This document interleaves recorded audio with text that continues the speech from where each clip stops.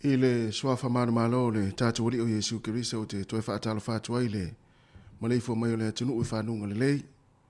Tatu wali mai fo i o le nei aso fau, le aso lua, le aso lima le masino aparila, lua afe, lua se fulu ma le lua. Good morning, Talfalava, o le sifonga neo la mua i Wellington, toe amtaliela na tautua o le nei aso. Aelo maia o le tatu sauninga lotu o le nei tai au, tapeina le sunga i le whaafengainga, Reverend Fapepele Taitu Ave, o le Kalesia Nazareta Samoa i Gracefield i Lower Hutt. Usimaya le whaafonga.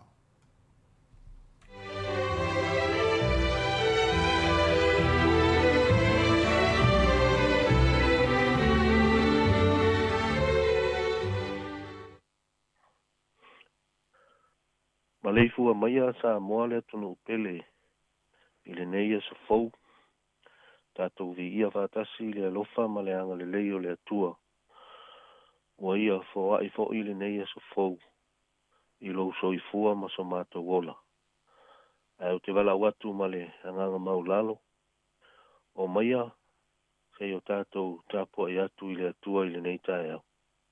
O le au tātou tāpua i atu i le atua. E le leo na vivi i atu i a Jehova. Ma ia fai pe senga i lo suafa le sili sili e se.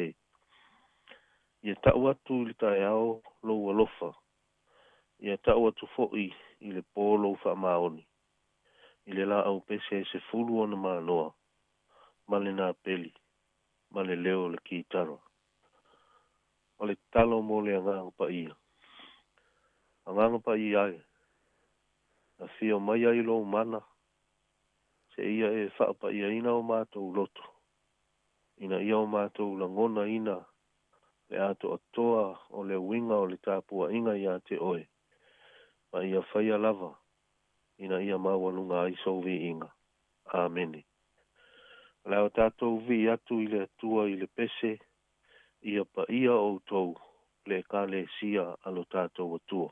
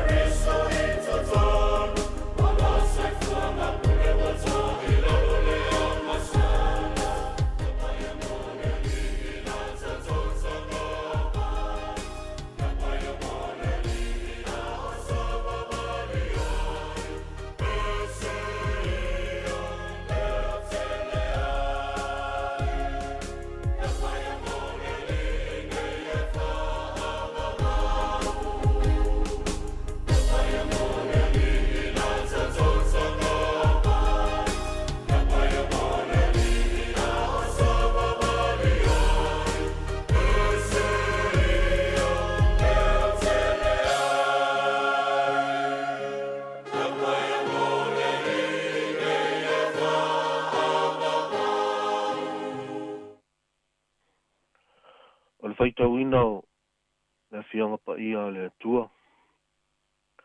O le tusi o le a maua mai aise, ni mawhauwhaunga whaale anganga mo i tātou le nei fo'i asu fau. Mai le whianga inga tuai, le tusi o Levitiko, i lona mata upo e se furu maritasi. Ai au te whia whaita wina na o le whai upo e fast furu ma le wha, ma le whai upo e fast furu ma le lima. Levitiko, se furu maritasi le mata upo. Ma le whai upo e fast furu ma le wha, ma le whai upo e fast furu ma le lima. Fa fo mai au ni sinei o fionga tusia lo tātou oli.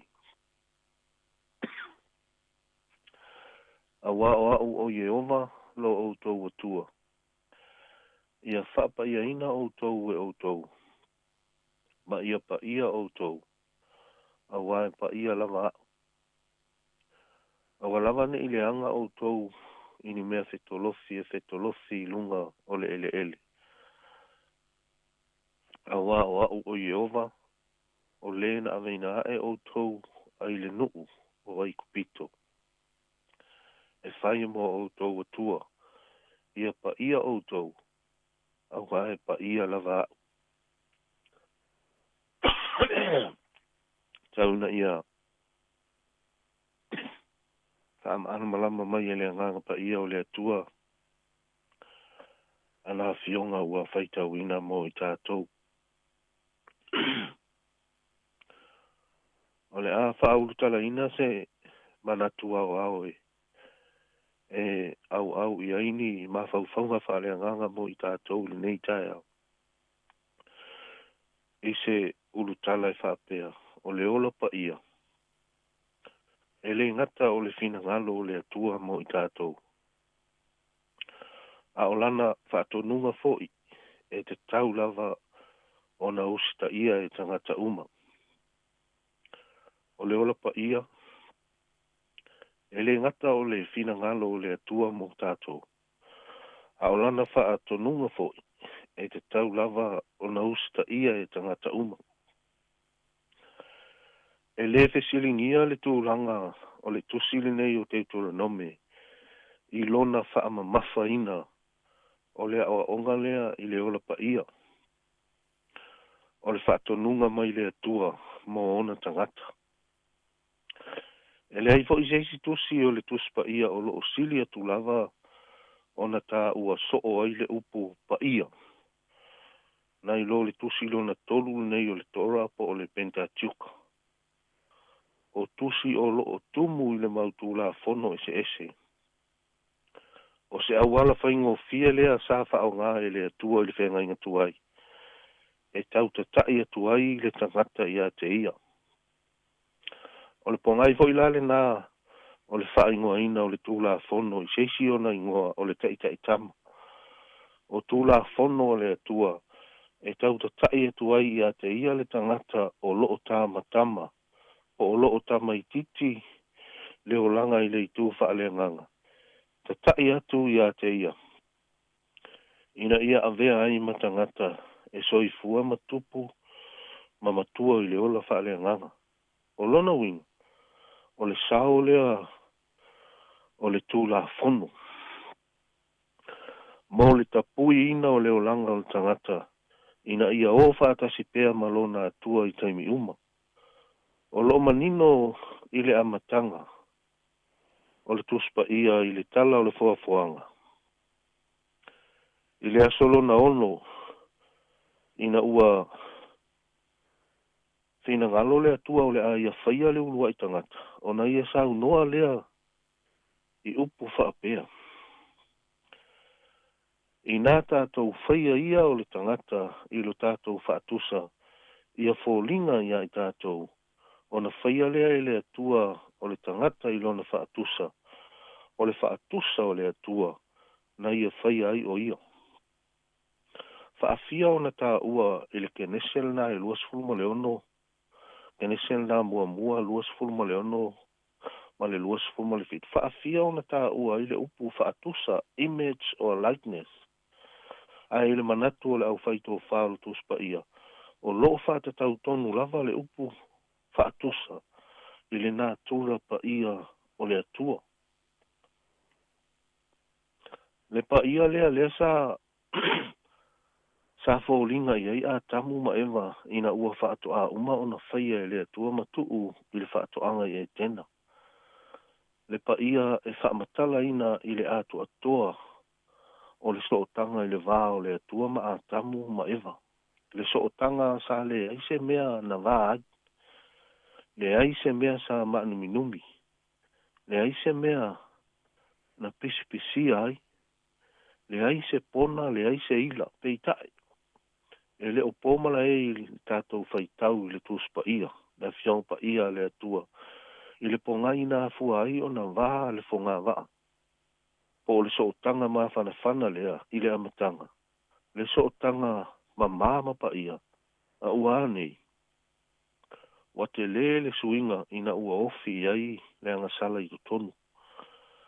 Le mafutanga ma whana a tamu ma ewa ma le atua sa iai le amatanga. Sa tala noa atu le atua, tala noa mai a tamu ma ewa.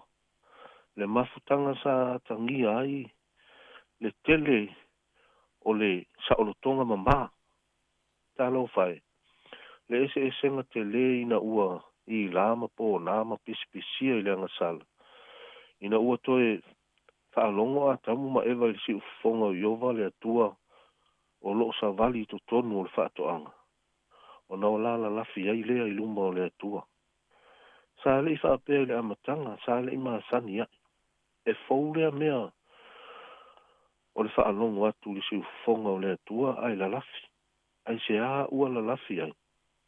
Ua lama ale la lafi le na a tamu ma ewa. E tau mai ai. Ua momotu e le angasala, le mafutanga, ma le sootanga ma pa ia. A tamu ma ewa ma le atua sai ai talu le amatanga. Ai wa ai la tātou o loo aliali ai foi i ina le ata o le te leo le alofa tua noa la vea i o le atua i le tangata.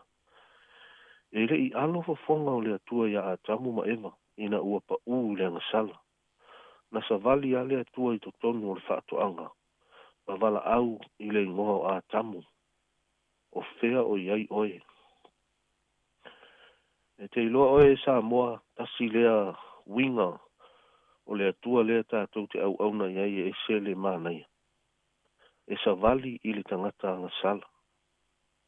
Ia o ai tātou o le a sa vali mai ai le atua ia i tātou. O le atale na o le ai o se tua oi. O le alofa tu noa la vea i o le atua. E tele ngese ai lona toa sa. Ai mua pea lona alofa. Ia la vea ina i tātou. Ale ana ia toe saunia i lava le tongi ola, le lenga, le whao la tanga. E ala i le maliu lona alo pele to atasi. Se i toe wha le leia, ma wha ato atoa ai le so tanga wa wala lata. Le mafutanga e ma pa ia sa ai le amatanga. O le tātou tusi filifilia la, pei ona whaita wina. Whai mai le saunoanga le atua i lona nuu filifilio Israelu. A o wha au pea le taita inga asto ina o mose masio na uso aro na wha mai le atua. A wā o au o Yehova lo o tau atua. Ia wha pa ia ina o tau e o tau. Ma ia pa ia o tau. A wā e pa ia lava au. Mana tua le pa ia lea sa ta ua sa mua i ai e tena i le taimi o a tamu ma eva. Ai na le i loa ina ua ngasala i la ua. Au lea la ua o mai i le taimi ua tupu ma ola le lalolangi. A o le mea mautinoa e le o suia a le fina ngalo leo le atua mo ona tangata ina ia ola masoifua i le ola pa ia. Ta peo na ia sau noa i le whainga o tangata ina tātou whaia ia o tangata i lo tātou whaatusa ia fōlinga ia i tātou. E le whaape whai tātou e le atua. Ai o tātou fōlinga o le ti apolo i o tātou o langa. E le te i fo i la whaau pea le pese a le atua i lona nuu filifilia o Israelu. Ia pa ia o tau a wae pa ia lava au. o Yehova lo o tau atua. Ma le tua fo i lao Israelu, o lo o whaamatalaina e le auto stusi whaapea. O le whaala potopotonga ua filifilia whaapitoa e le atua. Se i ona hao a uina, e whaalau i loa mai ai, lona fina ngalo whaasino, lona fina ngalo pa ia, i le lalo langi a toa. O Israelu fo i le manatu o nisi tangata, o le ata lea o le kalesia le atua, i le whenga inga tuai. O le ala le nā o le mapu o le pese pea o le atua ia Israelu. I le wha mamafa lava lea e tasi. Awa o au o Yehova lo o tau atua. Ia wha pa ia ina o tau e o tau. Ma ia pa ia o tau. Awa e pa ia lava. O le mea mua o lo au fia i le saunoanga lea a le atua. O le wha ia Israelu ia te ia o lo lato atua. A o ia foi ia Israelu. O lona nuku filifilia. E sele le tā ua o le itu lea. Awa ele ngata e te tau lava o na matua maalama lama le lei Israelu i lo lato atua. A e te tau foi o na whaalia lo lato maalama lama anga le nā. Ma lo lato i loa le lei le nā o le atua lea. O lo o lato au auna iai. I lo lato usita ia le lei o lona fina ngalo whaasino mo i lato. E le mawhai ona e i oe matalia se mea e te le maalama lama ai. Tātou te le o au tango foi. Pe o masalo salo e whaile fina ngalo o le atua. O le tā ua le nā o le whaamanatu pea e le atua ia Israelu. O na latou whai a lea maia. Aua ne ngalo. Awa o au o Yehova lo o tau atua. O le itulo na lua. O lo au fia i le saunoanga le nei a le atua. O lau whai a ia te oe lava. Ia whapa ia ina o tau e o tau. Ma ia pa ia o tau. Awa e pa ia lava. O oe lava ia te oe. E whaalelei lava e oe. Oe e whaalelei lava e tātou. E whapa ia e oe. E le o saule atua e au mai se schedule. Mo tātou te folo ai i aso uma o lo tātou ola. Ana e te pule a oi lau mea e whai le aso ma le aso. Ai awane ingalo. O mea o nae e te whaatanga ina e te tupu i lo o langa i aso uma. O mea fo ina o nae e te whawhanga ina ai lo o langa i le ngata i le tino a o le anganga. O lona winga e mawhai a o na au whape atu. Ua maalosi a le ola wha le anganga o sitama. Ua matua le ola wha le anganga o siteine. O nai na o mea pa ia ma mea ma. O laena te whaatanga ina i te tupu i lona o langa i asa uma. Whai mai le mua le Peteru sifuru lima. Malon mali sifuru ono. Mua le Peteru mua. A olona whai upo sifuru lima mali sifuru ono. Ai pei ona pa ia o ia na wala a wina o tau. Ia whaapea foi o tau. Ona pa ia o tau a mia uma. E mawhaila e se tangata soifua ona pa ia na mea uma lawa e whai. O le tali, i oi. E le ise mea o le asau noa i le atua ma whaatonu tātou i au tātou pa ia. I mea uma tātou te whaia. E a whaapea na te sila fia tātou te le mawhaia o na whaatino ina lea mea. A ma pa ia lo loto. E ma fo ima pa ia au mea uma lava e whai.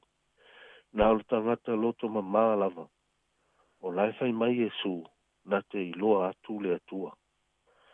A e whiwa aila i le atua i taimi uma. O lona winga. E te tau foi o na mama i taimi uma. Lo loto. O le ola pa ia lava foi le nā. Amene. La tātou whaai ui le atu. te talo. Whawhitai tele le tua, ma lo pule I lo wa lo whamalo wanga le lei. Vi ia oe wa mātou, au lia fo I le nei aso fau, whawhitai lau pui puinga ta mā, lau leo leonga I te le moe, I le leo ina o tangata.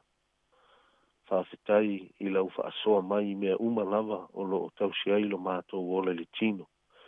Whawhitai le o la fau le mālosi o lo e au mai ai le aso ma le aso. Whaatino ina aia mātou whe au ngā luenga. Talo I lau a fio le nei aso ta mā, le ala whai mai o lo watunu. Vi ia ma whaafo I atu le whaane e tanga I lau a fio I lau tau singa. Whawhitai I lau pui puinga. I si o mātou watunu I Samoa, ona o le pepesi ai o le whaama I ta mā. Talo mo lau whaamalo longa I whaau au pea I to tono si o mātou watunu. La lofa mai le nei aso I le whenga I aio I mātou I whaau mga luenga lo watunu. La mai se fo I nā I whanau I le alau suatu I a onga. Se ia e pui pui malawea I a I lātou. Whaamanuia fo I le. E tio whaasala lau nei. Ma le au whai ngā luenga, ia ilo o lofa ia lātou ngā luenga whaatino ia so uma o le vai aso ta mā. A lofa mai e taita ina pēa le so I fua ma le mātou ola, so soani ta mā matina mātutua o si o mātou watunu. O e ua pula pula la ngoto le so I fua ma le lātou ola. Nisi foi o whea ngai mo mai li nei tai au, po o ni whaanoa noanga, e le ma alufia ta mā. Talo ia I lau whaamalo longa pa ia ma lau whaamawhana whananga. Ia I la tau le nei tae au whaatasi maia. Ia awali tia le nei aso I ona whi au mga luenga I lo whaatasi mai ta mā. Ia mawalunga lo vi inga I mea mātou te whaia. Whawhitai mo awa whionga pa ia. Ona o Jesu le ali ma le whaaola. Amene, amene.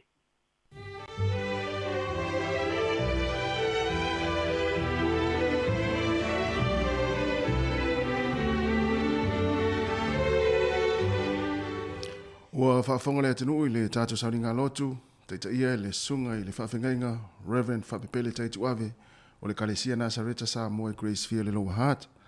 Mātou whaaftea tua I lau sunga le whaafengainga, e tu sai o le tāpenein o le tātou sauri ngā lotu, o le nei tai au, e tō matau ina I fo'i ma le angai atu le atinu, ia I ngā luenga mwhai wālo filima o le nei aso.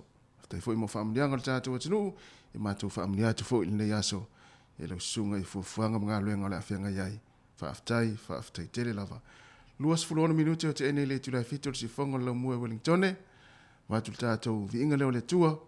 Na whanga solo ile o le tātou Porkalame.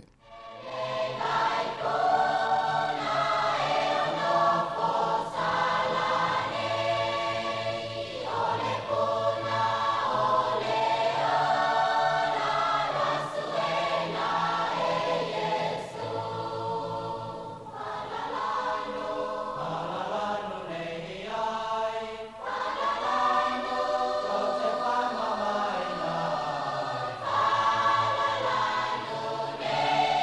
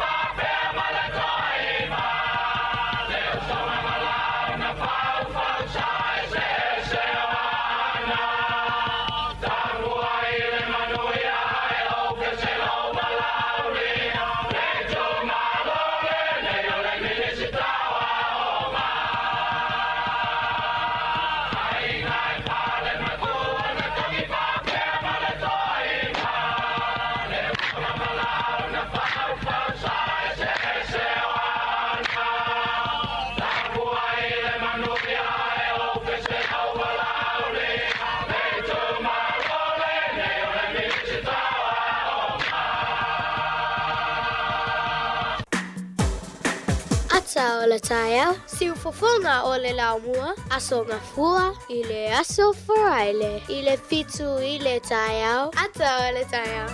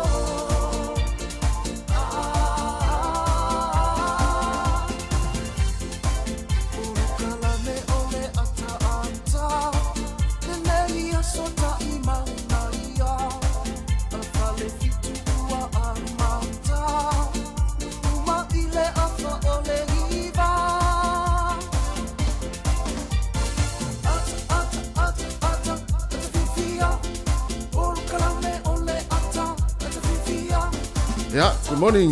Fatalafatu, malor so fomri al tatu tinu, poklame le atal tayao, ngalu fomle sa tu fue e wa fo ni tayao tatu poklame. Talofa talfalava, ya, talofa. Fue malor usu. Alo lava ia te oi foi le tama whaingta. Leme te ata i o le tama whaingta lua ta whilo i foi le tai au manei au le aso le li i whapopo i lo ta ola ma soi fua le tino. Malo, o mai. Ya, maniva tai o leo te ata. Ele o sila mo le tunu te mile na sauli pese le la fia nga safa ato ole fanga. Le na tu i lunga tai mile pese. Ya o le tu ora i lunga lo wata no. El te mile wa tu. Ya na tu ai lunga e le se mo ia i wa. Na matamata le na o esa tau mai mo foi male tu. Malo lava. Ma dai foi le yaso.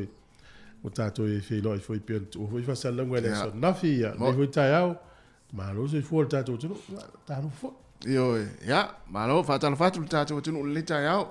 Mo malei foi mai foi le to tele, mai se nai matua e tonu ainga. O mo ngase e mai se foi matua tausi. Ia o fela foi se vaenga o le langi o lo o mafuta mai ai nai o tatu matua. I lunga tatu app, o lunga Facebook, mo lunga tatu YouTube. E fatalafatu le taini, ia o le lo le tatu tunu. Tama matina o le tupulanga talavou o le malosi o le tunu. O failele o pepe fou ia mo le autinifu. Mai fana wa onga pa talo fatu ia ole o tatu o se tatu sa nei foi vai aso tatu o le mai nei foi aso fo vi ele lo fo le tua foi le so fu la le tatu o tunu ia me se foi se ora o foi nga luenga ia wala fo le tatu ina ia le tatu e se fonga la mua le tasi ono tesi mo le tasi fa mo tatu wa le fa sa lau ia fa pe fo i ngo app Facebook mo le tatu YouTube ma lo se fu Yo ia le unga lu fo le yaso ma lo ma sina ne yo a bevila yo tele yo o me lo tupu ai pi montata no el lava ya so e por ni vayas ya o nafi foi yo me tawina la foi le matango fi pe le pepa le taia ya lo fa li ai manato to tele le tango fi o passe se no fo afi oi ya fi ya le tamitia o fi le tanga tamatu tu wa fu e fa pe tanga te fenga luenga Wellington ne ai e lima o las fenga luenga ya e fitus futa la tu pe alu le passe se il vai aso ile vai aso pero watu i por lua tai ia fuala in tagate mai por un mo sole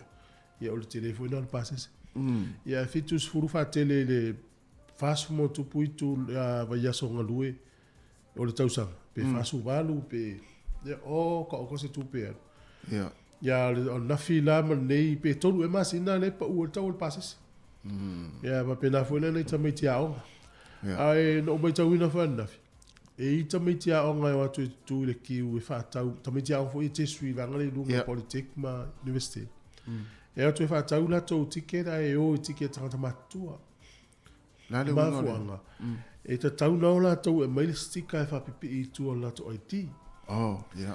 Me vena e famila to e matua le onga la to fa na university ma onga ia o te Wellington e po fe o malanga i train. Fa ita mai ti o office me sticker. Yeah. Wala we le ti ya onga. Ko ia le sticker fa pi tua. Yeah. Ia na va ai ia va ngale fa tau pepa. Ia pa ulo a fa lo tau lo pas. Wow, ta mai ti onga fa tau le se fulu ia lima fa nga malanga le almo le sa. Tu sa tolu se fulu iva ta la. Il temi nei fulu i le metua. Oh, Le la upa u, na se fulu iva ta la msete. Ai ale ai la le tama istika na fa pi IT. Yeah. E te alu ala pase se tanga tama tua ho ile. Na e fia la u tolu lima malanga lima. Le sa fitu se fulu.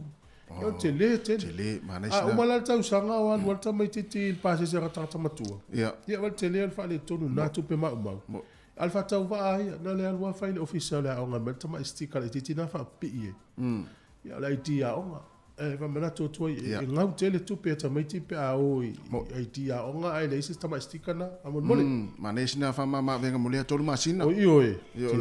Wa no no winga ifo mana to tele fo ila to fo e sa ma saini ona o ila to ta valitai. O le vai atu a se fe atu le train o le lo to pensin. O le tala moni na ele ngau tong tal pensin. A o tong yo paka. Ya. Paka ta valitai. Ya le la ta yo. Ya o wa mata na file mule wana le ata tole le tule alunga i no ia le tu atu le fino tapu ma praumu ma na ya ai o le no le o tele na wana ta vale lunga la wala le lunga mongo o sau nei te mino sau na we mai lunga mongo ia le o sau foi o ai mele le o tala le famena le la so le sa o le ia so le no mai ta vale le o ta vale so le ma nei tele so le mai tia io le mio waso uma e paise la to no so fu ne Wellington ia na va ia tu monga ia so uma so ai te ve tu fe ia nei ta vale lunga mongo na ai le mo se si na ilo ia ai le ia o le tala fia o le manu ia ta to ia ai tu ilo na ai fa fe ia tu ta to tu no ia fa tala fatu ia ile pa ia la fa nga luenga tofia le tua po fa la ngor tala lei ia mai se foi ia o tua sina o matua tausi le ngata tono ainga ia fa pe foi tono mo tanga se ngase o le fa nga luenga la to wa la uso foi nga luenga ni taiao ia manu ia foi nga luenga lo anga ia tu yai manu ia foi nga ia tu ngo le wala le pisi ni tai mi nga luenga ia vai la fa to na sa nga le mu o fela foi se fa nga lo langi lo ma futa mai ai le tato app le Samoa Capital Radio app ia mai se foi o le tato Facebook mo le tato YouTube ia tato wo ma pa anga e fa tala fatu mo le nga fa lo ia malo foi le usu ia te to ia tu no lo to wa ma wai ma to nei New Zealand le o la tale valu to luas fu 2 minuto na tale o le valu le taiao le nei o le asolua le asolima o le masina o abrila ya ia manatu to fa tu sa tato usu fia le taiao nga luenga ya a wa fia la foi la mata ino nga luenga ia fa una foi ma fia na nei ale la tato pese le ya fa felo ia tuai ya mata to el tato klame to tu si fonga la mua ma tato klame le ata le taiao alors je vois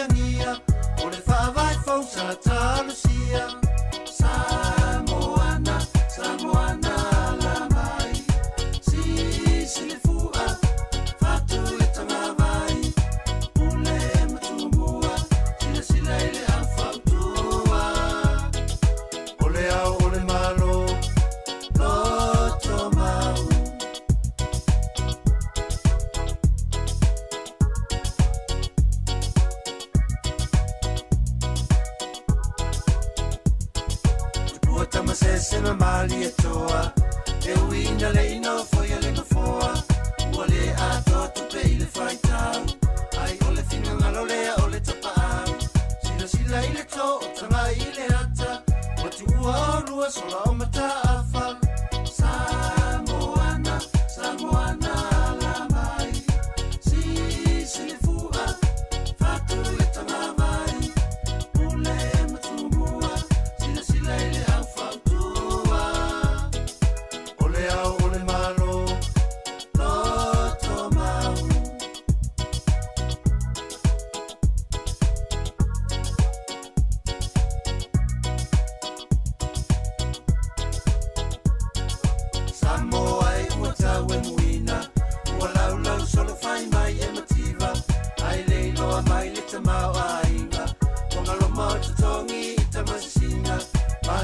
ua sanga mai a poli a to te leilo me a whanumi numi Samoana, Samoana la mai si le fua fatu e tanga mai ule matumua sila ile a fautua ole au ole malo loto mau Samoana, Samoana la mai si le fua fatu e tanga mai ule matumua sila ile a fautua ole au ole malo loto mau Samoana, Samoana la mai si le fua fatu e tanga mai ule matumua sila ile a fautua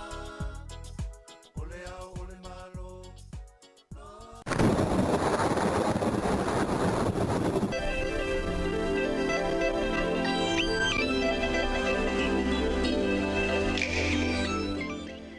Ia whatala whātu i le tunu usi mai whafonga le tātou tala o le tau. O le walo i le official vai tau nei staimi o le awa uli wha maanu malu mai ina i timu. O le aso atai au ina i timu wha i tūla o le stofi. Ia e ina i timu nisi o taimi. Ia e mātele na wa ia le mātale la wha solo i le fiafi. O le aso whareile ma le sto na imtua i langi le lewa le tau. A solo mai e kapiti manu tu whanganui mo tau naki. To ulu timu ngai le aso le nei mwha maanu malu. Ia wai rapa pa olo le aso le nei ma oa Hawks pe ye langi le lei le tau ma brata ulu te munga fa pena tau bo e ma lulu lo ye le sufulu ma le lima le no le o malbra sufulu ma le lima fo i tau po e ma fa fana le ma ulunga le wo ti ai e luas sufulu ma le fa malbra luas sufulu ma le ono lo ye fa nui luas sufulu ono Hawks pe i no winga lo ye lava le tu langa le ma fa fana le tau le nei taimi au kilani fa malu mai nei timu le yaso pena foi Hamilton e o le motu i saute ia le mai tauina foi ia e paolo le nu le kala estate to uluti munga ne le soni ia plene manu umale le pito ilunga e to ulu foi ti munga en vaka ko le fa malu e nai timu ni si o taimi le nu le Dunedin o le telenga na le tunu nei yaso le motu i matu nei na o le tua i se sa e o le motu i matu nei le ia Martin Bra Macedone Waipukurau Napier Hastings Kisman o lea e va ia le mata o le lai lea sone nei. Ia a o le tele o nuu o Wellington e wha solo tua ngai au kilani wha malu e ina i timu nisi o taimi. O le motu i saute e wha pena fo i matele e wha malu ma ina i timu. O le wawai fo ia pia ni aso ina i timu le tele luas fulu valu fo le vela luas fulu ma lima le mafan fana. O le angoto i fo le lai le so Wellington e le iwa minute te ai le ono na le fiafi. E o so ele la tai au le toi lufu tasi minute i le fitu i le tai au. Fu le malulu fa mawine Wellington e manu tua o yolo ia i le valu fa solo atu i lunga li se fulu mo le fa. E a mafanu fana lo ia i le luas fulu mo le tasi fa solo atu i lunga li luas fulu mo le fa. E o le lava lai mafanu fana le tau. Vavai fo i Wellington le nei aso ia tala o le tai, sua le tai le valu i le tai au nei, pe le tai. Te o le lua i le auli o le toi sua le tai la tai le afo le valu le pona nei. Po le lua sua le tai le te o le sefulu lua i le auli nei. Pe le tai te o le ono le fiafi i toi sua le tai la tai le afo le sefulu ma le lua i le pona nei. O le tala na le tau ma le tala o le tai. E mo le aula fatupe oi. Sa o fa la lei e pe o upo fai le vanga le su le tonga. Sa o fa la lei. Ia, malo la wale anga lei nei ai ngai Samoa nei foi taimi whenga tāl wha mai. Ia no na wha amnatu o tupea, taimi te alue la whalau tupe, tusi le ia sa o le ingoa le tangata lea le tala le tupe, ma le wha ai. Ia ai o le tala nei o le tupe, po le swing o le tupe o le nei aso. Tasi le tala ni sila mo le tupe Samoa tala fitu rua sene, ma nei o le ua anga ilunga le tupe. Tasi le tala ni sila, mo le tupe Australia e iwa sifur sene, ia o le tupe Amerika, e ono se fulma le valu sene o le tupe fiti mo le ato malanga i fiti ta la fa se fulma le tasi sene o le tupe Samoa le so tasi le tala New Zealand mau le tupe Samoa i le fale tupe ta la fitu se fulma le lua sene manuia lava la foina lo tupe ia sa o le ingoa ma le fai u o le tangata le talaina le tupe Samoa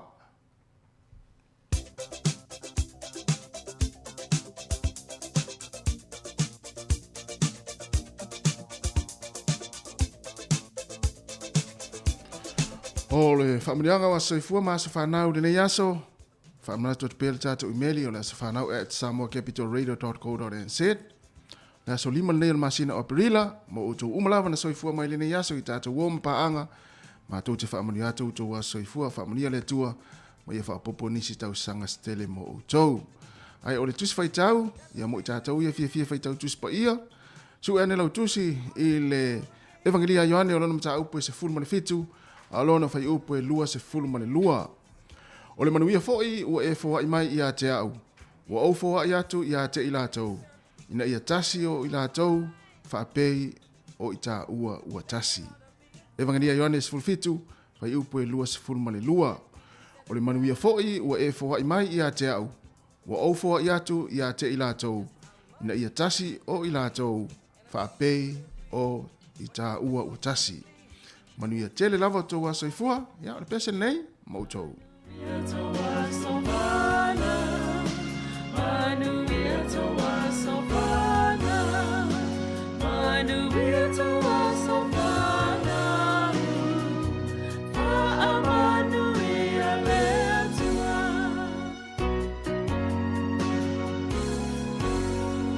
Happy birthday to you.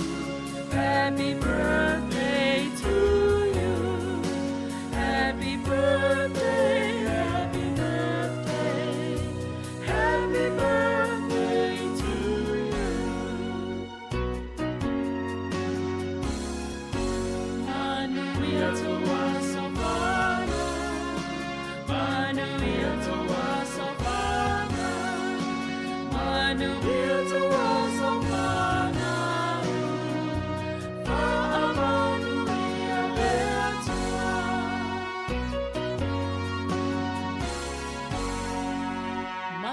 Fofonga le lau mua, hip hip! Hooray!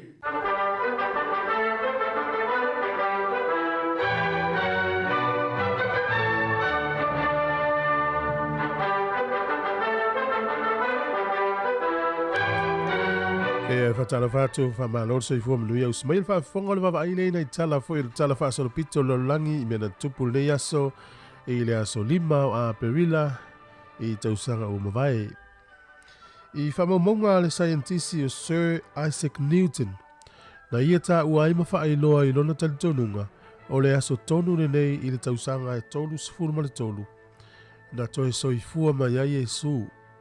Ia po le aso le nei o le toe tu. Aso lima o aperila. Le tausanga e tolu tolu. O le tausanga e wha lima ono. Wha se lau lima ono. O Saint Patrick. Na toi fo i aielani i le so o ia o se misionari. Tausanga e tasi tolu lima lima o Charles Le Fa na vea ma emperoa o le malo loma. Ia penta ua le Holy Roman Emperor o le Empire. O le aso le nei tausanga e tasi fitu lua lua o le tangata su e nuu mai le nuu leo Netherlands. O Jacob Rokervin ea na tangata Europa mua le na tūlau i le motu Easter Island. Tausanga tasi valu fitu tasi. Na urua i tōwhia i ni usila sana tangata e malanga e vaia si ofisa i atunu mamau. Ofisa le ani usila. Ia o tangata e suafa ia Isaac Featherston. Ia na avea ia ma whaururunga o le ofisa o ni usila i tono lone tona. Tausanga tasi valu fitus furtasi. O le tausanga tasi iwa o wha, o le urua i ta alonga whaavao malo leo lakapiliki na whamawina. Na ta alo ele au lakapiliki e engelani.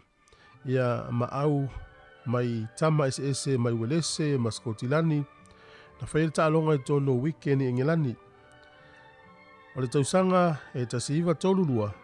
Na mate ile solofanua leo wha lab. Tono o California. Solofanua ni usila le ua lava. Ia olo o iai tono o le whale mataanga o le te papa i Wellington. Ia le solofanua le na mate ile asole nei tausanga tasi iwa tolurua. O le tausanga tasi iwa lima na wha maavai ai le palemia peletania le nā taimi o Sir Winston Churchill. mai lona tofinga o le palmia ia tau ua tele te māloa lea pe o ia na palmia i le taimi tau lona lua langi na suitulanga iai ia Sir Anthony Eden. O ila tau sa ngā lua le Pasifika i lalo le whaamalu malo te tele o langi tau sanga te siiva ono sulfa na mali wai ia General Douglas MacArthur. O le tangata Amerika lea na vaia vaenga au Amerika i tono le Pasifika le tau olo na lua. Tau sanga te siiva valufa na mali wai Sir Arthur Pomba Harris. O ia lea na vaia ia fita le malo peritania ia i le taimi o le taua lona lua langi. O le asole nei i le tau sanga i luafis fuluono na whaamawai ai le pale mio Iceland. Ia ina ua maua lona suafa i whaamaumaunga le Panama Papers. Lena sala lau le taimi nā whapenei luafis fuluono i le tele o tupe o lo whiawea i solo e teu isi atunu ma isi atunu. Ina ia awaini tutongia ni la fonga. O le asole nei whaamanatu e le atunu leo saina. Tau sanga umalava o la tau was whaamanatu nei e manatua ai. Ia le suinga o le tau, ia maise le whaatau waina o le toe whanau mai, ia o le natura o le soifuanga, ia i la au ma meola, tu se whaafowina ai, ia mea uma o le fofuanga. Ia po le vaitaimi fo ne o le spring, ia la tau, i le tau na.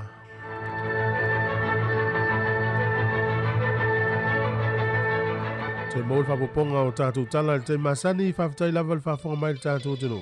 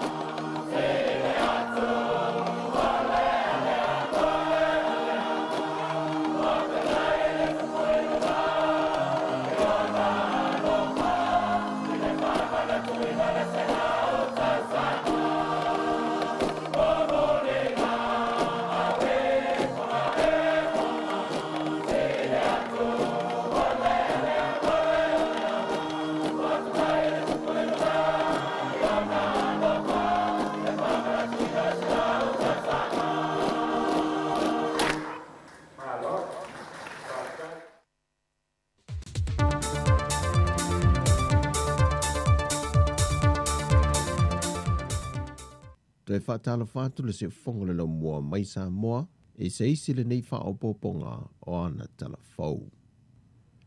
I le mai ai lea waulia nafi ala teu ngā mai loilonga le kāpeneta o whautuanga na tu ina to komiti o whaavelame whaafosei, mo se isi la asanga o le ala asia he Samoa o ana pui ngā le whaamai o COVID-19 furuiva wa fiai lea tunuu. O ia teunga na whongaina le whionga le tamai tai pahalemia fia mena o mi mata afa. O le itu lai se fulma le lua le vai luanga le poa na nei. O le ase e aisa mo ma le vai ngalo na tolu le vai ngalua. Mo le isi lua vai aso. Se i o antu le aso se fulma le iwa a perila, lua afe lua se fulma le lua. O le teunga o ia la asanga ua whaata oto le kāpeneta. O le atata lai pisi nisim whale o loa mai le aso ngafue o atu le aso toa nai. Mai le ono le tae au, e tāpunia le lua i le awa uli. Pei tai, o le awha wa upeo le tāpunia ia au onanga i le aso sā, e pei ona iai i le taimile nei. O le atatala fo isau ni ngā lotu, whapea fo isau ni ngā maliwa a inga, a e whaangata i le tai tolu se fulta ngata i te tau ona whaatasi iai. O isi whaapotupatonga i ese mai le lua lea, e na o le tai se fulma le lima tangata e whaatanga. O le ato e te tala fe malanga i ngā waa lalo i le waa o polu masawai, mai le aso ngafua i le aso to'nai, e tu sai mai a ingo le la asanga lua. O le awha wau peo na tāpunia o ngā uma i le atunu, mai tapu le whaatawina o le awa malosi. O lo whamalosia fo i lalo teunga nei, le whaatanga o whanau i lalo i fo le se funma le lua tau sanga le mātutua, o na waaia i no whanga whaitele. Fatasiai, mai lātou e le i whaia se tui pui. Sau no le whionga le tamai tai pālemia, o ia teu ngā sila i ere kāpeneta, o a fua i lunga le soi fua whaatasi o le atunuu, ma le siamo le whaamai. E pepalanta mai o whaamtalanga e whaatatau i whaamaumaunga o i lātou wa a fie le whaamai o le COVID-19 fruiva i Samoa, wa whaatulanga mai e le teimi mulimuli i le whaopopole o le selau ono sa fulma le whaa, o le whainu mero tangata wa a fia, ma wa whaatulanga ai le lua afe whase lau whasa fulmali tolu, tanu mai le aso na mua ia e le COVID-19, le aso se fulmali fitu o mati. E afe lima se lau se fulmali wha, o loo iai pēr le siama maolai e o mai le so. Peita e to aiva se lau lua se fulmali fitu i la tau saa a fia, wa wha maunia mai wa toe wha fuisia i ele malosi, ma ua toe malolo ina. Ai isi wha maunga le soi fua malolo ina, e lua se fulu tolu wafe wha se lau se fulu wiva, masini o suenga po test, wa maea o na wha taunu ina mo le atu nuu. E le afe lima se lau se fulu male wha o lo iai pēle siama, o le toa se fulu male lua o i la tou, o lo o wha anofo e se pēa i te tono no whanga wha anofo e se le whanama i mto tua, mo le taimile nei. O wha maunia mai foi e toa tasi, wa wha o popo ye ua maali liu, ma ua toa lua ai tangata maali liu lea tunu utalu o Nadia e le whaama i Samoa. Ai o le whaata tianga vai tausanga o loo iai lea a fianga ma wha o popo li teimile nei. O pepe e o atu le whātausanga le mātutua, o le vai tausanga lea e leo anga vaa e mō se tui pui pui. O atu le se lau whāsafun ma le fitu i lanto wā fia. Au whanau mai le 5 tausanga e o atu se fun ma le 2 tausanga le mātutua, wa lata atu le toa se lau i lanto wola i le siama.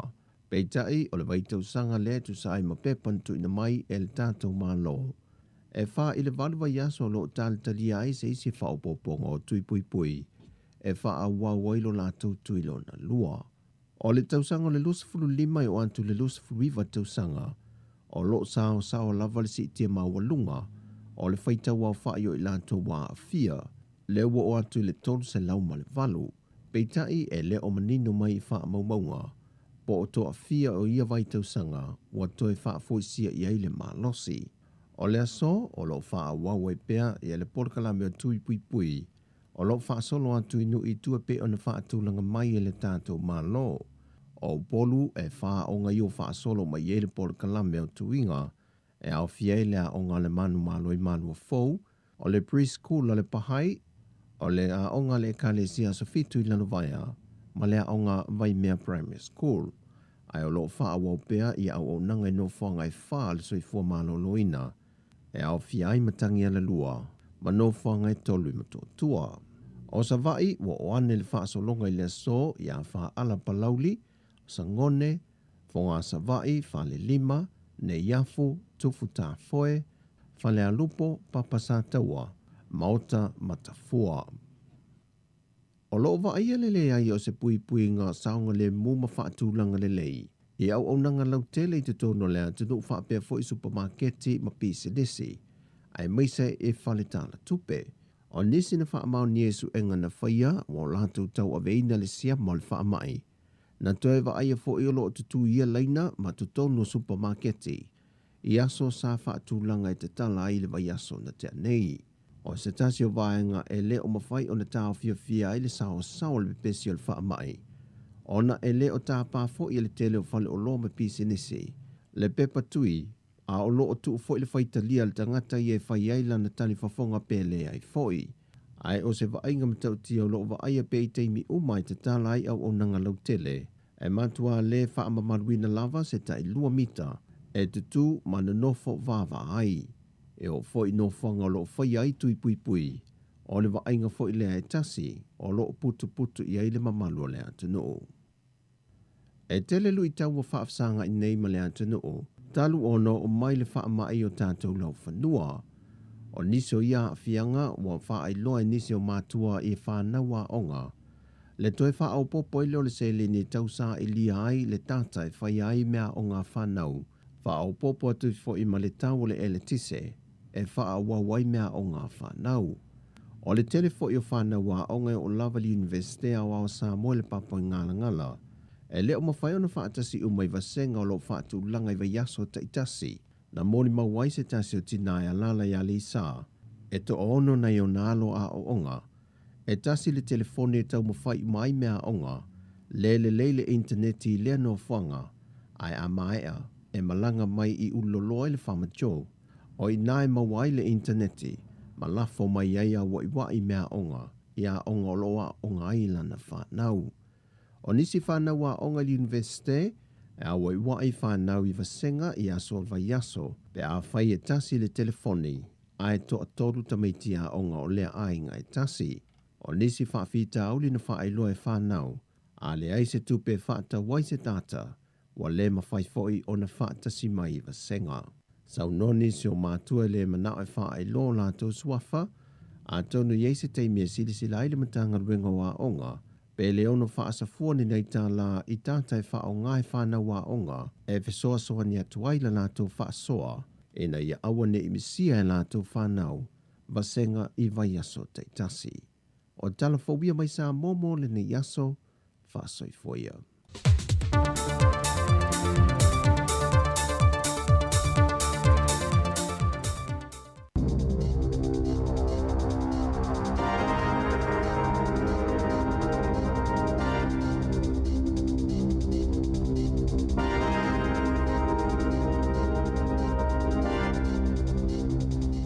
Tala flaval whaapoponga mo talafou mai le si ufonga le laumua mo le nei tai au. O le asolima o Aperila lua whelua lua. O le atu mau peona iei le atunu atoa i le moli i lanu mumu i le polkalame moli i whaailo i lo mo le COVID-19 peona whaalia i le palimia Jacinda Ardern i le awaulia na nafi ina ua mai ai se fono tanga le kapeneta e ui ua pa ulu foi numero tangata e maua yaso te itasi le whaamai i Aukilani, Wellingtone, Matai Rafiti, Peitai, e le te tosel foi numero o whaaititia Canterbury, Northland, ma Waikato. E ile talitonunga whaato a pita to o tele foi numero o tangata e tau fie i whalemai o naolo COVID nisio pulenga whalemai mai le o ngā totono Aperila po o le la taile whai ungo le masina ma o le ato mawai pia ni usila i le lanu mumu pe o na sauno a Dern o le whai unga pia na whai loa ina na nafi sa whaavai lunga o whautoanga le soifua maloloina mai le o mana o le maloina i waweanga i ese ma le moli i lanu mumu maanga i atu i le lanu moli ma toi whaale tono le tūlanga ua le lei lea ua iei nei.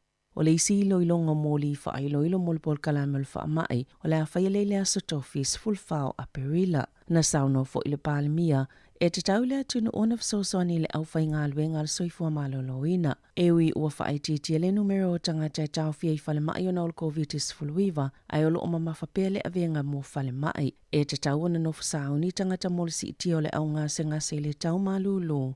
Masai talo sanga ina ile atunu o ina ia whaitu i pui lo na tolo. E silia maleiva a feiva se lau tangata o mai ana na fi uanga wa amole whainga o tui lo na tolo. Na taua Dr. Ashley Bloomfield. Saia tauli mai nani whautuanga mo le whai o se tui lo na wha o le waila a o le whaisa. Ma le atu ina atu i ministai se taimia le o tue mamao. Na taua Ardern o lo o tu maupeo na iei wha amau mongo New Zealand. Mo le COVID-19 i le saufa inga o atunu e pito sili o na lelei le puipuinga mai atunu e lelei o la watina enga. Ai olo ieni ngā luenga o lo ta pena mo ni silava swinga fo o le virusi e ono alia e mai. O le lapata inga le palemia e ono to ieni si swinga o le virusi e tula e mai se taimi o iluma. O le sole o le toe wha mamaluina i le wha o nganga ni pasi mo tui puipui po o vaccine passes. Ino fuanga ise ulu fale iei tangata vanga na ini wha la potopotonga po o ni pisinisi o lo o mana na oi wha a wau pea. O lo o wha atawa lava le tali pupuni o fufonga i te tono fale.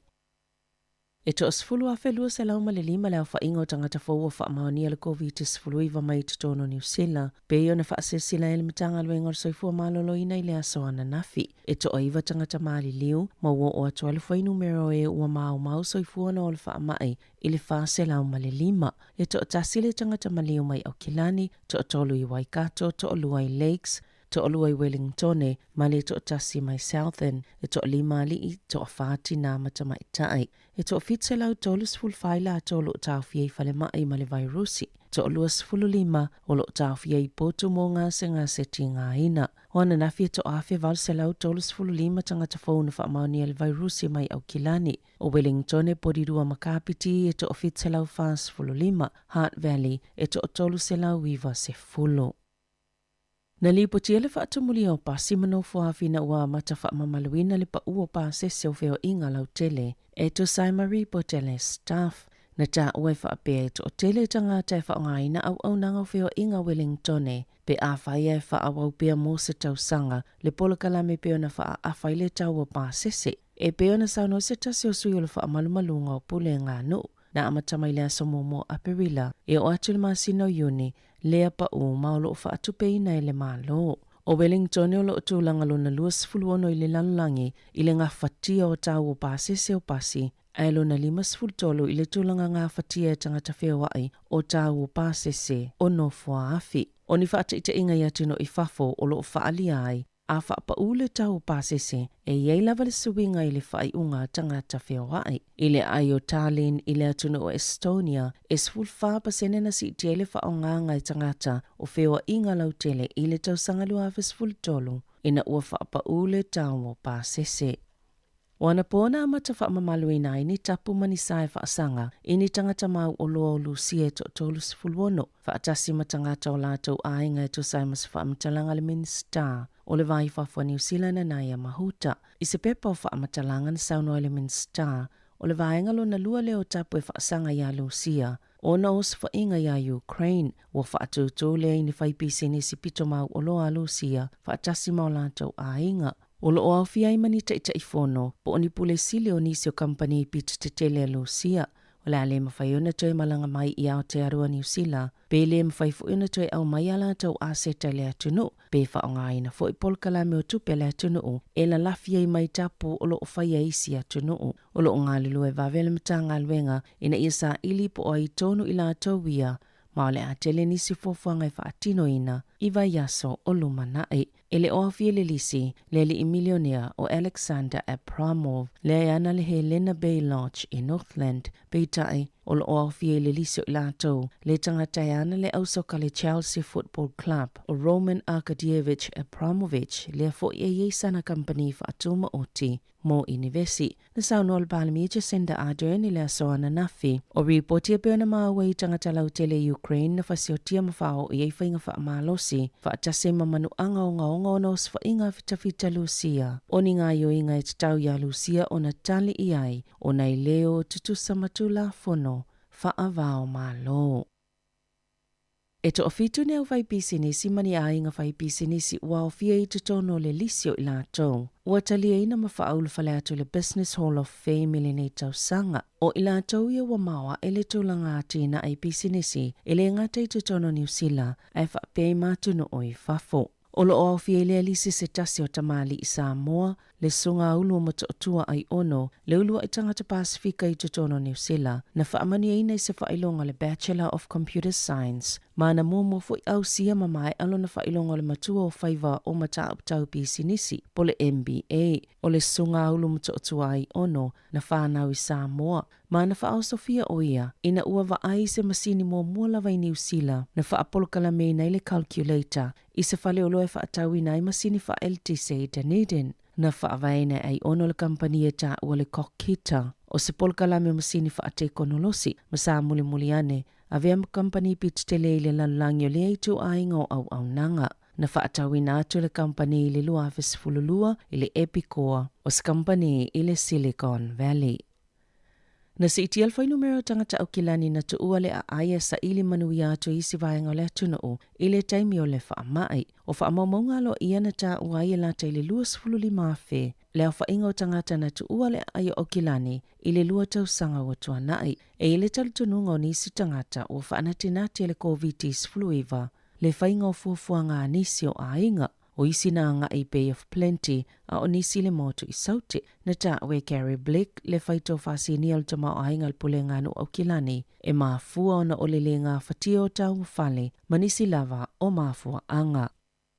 O ni whi inga na tula i mai le vao ni tamaitia o ngai Hawke's Bay e whaapea maafua ni tūlanga le mautonu o lo whenga i pēr matupulanga i le wha wawa i pēr o le wha mai. E tu saima le tali tonunga o stangata e wsosoani mo wha talatala noanga i le mawhau whau. Na fufusu ni tamaiti le korisia flax mia le masina talwai. Ma al wha whaile o na tupo se tūlanga whaapea i te tono vai a soi wha. Mo mua atu fo ina ieni whi inga i le vao lea onga maawalunga le Napier Boys High ma lea onga Havelock North High. Na wha maoni ele pulea onga le Colisia Flax mia ia vevesi na tutupu i le lotoa lea onga ma sao fie nisi o tamaitia onga si nia. Wa mai ona soa lau pule ma whaia le fufo ia wha fita hauli pe ona wha alia ele pulea onga.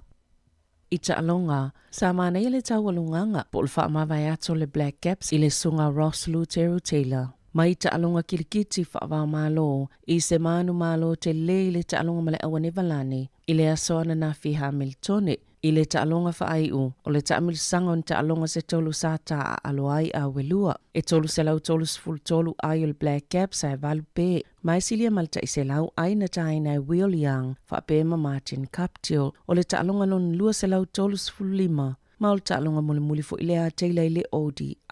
E se fulu wha ai na ia taina. E lua se lau sful valu ai a nevalani, ma o teila na ia sapoina le pe muli o le taalonga. Wa sweepia i neile awa New Zealand le taamilu sanga ma nevalani. Wa saini Wayne Smith o le saavea mawhaia o ngale o le peleki, e fsosani le tāpenanga le awa tamaita i le Black Ferns mo le ipola langi le tausanga nei, le tali malo ai New Zealand. O Smith o se tasi o whaia o ngai whaalo longia tele le taalonga, Ma e sfuluonu tausaga whaia onga mafsosoani le olo peleki, e au fie le lua fesfultasi ma le lua fesfululima, le ana siampine le olo peleki, au le imalo lori taia le lua fesfulfitu, o le Avia Smith ma technical coach mo le Black Ferns. E amata le ipola langi New Zealand mai le aso valo o kitopa, e o atu le aso sfulma le lua o Novema, na toi tolo mai le tausanga le nei le ipola langi, o na ole wha ama e o le COVID se folo viva. Tala fawia ma le si ufonga le laumua, mo le nei vaenga o le tae au.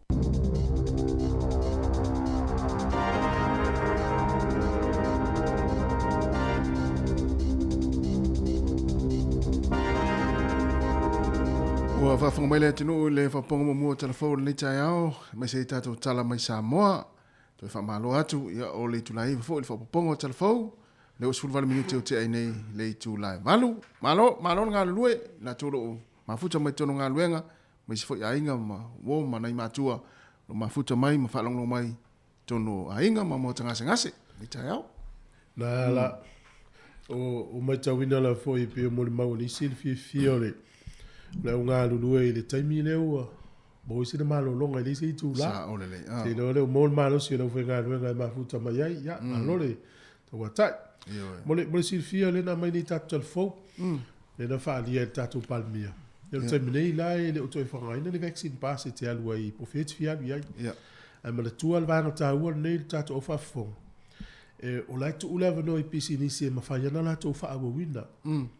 O lona winga, a i se fuafuanga e te malanga po se whale ainga, po whiala vai te alui. Halu pe ma awela o vaccine pass e tu lau ato. Ia o listanga tala e ula le ua fole pesi IT, ia tu pe tono lau ato. E te le loa e te alatu le mana a mia le o nanga le na. Te ufa i se fi na unga le nei aso. E sa ole le. E me se to ngā mea fole le lua tu le na te iloa le fuanga le malo ma iainga, lo wasui. E lua tu le famele pule. E se ale fuanga le malo, e le puinga i al tatou. Ia une i fole le fatau tu ma le pule te utu le i o ne aso. Te lia pen mele famele ngā luenga. Awa wala tu nei o le i le fale inga po fea lava po le fale si i fale koleni ala te ia le wata para pas. Ia o te fea tu ia oe li ia o le o uloa sui o le o te lein. Ia la ua fi nau mai ia fa toa uloa muni ia le ila sa oe. Ia, na. Nei vai na fa nato tuai. Ai lalo la le moli lan mumu. Ia. E lua se lau tangata e feiloa i ma poto. Ai le toi whaunga ina la le pas. O fafo la i ta alonga ma tau afianga i fafo. Ia le se tapula. O ia tonua i o hall ma Lua se laua. I le isi suinga. Ai utangia mai le vaenga le tatu tunu. O le te inga la o le la o atu i matangata e fwele le i whaini tui. Le i whaini tui. Ia, awha pēla e tōru se lau tātou poto. No inga whai tau lua se lau tonu. Ia, o le si au vanga se lau tāpo e me whafu. Nā tonu. Ai la le toi wha whea lau pasi. E le toi whai al mena. Se vanga nā aua mana o e whaonga. Na whaonga leo, na wha pēla. Ia, o tōula i e le ini pasi. Ia, o lai, ia, mai na o tōu i tonu. Pio le whawhenga tāle nā i lata mai tau atu i e. Ana si i nunga numela tōru se lau i o. Wanua mānei. Wai isi tātou whaipoiponga o moliu o aswhanau. O le tōru se lau tangata wha se lau. Ia mau lawe le ngata lua se lau. Runga la whape e ini whare i e i whafo. Ka pia lau nei lau aswhanau le whai. Lua se lau tangata leo mai le ho. Ia la whai i e i whafo. Lai e i le isi au wahanga lai wha. Lai e mafuta i na. E le whai tau li e i tangata i e whai al wha moe. I le lua se lau lea e au fia i pepe mtamaiti. Ai le au fia i la tau i a pio la tau i o mai e kuka ma le securities. E le au fia lua se lau lea. Mana ia. Nai wha manatu la mitanga o le la sang fōle u tatu e nei taimi. Ia, pe ia o le mask e tau o na whai, pe o na wha marusia mai fōi so se mea te aruei tau ana whai lau talifonga. Whai lau talifonga. Sa o le fwoi tau na. O leo mai tau ina u a mata tau o le bifo la lonu me lau e mau al whama. Ia la e lunga au tau a sifuru afe. Ia e mo la tō malili o ia i lava i la tō o afe so i fua. Ia, ma pio e whafonga mai fwoi. A ma whanwhana tu le tua i se wa inga, pe whanau wa inga leo i se wa afia so i fua al whama. Ia u te lole la se atu se musika. O luas fulu minute u te ene valu ia se u whanga la mua. Wa il tato YouTube channel Samoa Capital Radio. Se taho o mili vena e subscribe Samoa Capital Radio. Tango o mile vanga na subscribe i lungo la Yeah. YouTube channel. I lungo le YouTube. Ia tato wo lo la. Ile matu fia wo ti au. Ia ti wo mai so. Tele o ma te fia wo tu vai la vetu tele tang fia share tato Facebook. Share tato Facebook. Ia tato we vai vai share ti o vole le te mo ma fia le amatanga tau al fa inga. So e mele ti on si fo. Ino ko Facebook. Mo no tato YouTube. Vai ia fa te mi tau te vai. Vai tato talmari e moni atu ai fo ina vai ngana. Ia wa fo ile fenga i o toi nga luenga fi tau le yaso. Ja, de leed Tato pese.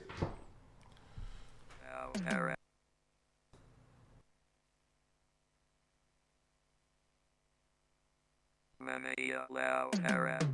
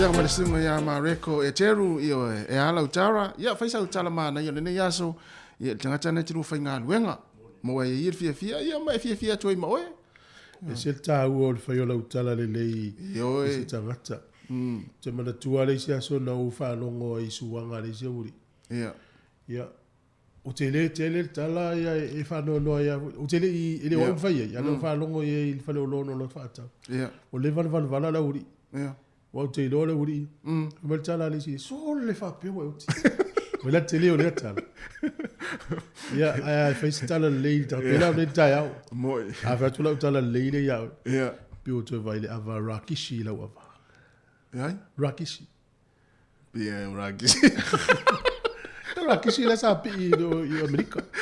E la fa linga le fa forma ia. E le va tele mal fa lo va o tu pa ia mal mama lo ma tanga fa fa so fa tasi Hart Valley. Fa pe o tu fa le tua.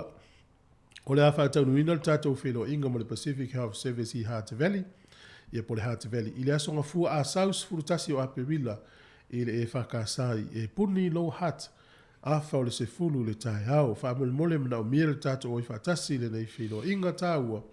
Ma le whalo lava whaftai sainia e le lau a fono. Whasilanga nā mō whaiwhi au le mawhtanga. So whatasi i le Hart Valley. Malo, ole e ile tu fa fa ilonga fo ile ale Oscars America le tu fa ia fa ilonga tanga tau tia no atifa. Masina nente ni. Ia masina nente. Ia le sau o vile wala wunga la langi tala na tai mi le po ina le sia di ulisia. Ia. Ale o va tu challenge sa wona fi. Wa ia ile le fa ina tanga tele Will Smith la nga yo inga.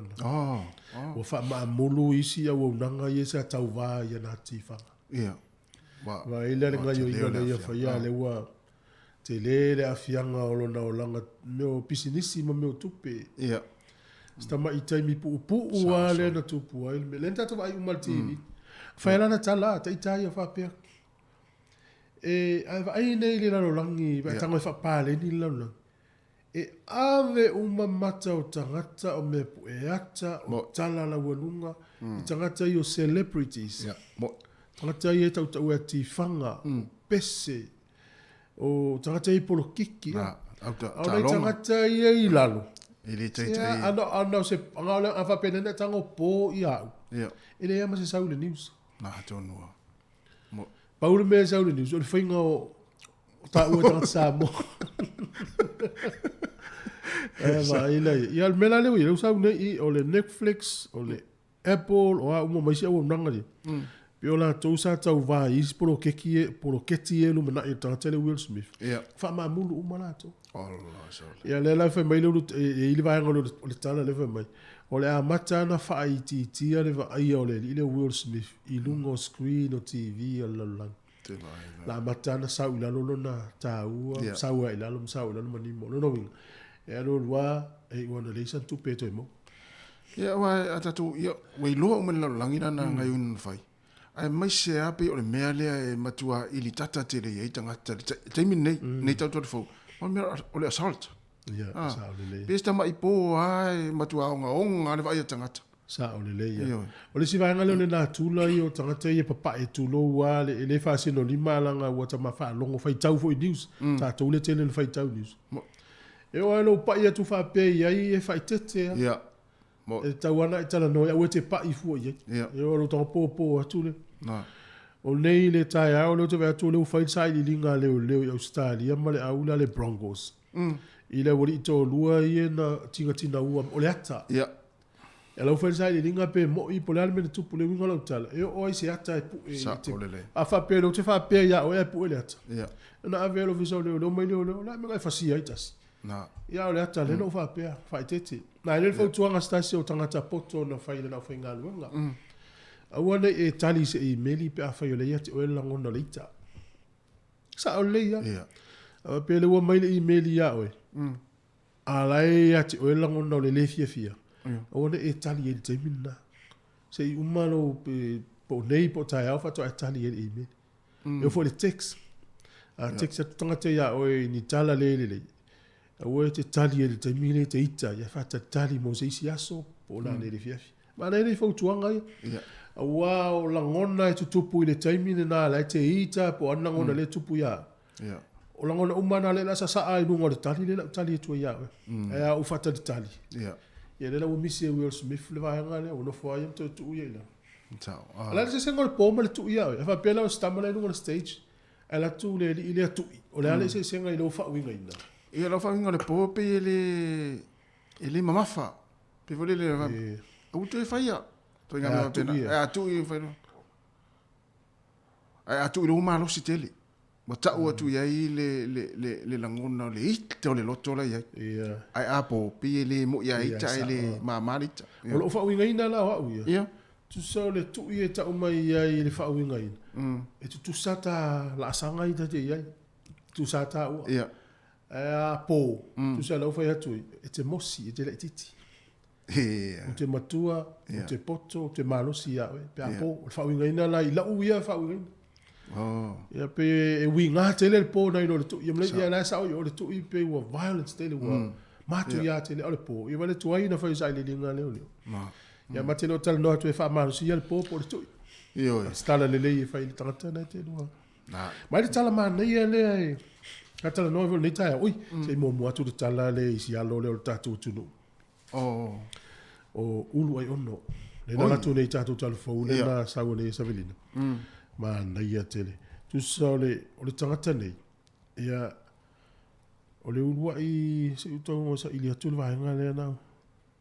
Tu sa o le urua i Samoa lea, na maua le whainonga lo le computer science. O le nai te ino aile, ia, ai vai nei le upu lea, tu tole va o le millionaire. Ia. Ia so ia, ta lo le millionaire te mafau palang. Taimi nei. Te leo millionaire Samoa i wai. Ia, le whamatala tu al tatu telefou. Ia. O le fionga ia ulu ai ono. Ta whanau i Samoa. Ia po o ulu o mato o tua sau la ulu ai ono. Ia o ia le urua i tangata whapea na maua le tangata Pasifika. Na maulanga Bachelor of Computer Science. Ia sa onga la i lalo i Dunedin. Ia o le whamatalanga la. E ilang company sa whaavai.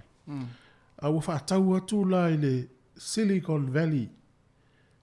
Ia a taulo la le Silicon Valley. Pio ina taulo mai ia pisi nisi o lau whai mawhauwhaunga meo, interneti, computer, technology, lalang.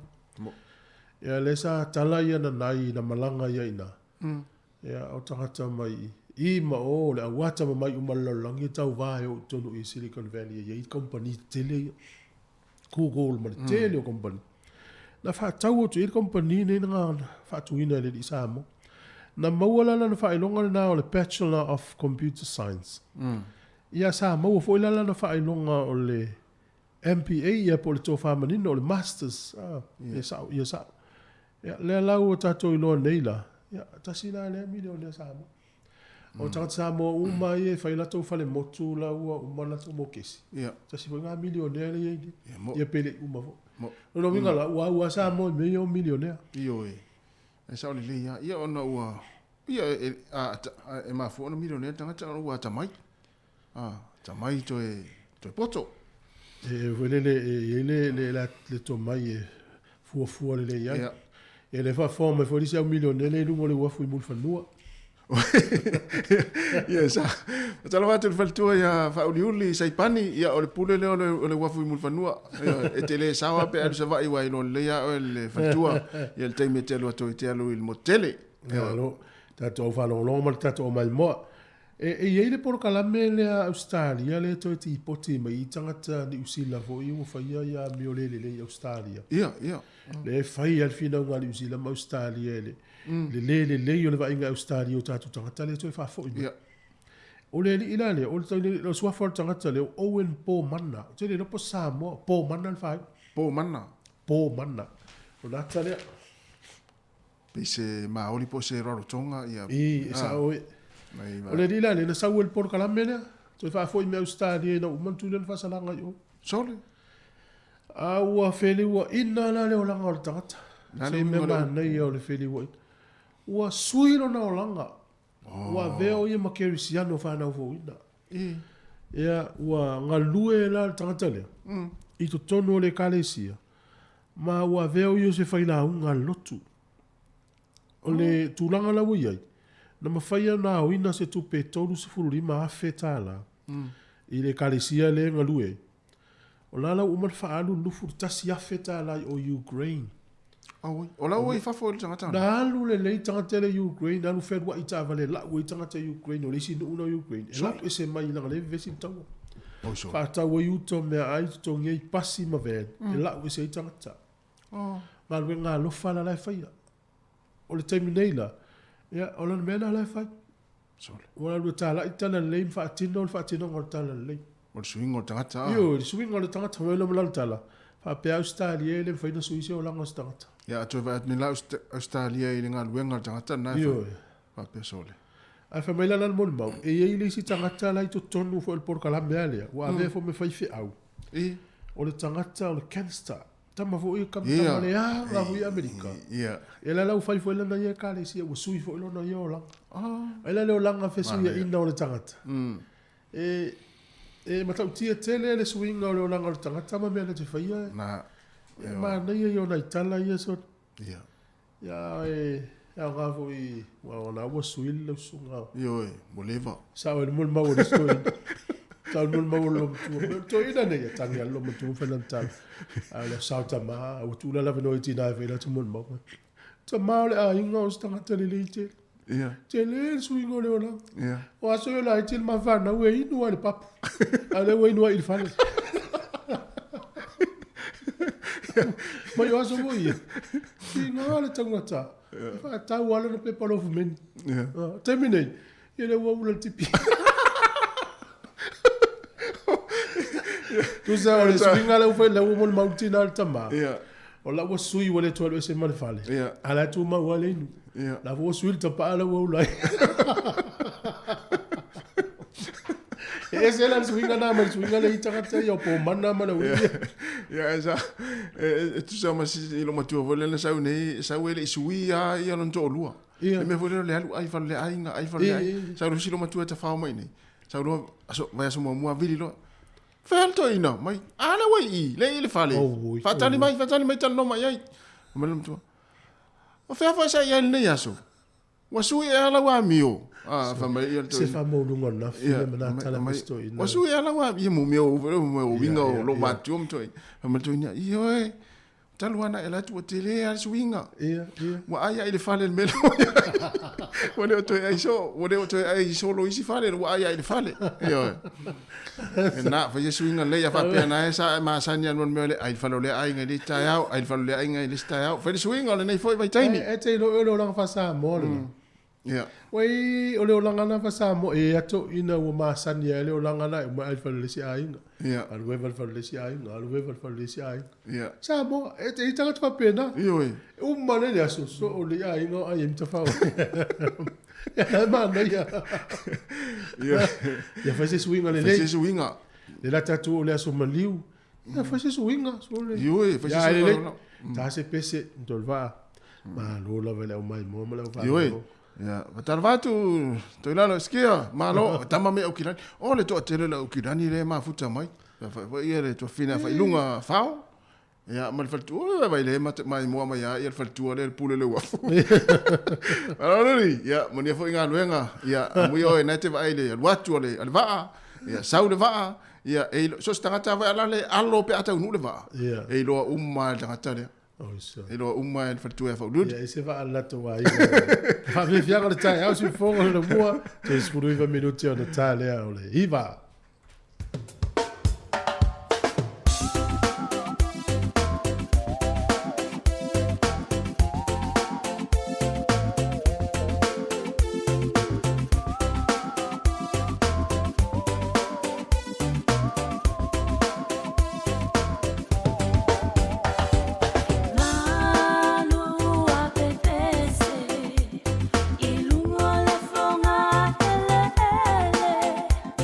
Oh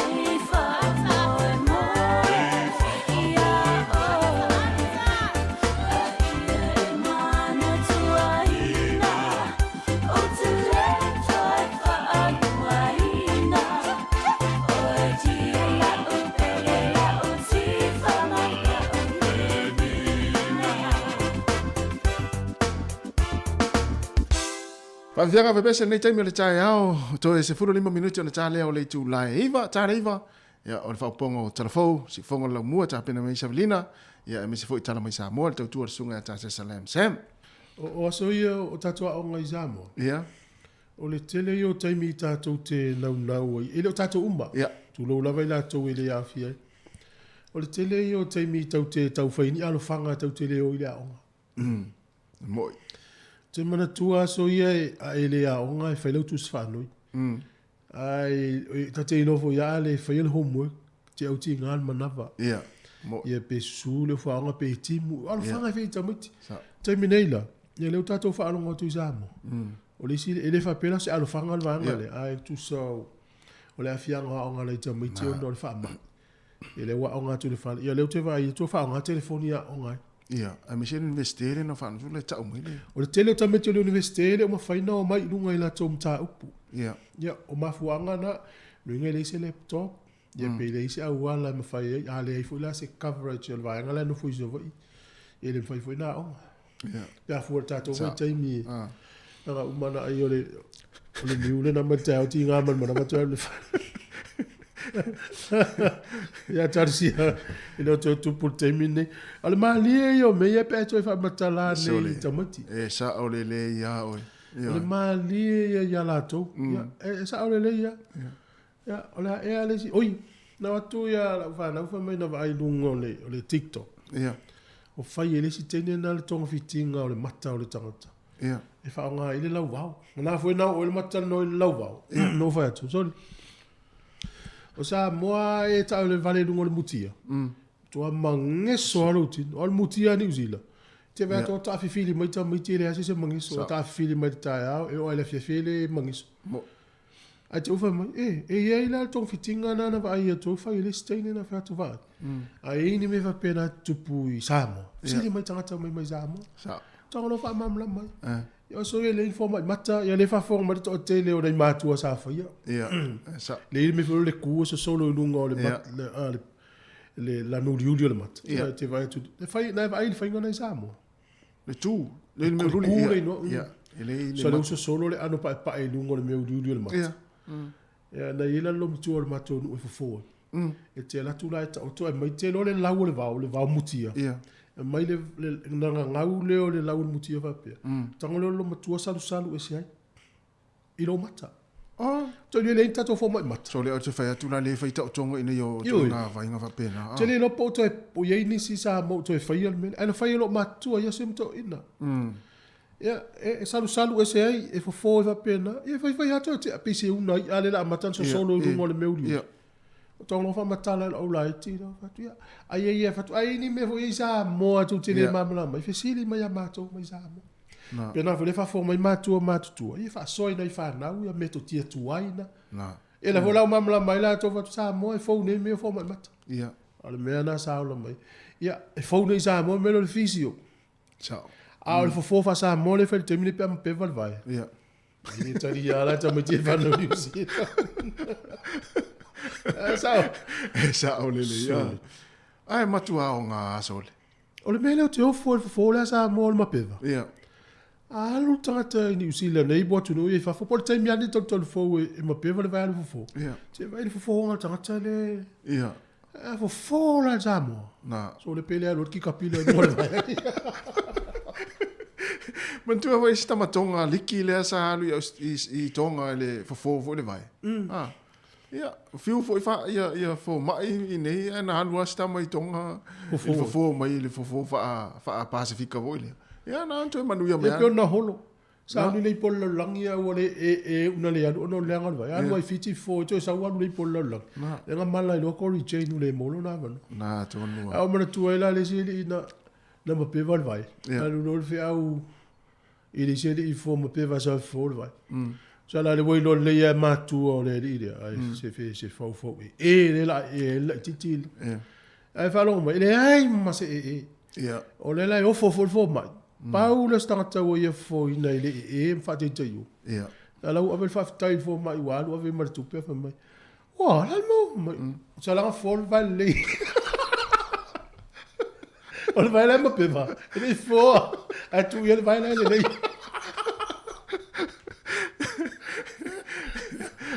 Ia mai te lea pare te. Ia o le tua inga, ia le fofoana tātou, ai whai iatu voi la si fofona tātou ma, le, ata le ma pewa le vai. O le mata ngā lao ngutu se tu lo le whafunga le tunu.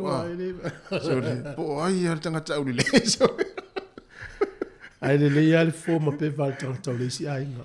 Na. Ai ma pewa lo vai a fa pe o lo ti nai fofo oe. Ia. Ia ua mauala oe o lewa na wha lor whai. E ili por kalame mana ia le vai nga. E ili ali isa amtali ele por kalame le mara tuola ufai fato anga ni usila la ufai la fumanu mara i tangata. Te le yo le afianga o mafau fau ona i tangata ia o no le maftianga. Tato vai isi vai taimi ne maua lunga o tangata ia pule le ola. Tangata ia la ufai la fumanu ni usila. E ila le isa ia amtali ele por kalame le surfing po le oe fa se e ngalu. O le manuia ia le por kalame na le taimi ne. O le fase. E oe fa se e ngalu. To say e tu uma e ile taimi o le aso e o ese uma i fatoanga le fai fatoanga i le vaenga o le atunu. E o mai uma le matawhanga. Sfaina to ofu fase e. Tofu man lau papa fase e. Fail papa kiu mo e fase e. Se te tā ua i o le ese o le taimi te alu e. E sui se me te iai.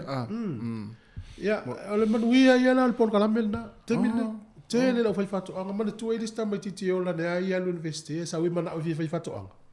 E lua o nga whapitoa i me tau la fumanu. Tele lo fai fatoanga o tō ina lo matua o tō pulanga au la iti, malato whanau. O po kalamele o maulila tō fia fia. Wale fatola utala. Ona i 511 an tupu mai kala estate an nafi le fatoa mau leo leo. O lom tua valus fumo tupu tausanga. Malana tama e fasu mo tupu tausanga.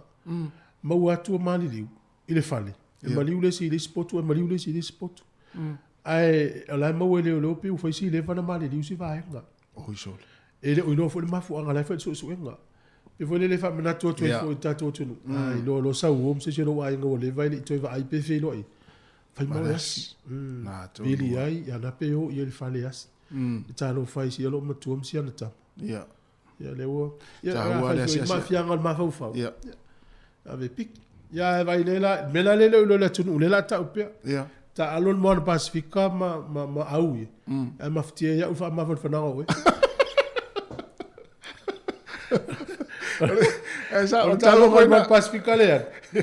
Ale vini mai ma tau fa no tele tu am tu ama tia va tu uso. O le talo ngal ma Pacifica le sa. O mo lo tama pa la pati. O le tau o le na o le vili. O lo vili va ila wo na e. Ami se temi o talo nga o temi. So temi. Ai o te vili temi wa malo lo ainga. Vili temi tau. E sa o le na vili atu. A me na atai lo vili atu. Na mo e vili atu. Na me ai na.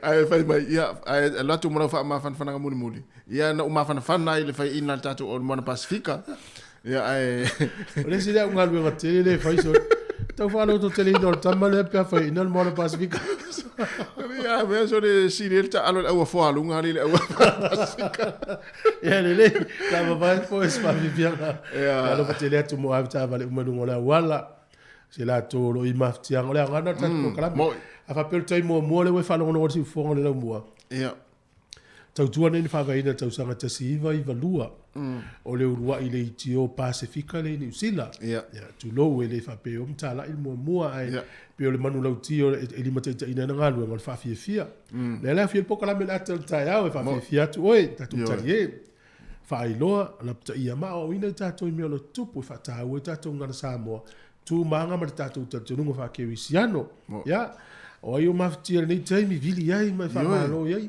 au le e le su ngali i na fai mai ya na misa ile so na misa voile le tau upu foi tono fa ya to nga misa voile le fai na alu fine wali lo avta fa ya bo ai fa lo na ngol tomalo na ya ile fai tomalo na muso mo le fine la ngala le fenga lo nga ile fenga ya le la vatul atarte ile fai fine sa va so lo tomalo o so ta vale tamol fine ya fa sanga tomalo lo ma fa sanga fine fa o le ta ua ala tu por kala me la tata ya te ale utali e ya ma on nga luenga o fa me ya Menurut tala no mata na mata si ungali I. Ia. Mi wale oi Fa isa hoi. Ia. Tari e te ale wo man misa. Ia vai. O tu no yo. Ia fa la fa ma vai lo molon todo. Ia. Ia pe la tua fa poi poso. Ala te sa na te ma lo fale. Ia e pe on nafi ia. Wa le te al spulua o te fole te mi o te tiu te. A fa la fa fasini fole le o te fa manatu ale tu no. Ia se vili.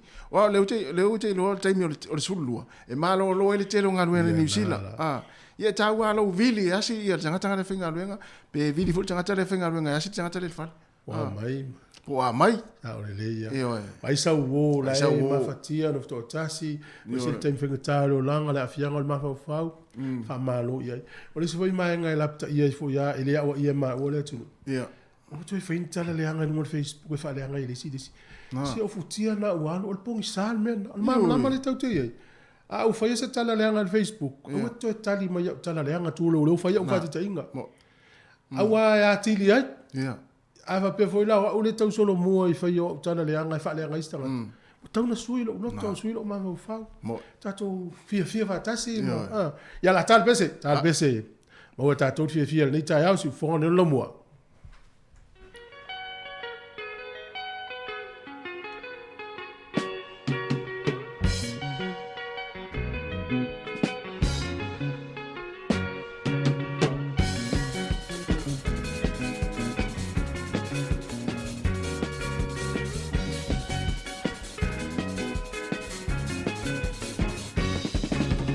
Oh, la kilo le siva, oh vai ala le time manaya, ala na opu e sele ila, e fa ape a mana polina, a o ti mama te mata, ia oi, ala tai sala, a ti lo wanga, oh le tama ala ya lava te manaya, te la le.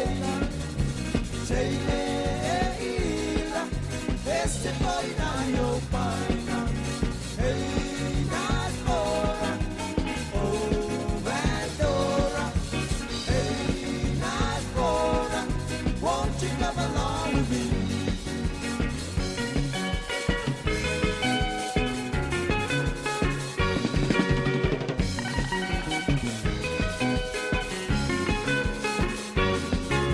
Ma idia tu lava lo umata. Matata siya utigara a eteleke a mai lama siya tangata pa atara a umane all siba a epo inu aina a tau mai aila etele mana le tama ole ya lava tele manaya tele na le tele Este boy na yo paina, hey Nasbora, oh Nasbora, hey Nasbora, won't you come along with me?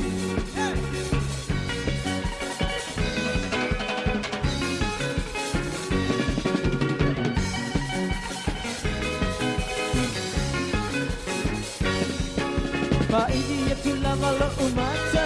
Matata siya utigara a teleke a mai lama siya tangata pa atara a umane all siba a epo inu aina a tau mai aila a tele mana le tama ole ya lama tele manaya tele la le tele Este boy na yo paina, hey Nasbora, oh Vandora, hey Nasbora, won't you come along with me?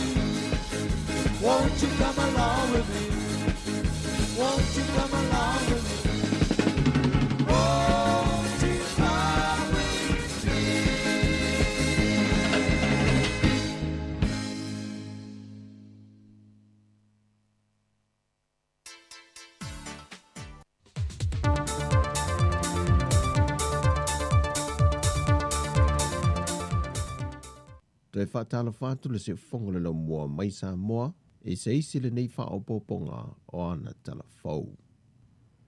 I le mai ai lea waulia nafi ala teu mai loilonga le kāpeneta o whautuanga na tui nā tu komiti o whaavelame whaafosei, mo se isi la asanga o le ala asia he Samoa, o ana pui ngā le whaamai o COVID-19 furuiva, wa fiai lea tunuu.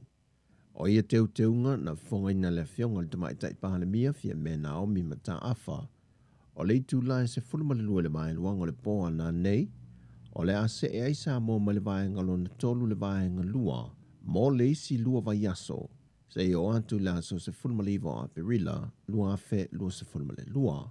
O le teunga o ia la asanga ua whaata oto le kāpeneta, o le atata lai pisi nisim whale o loa mai le aso nga fue o atu le aso toa nai, mai le ono le tae au e tāpunia le lua i le awa uli.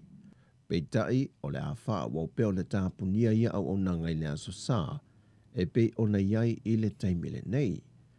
O le atatala fo isau ni ngā lotu, whapea fo isau ni ngā maliwa a inga, a e whaangata i le taitolu se fultangata i te tau o na whaatasi iai. O isi whaapotupatonga i ese mai le lua lea, e na o le tai se fulma le lima tangata e whaatanga. O le ato e te tala fe malanga i ngā waa lalo i le waa o polu masawai, mai le aso ngafua i le aso to'nai, e tu sai mai a ingo le laasanga lua. O le awha wau peo ne tāpunia o ngā uma i le atunu, mai tapu le whaata wina o le awa malosi. O lo whamalo sia fo i lalo teunga nei, le whaatanga ina o whanau i lalo i fo le se funma le lua tau sanga le mātutua, o na waaia i no whanga whaitele. Fatasiai, mai lātou e le i whaia se tui pui. Sau no le whionga le tamaitai pālemia, o ia ngō sila i ere kāpeneta, o a fua i lunga le soi fua whaatasi o le atunuu, ma le siamol whaamai.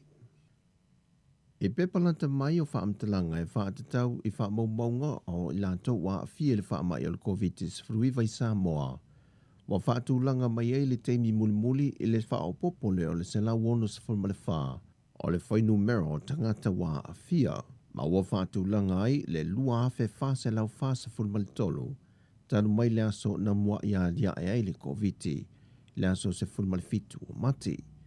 E afe lima se lau se fulma le whaa, o loo iai pēr le siama maolai e o mai le so. Peita e toa iwa se lau lua se fulma le fitu i la tau saa a fia, wa wha maunia mai wa toe wha fuisia i ele malosi, ma ua toe malo loina. Ai i isi wha maunga le soi fua malo loina, e lua se fulu tolu wafe wha se lau se fulu wiva, ma sini o su enga po test, wa mai a ona wha taunu ina mo le atu nuu. E le afe lima se lau se fulma le wha o lo iai pēle siama, o le toa se fulma le lua o i la tau, o lo o wha anofo e se pēa i te tono no whanga wha anofo e se le whanama i mto tua, mo le taimile nei.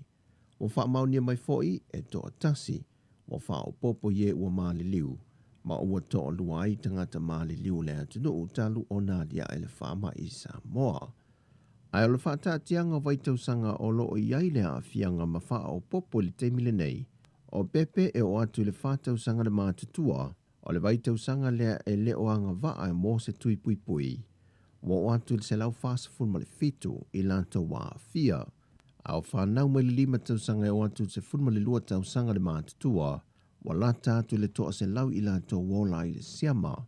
Peitai o le vaitausanga lea tu sai ma pepantu ina mai e le tātou malo.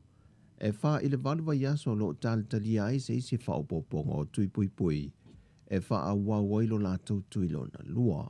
O le tausanga le lusfulu lima i o antu le lusfulu iwa tausanga, o lo sao lava le si tia mawalunga, o le whaita wā whaio i lātou wā a fia, le o atu le tolu se lau ma le valu. Peitai e le o manino mai i wha maumaunga, po o toa fia o ia vai tausanga, wa toe wha foisia i eile malosi. O le aso, o lo wha wawe pea i ele porkalame o tui pui pui, o lo wha solo atu inu i tua pe o na wha atulanga mai ele tātou malo. O polu e wha o ngai o wha solo mai ele porkalame o tuinga, e au fielea o ngā le manu malo i malu o fau, o le preschool o le pahai, o le a onga le kalesia so fitu i lanu vaia, ma le a onga vai mea primary school. ai o loo wha awau pea i au o nanga no whanga i wha le soifua maloloina, e au fiai matangi ala lua, ma no whanga i tolu matotua.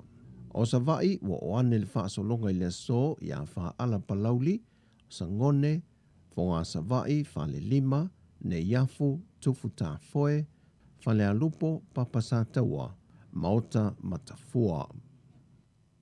O loo wa ia lele ai o se pui pui ngā saonga le muma whaatūlanga le lei. I au nanga lau tele i te tono lea tunu whaapea fo i supermarketi ma pisi nisi. Ai meise e whale tāla tupe.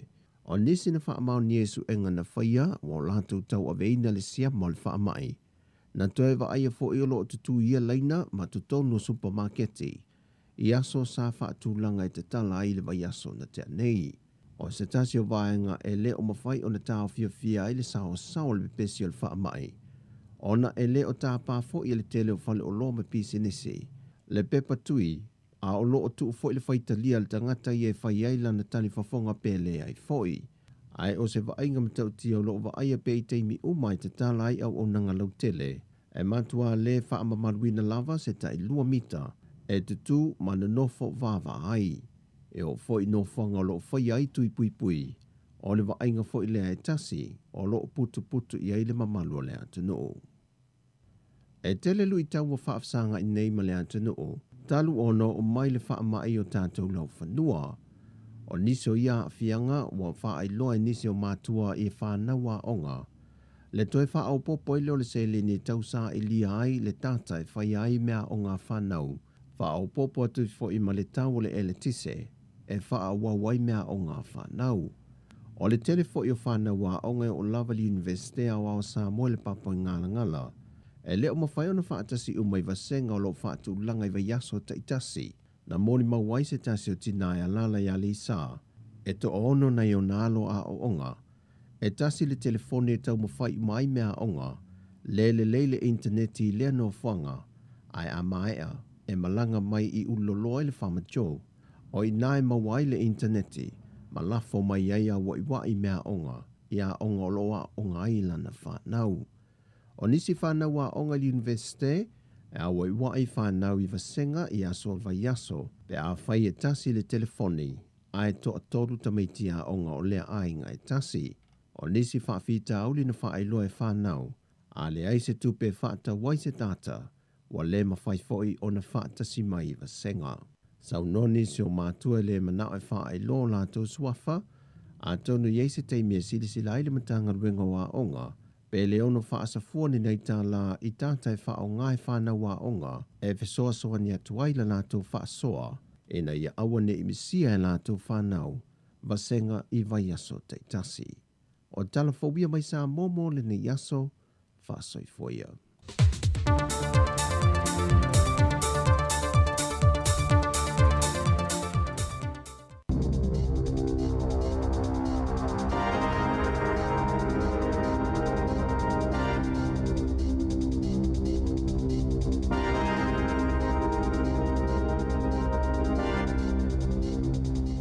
Talo flaval whaapoponga o talafoma le si ufonga le lau momo le nei tae au. Ele o tui titia lava whaailo le tele o ngā luenga o lo whaasala la wina, mo whaama wina, o se teimi pito sili leo na tele e awa no ngā luenga e whaalau i loa ina, e lua pasene na si iti ele numero whaasala launga le masina o mati, i se whai numero pito maa walunga, pe a fuai le masina o Februari, ai lua fitu pasene na ola pe tupo ile numero o awa noa whainga luenga e whaasala la wina i le tausanga e tu saima whaamau ngā le siik. Le upenga tawhailangi e lisia i awa noa whainga luenga na ta wele pule Rob Clark o lo whaawau wina bea le sa ilinga ni alato fo itanga tawhainga luenga. Tele ngā luenga ai le ofesu ia i ngā luenga tangata e peona masani ai ma o le ala leo le tele o lu itau fia ngai ma company. I le sa ilinga ni tangata whainga luenga Masao no fo uta fo itanga telefesu ya i o lātou ngā luenga i taimi whainga tā wha pēnei. Ai o le tofonga lava mo le makete o ngā luenga o le taimi e toe te tala i tua o yo le atunuu. Pe ono toe tu ua i e tangata le atunuu mamalanga atu i whafo a o toe wha au popo i le si itanga o le tau le soifuanga le tūlanga le mauti noa o lo o iai. Ua mole mawina le telengese ma le tuwai o le siiti o le numero fale whaatawina. Ma ua mole mawina fo ile toe fo i o tau fale i le tūlanga sai ai mua moe nisi o vaenga o le atuna o e tu sai ma whaamaumaunga ale ko logic. O le maululunga o pasene tulu i o tupe, o le mamafa o aia inga o tupe no mo fale, o le lenga fatia e tangata o tau fale. Ma ua sile atu fo i ona no fa mataala a inga i tūlanga tau tupe le taimi nei, ua maa fo i ona tu waile maa keti o fale. Ma ua pa u se fo i numero pito maa walalo, pe a fo ele se fulu iwa maa sina wa tua nai. I wha amaumaunga le core logic, le house price index, sa ta wai, e o te simale fitu pasene na si itia i le maa sina o mati, pe a fua i le o te simale valu pasene le maa sina o februari. Ma o le tau maa sani bo le average o tau o fale le atunuu, e tasi tesi male o wha miliona tā la. E silia male lua tolu pasene si itanga wha tau sanga pe tai. E tolu tesi male ono pasene i te tono masina e tolu.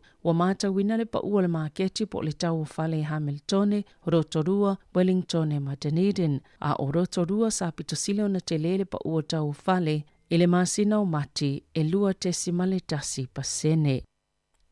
O le atu maupeona ia ile atunu atoa ile moli lanu mumu, ile polkalame moli whailo ilo mole COVID-19 fulwiva, peona whaalia ile palimia Jacinda Ardern, ile awauliana nafi, ina ua mai aisefono tanga le kapeneta, ewi ua pa ulufo i numero tangata e maua yaso ta itasi il whaamai, i Aukilani, Wellingtone, Matai Rafiti, Peitai, ele tutusel fo i numero o whaaititia Canterbury, Northland, ma Waikato, e ile talitonunga, Whaato a pita to o tele fo i numero tangata e tau fie i whale mai o naolo COVID-19 nisio pulenga whale mai, mai le o ngā totono aperila po o le la taile whai ungo le masina, ma o le ato mawai pia ni usila i le lanu momo pe o na sauno a Dern. O le whai unga pia na whai loa ina na nafi, sa whaavai lunga o whautoanga le soifua malolo ina, mai le o mana o le malo ina i waweanga i ese, ma le moli i lanu momo maanga i atu i le lanu moli, ma toi whaale tono le tūlanga ua le lei, lea ua iei nei.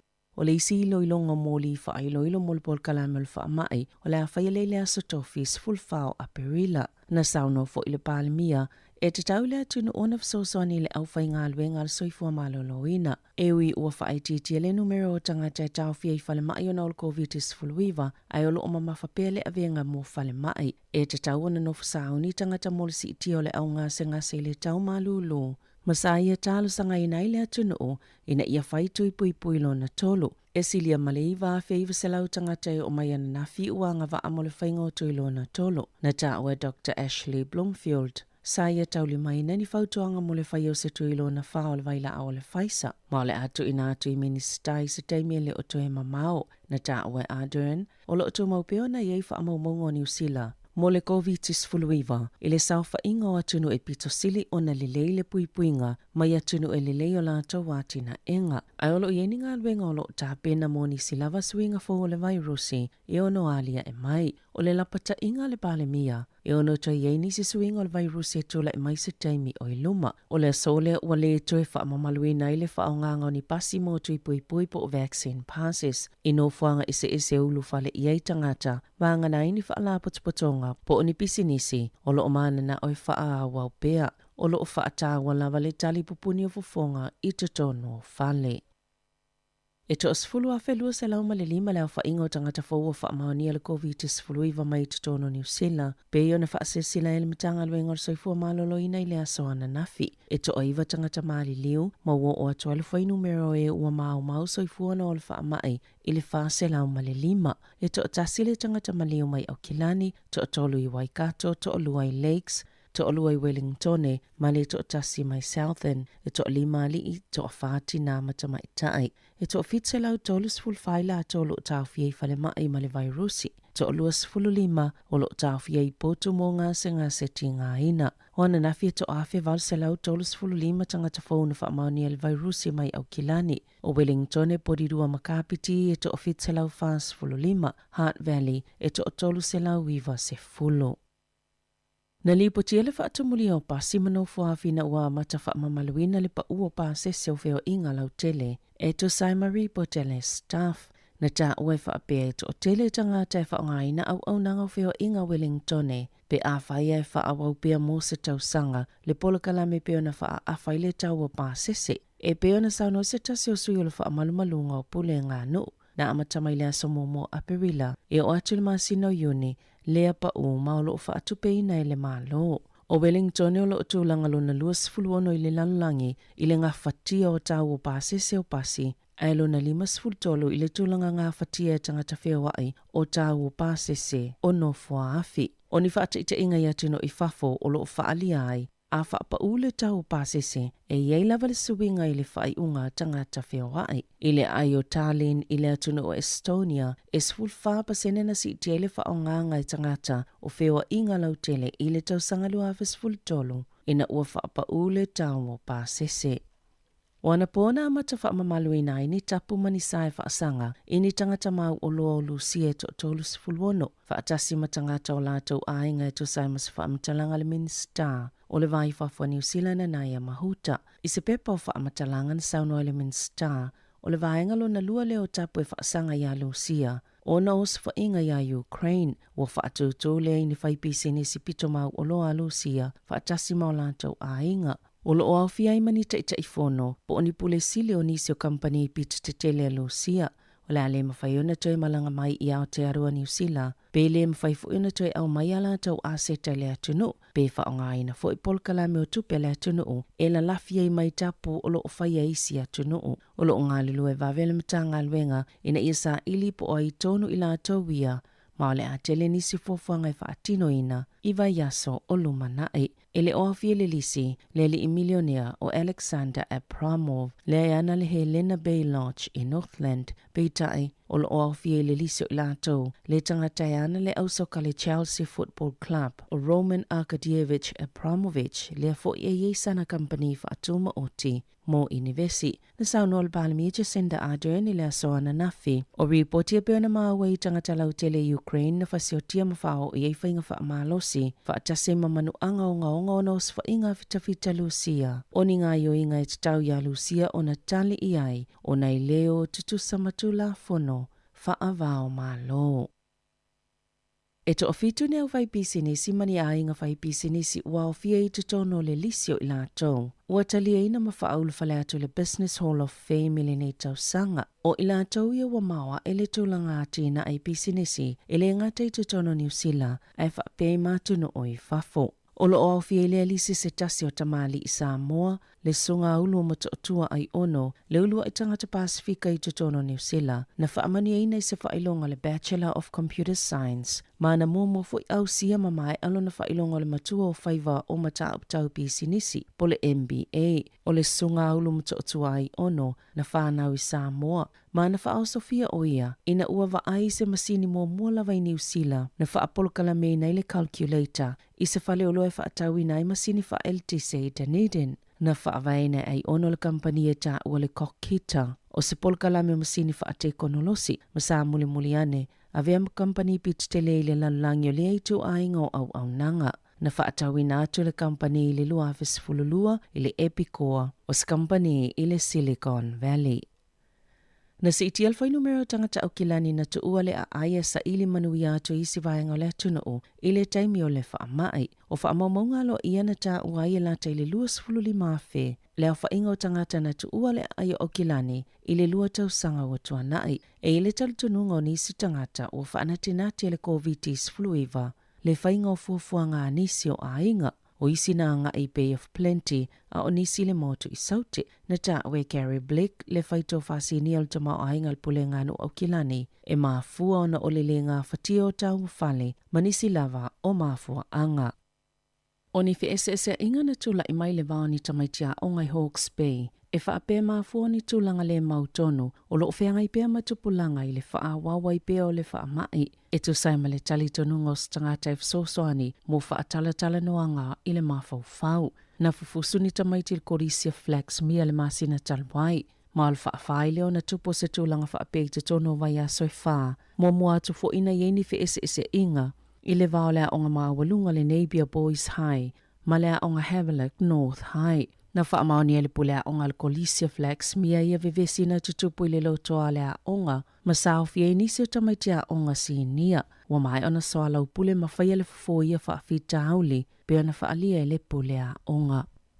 I Ta'alonga, sa mana i le taualunganga po le whaamawai ato le Black Caps i le sunga Ross Luteru Taylor. Mai Ta'alonga kilikiti whaavao malo i se manu malo te le i le Ta'alonga male awane valane i le asoana na fi Hamiltone i le Ta'alonga whaaiu o le Ta'amilisanga on Ta'alonga se tolu sata a aloai a welua e tolu se lau tolu sifulu tolu ai o le Black Caps a valu pe mai silia malta i se lau ai na taina e Will Young whaapema Martin Captio o le Ta'alonga lon lua se lau tolu sifulu lima ma o le Ta'alonga muli fo ile a teila i le ODI e se fulu wha aina i a taina e lua se lau sifulu valu ai a nevalani ma o teila na i a sapoina le pe muli o le Ta'alonga wa sweepia i nei le awa ni usila le Ta'amilusanga ma nevalani.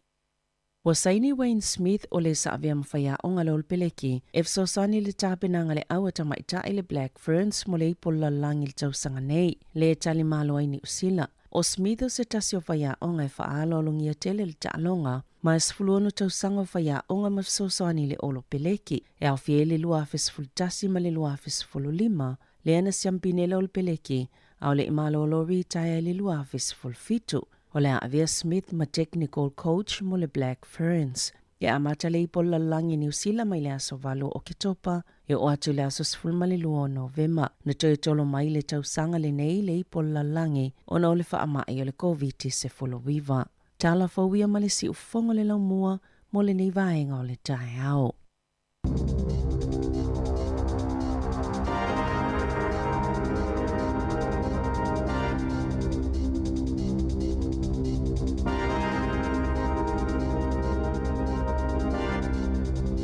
Malor fa fonga mai le tātou tunu lua sifulu minuti o te enei le tulai vanau mai atu le whapongana na lua tātou telefou tala mai Samoa o le nei aso le whapongana le tulai sifulu lua i leo ni nei tātou telefou o le sefulu i le tae o nei leo i il porkalame le soifua malolo ina leo whaatulanga tanoia Savelina ia ma Candice apelu le sui o le Pacific Health Service i le Hart Valley a malo fo i tama whanau le tunu o te no whamau toe mawhau yaso nei o no tātou le no mai luma me luafe ma nisi tua le titi atu. Le vai tau le te siva, lima sifuru, o sifuru, fitu sifuru. Pe sa wha pe ia ni whaamanuanga na maua tātou tangata i leo mai New Zealand. Wara tō te lere Australia nau i umatua i nei. Taimi nei. So o se au nanga te maua asa mo to. O wha pe se te le ma le tāu o le tau mwhai o le tātou tangata. Ai ta te tau whai mātua. O le taima nei ane e te fsosoani e lo walo na e sauni e o le ulanga le o whainga luenga. Tau tua nā mai ane tātou tangata. E le whapea la sori entu la fono. Ia whele la whapea o tama o e la tali i ala ua ia tu e le taimi te whainga luenga i po whenu tanga luenga le malo whautasi. Tau tua nā nei tātou. O la taia lea tala ea. Ai wa ai e se tō ina po se lo matu po stanga tsa mo la tuto ofisa. Tu au mena e whaia sau si le peise me o mana mea sa so. Mai se ana i tangata matua. Ai ana i tangata langa ia o nanga ia pe o le ka inga ora Housing New Zealand. Ia, ele o le leile la tau whainga o ngā luenga this time i tātu tangata Pasifika. Ai awha pe o isa mo whaanonga no mai whainga luenga i. Na ue o tau nai whai o matatou leo nai whina unga la urina. Sa o le. Le nā natu fo i le tala lenta tala no le vaso le stasio a inga sa mo. Na tu afa vau fa na o tu o tina ma futanga ta o tu tusi. Duas furu valu aso ese mo vale. Ele se fa ma fan fo le isi a inga ai o. A vai le to fa ma o sa mo la te lo va ma le sa mo. Fa nu fai au.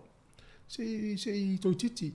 Tu pe le ono ma sina nei tamiti. Ah, va tu o tamasei. Tu ale no al vaso. Na to no. Ai fiu fo i tuli o mai fai se me fai. Ya e pele winga na tala e ma na te mini tata noi tamiti ai fa fonga mai fo i le sa finga luenga ma tele fa tonu o e ana tinga lue ni va nga vai o e ma vai de tanga tsa mo Pasifika o mena na o nga luenga na fa manu nei o wai le stangata na la na mawala nga luenga tonu sa o nga malo ona e luanga nga na e tautala sa su e lo fa pe o nga va al tanga te mo mi la no finga luenga le e ma fa tautala le ngirisi ma fa tautala se nga na le Pasifika Samoa lua ya e fa da vita vale tu lang fa pe mo lu lo tonu nga luenga nga lo a to ale si ya inga le na o tonu awone ifanga lo ina tanga tsa mo mal Pasifika pe amenu o isa nga luenga awone e sori tu la fono nga luenga ai misi ale tatunga ngana Samoa fa ta ua tatunga ngana mo ya le tauti ni atinu o tanga palangi ma ia fata wal tato ngana te mit fengan o fu te mai tau tala lo ngana tono lo ngana wen e mala tu tala le si le na o le si fengal ngana sa o mata pu no fa tala no mai la le tama ti tala no le ngana fa pe tania a mo tala no fa sa mo lo to e mai tau ale sta te va tu fo ringol to mai ti le pe le ata e mana nu tama ti ya fa le fo no to le e ma no ia le ala tala no tama ti musu lo ile si ile o e mama la mai matu tale fe mai ya o melana e voi la sono volo fa taule te mio fa ta volta to ngana samo il fa po vile i vole i bo la o sa u mai o te ia to lo fa ta o fa meta la ten palang ma lo so i fu wa fa so fa ta po to lo mulmul palang ile tu ale ia fa samo so Yo mela na fai te volta to voi fale o lo mai ma fai tato tala vo i stangata. Wa le lo para la usi para langi to le va sa. Le fa sa mo. Yo na. Te le lo le fa forma tato o fa forma tato o mal mo pe. Pe se o pusa mo e te le o to fa longo fa nga ni te. A wo sui tu langa e se si upu. Sa wa. Ni upu sa mo wa le to fa fonga fa nga. Ala wo sui e se si pe le foi se upu suia. Ale foi lo ta mai sa comment po sa fam tala po sa tali du ngota to Facebook ma YouTube. Ana. E fa ta wino tato ngana le foi nga ita to le masina me nga ya uni.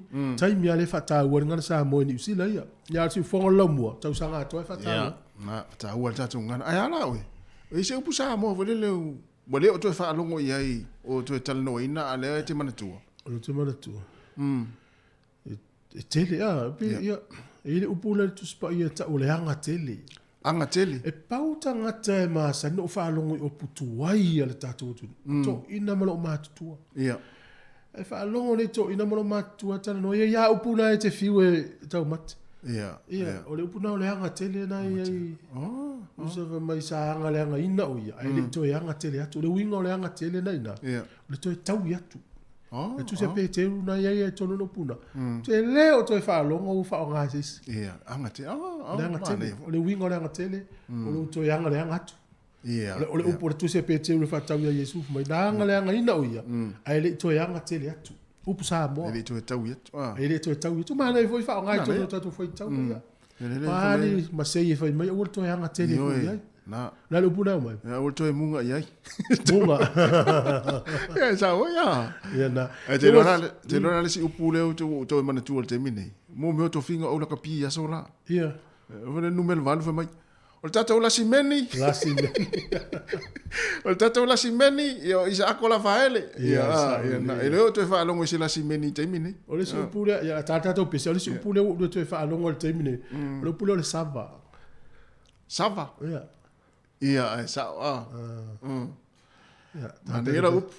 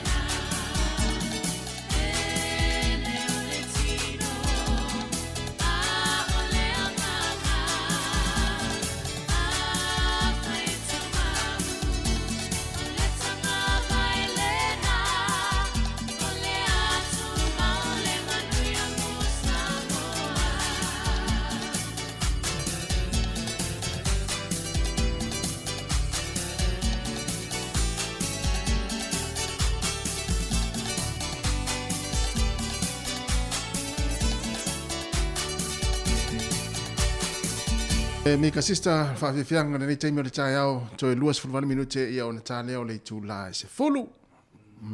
Ele si vai ngale na ripoti mai o le si va pe mai. Ngalu lolo le wasui di tsunami. Oh ia sa foi. Ngalu lolo e mo sa le le ia. O le si upuna te vetu le uluma. O le au talu. Ya le au talu. Avele nga fo le manga o to e au talu le. To le si upuna ila lon. Ya tau fetaui ele o.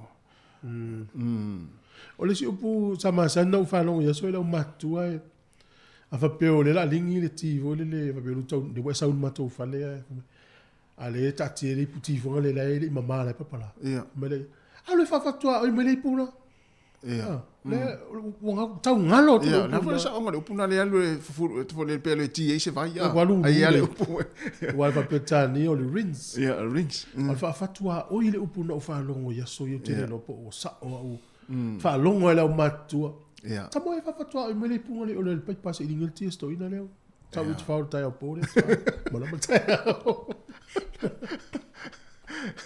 tele yonga ngal te min nei boy half time mo to ina ia no fa no mai ia sa o le ia ole fa ungo ole sa ia na u watu ai stasio nanga mo mi fole fa to ai inisio malo sa o mai to loka so tu la tu sei no mal faling o le faina tala no la ai so le tanga fainga so ai ia o nanga o le fanga ina o no tanga fainga o mai a o la to foi to sa ilinga lo le temine o ma na ia lo sa o le tele nga lo e o mai no le vanga foi le o mai visa e o mai ta fao o fainga lo te o mai fao va no na ia no mo na le mo le tato o le vai aso no tu les for ele na o tau ele pepa i fato anga i lunga tu il va hawks pay mo mai ma faina o tu le onos fruta la no pay le tu la te fainga lo le tau window la o le kiwi fruits ya o te lo le te le mo le mau le tangata ile i tu tala to tato o fato anga nga lu ya wa ma le sa na sto na ya to ai ma na o mia tangata vai fato anga te tangata nga lu i fato ya va pe o tau su sa nga lu nga pe va pe o ia o va pe o le tau su sa nga lu nga Wellington o le te no fo i Hawke's Bay o te vili ma sa ni le te nga lu nga ni ia ai va pe se ma fu anga te le fi ala tu va pe se si ne yo le te le fi ala tu fa o mai uma ya a le te alo fa isi au fa fa o te muso te ala tu tu ni va mai o mai sa mai ia on po te fa ya to ia sei o la sana na fa sai tu le o te lo tu va ole mana ia na te mine so nga luenga ia pe tau sai nga luenga te o mai tanga mai fafo ia ole we ta wenga luenga taron po mai si au so le lo le fale fasimani tu fo le salu ta no mo fe ngoni mistai ia va no fo to ama wa tu na fi le tala ia la to le ia la to lai o le fale fasimanu e ma fai on tar sanga ile va o fai on tar sanga so me na le pat ia ma na ia stala no na fa longo le o le il ma talong mo fai pu na le ala fo le na fsi lo la ia company all of city ia all of city ia na fa mai sa o nga va ala to mai si la to fo le lo to fa popo con karate mo te sanga fo o le si lu ta sanga ia o fa tu lo le ala me to tu si mai immigration ia ala me to fa ta le lo ai le fa nga yo lo le to pat ia pat ia ia pe yo o fo le na i ta mai ti fo i mai sa mo ia mo ia ele ma ma tele me ala fa ia mai to ai ngai ni so so ni atu mana ia tar sanga ave tar sanga vai la ta o tala ia por kala mel malo le facilita tu foi tato ma we tato tanga tele ngana samo ia la manu ia le tamati ia o lo fa nga yo o le no fo ai fi lo la ni tamati po me umma la vai mana o mia la tu tar sanga vai compagnia compagnia ma we wa vai compagnia le fa nga lu nga tamati o la to la fa nga lu nga so so ni tamati na to no ia fa pe foi inga le nei la no foi tamati ia o la to foi so so ni o me mo mi o le tusi fa wa fa pe e te tusi le mi fa pe ave lo to sanga le immigration e fa non facili Ia. Ai atusi mai le immigration ia o fa pe mai o me ye te faia. Ai se o mo tua O ma na matua ia ma, o lau e o iva su pasen. O e mautino o manu ia o pepa. Na. Pe atusi mai le immigration fa pe mai tasi. O mai so pe fainga luenga. O mai lea o me na le mo mia ia. O ai. A pa wala so so ni fai ni tamaiti. Ia. Tar sanga tu fai nga luenga fai ni la tu tusi fo i lango lango tu tar sanga. E fai ale ava pe tamaiti le mo mia. E fai e fainga luenga. Ia. Fai sauni uma mena a no fai. No fai. Na fo mona na fa munianga pe a manuia. Se mutu ama na ia te o taule ai o na vai. Ma pe fai to tu fo ile fa no no tu pe o uni na fa ngata tar sanga. E moi. Ia, uni. Va ile tusi. Ava pe o le talama na ia. Ava pe na fai mai na tamaiti o lana mai tusi le immigration e ui me ngaluenga. O le awala ia te aula afa pe wa ula. O te anu o fai le ngaluenga. E ma fai na mai se kopi o le tusi. E ana mai le kopi. O tonga lo le emaili pe pu ele ata ala fo mai va pe o uso le Wellington pe o. E va tasi na kopi na tusi. E na fai tau e lo le. E tonga lo le ai me te mo mi ele so so ni a. Mo. Ia fa pe mo li po te leo. Ia video e sa mo. Ai li po te leo. Me u mai so le tusi.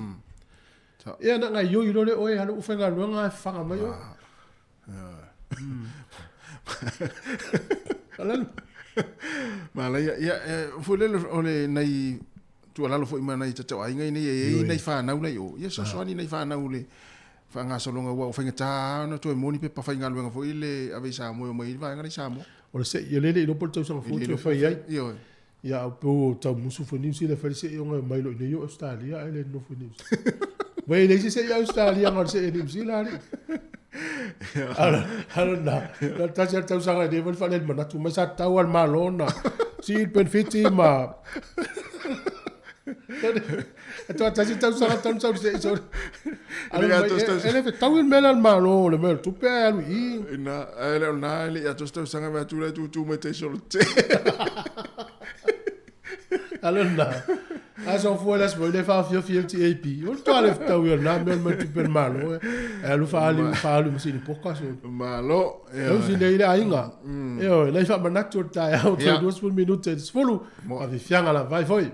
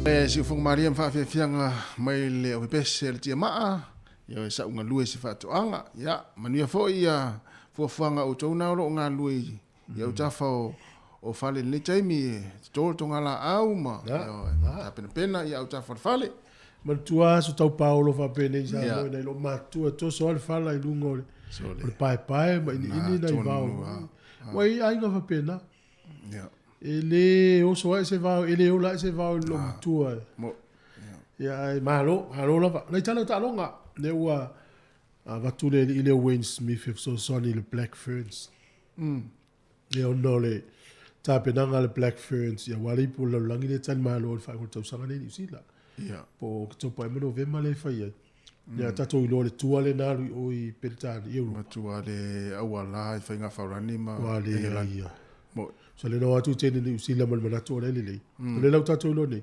ele le au te fitu ia tele le teme tu fatasi la us fulima ele tele teme tu fatasi mo le wala tu la le fo ma ile o ma fo nga na sunga ya Wayne Smith so soni le tatu au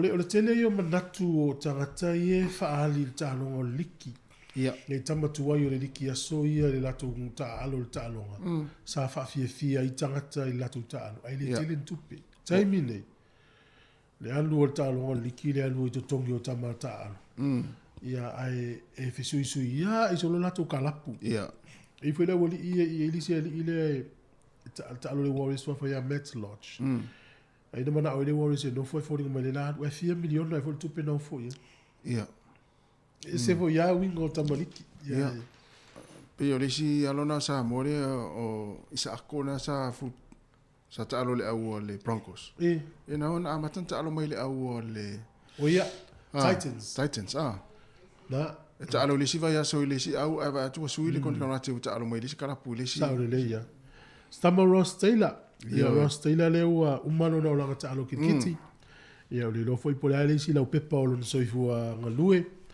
ia au fia nei tamaiti o mola no e fia ta mama ku ta umia ia o te lo mana o mia inisio au ma le ole au le liki foi le intia pe te umana o mia foi io ia o le talonga le fai na fi mal au Netherlands ia tolu se lau tolu ai New Zealand valu le pe lua se lau sfulu valu ai na maua Netherlands ia toringa mai na pepe umato a fast food over ia le la ua umai no male o langa tautua le sunga ia Ross Taylor io sunga ia Ross Taylor ilo na ingoa le lo luteru ia so mai tu le pepa i fa mo le fa to file to minute post il tai ne ia luteru ia e fulum natu e le o to e mau foi tatu tu vai at foi se lo Samoa foi le wa ta mai foi au le au New Zealand oi mon tele ta mai tila ya mal tamin nei o le vai ato o le vai un vaso nei le te to fitu le si va le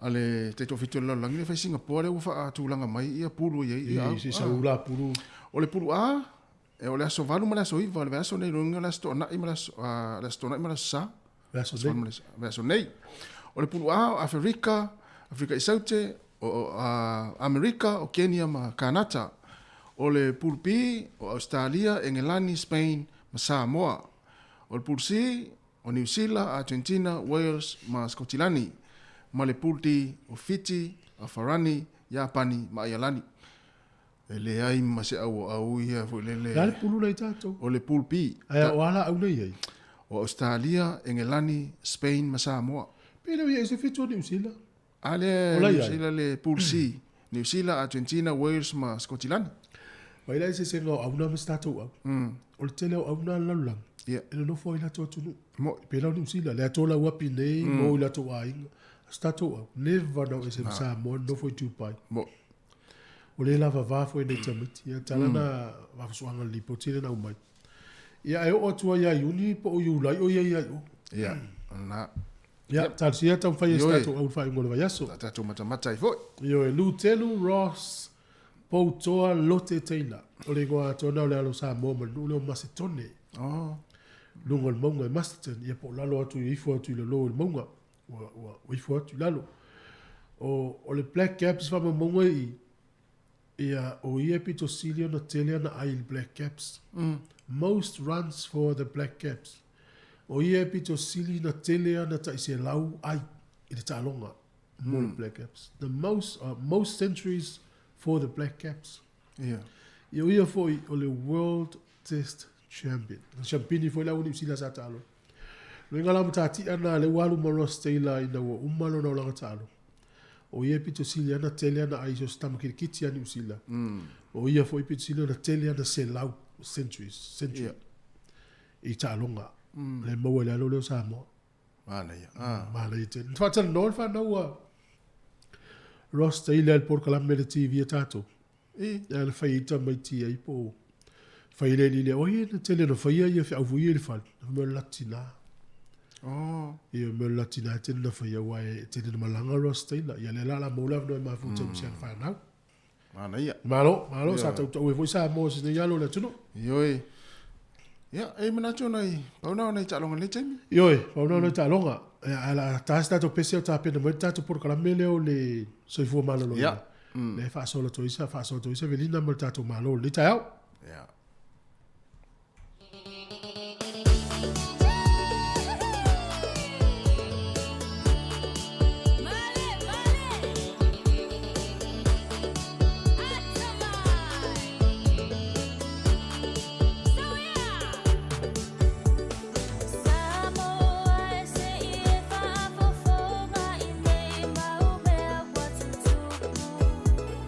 Fia pa i mai e fia fa ata i ta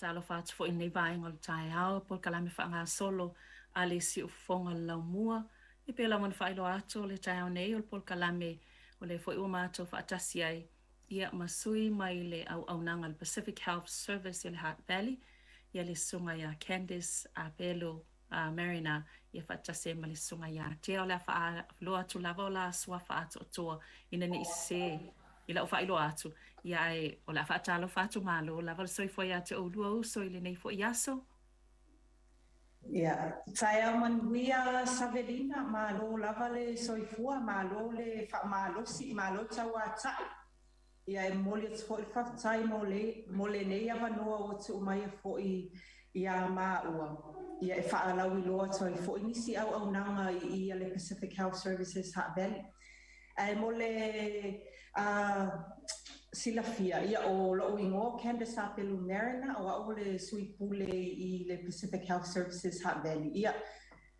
o mato nu o fatso ia le manu ia ai si mai fatso ia le manu le mamanu la tunu o fa fonga mai le nei tu la tai au ia moli atu lo faanga ia fa pena fo ia mata utu le fanga ale sama vai ye ia ai se I tu atu ia tia ia fatalo fatu la sunga Savelina ia fa pia foi malo tatu tunu o fa fonga mai foi le nei la leo ia o lo ingoa o tia moi ama saulele ia o lo na lue nei le Pacific Health Service I Heart Valley I le mental health worker ia fa pia le community connector malo lava le soifan manuia ia pe ona ta o Candice I le tainuma vai ia whaftai lava mo le avanua ua mawaina le nei foi tai au.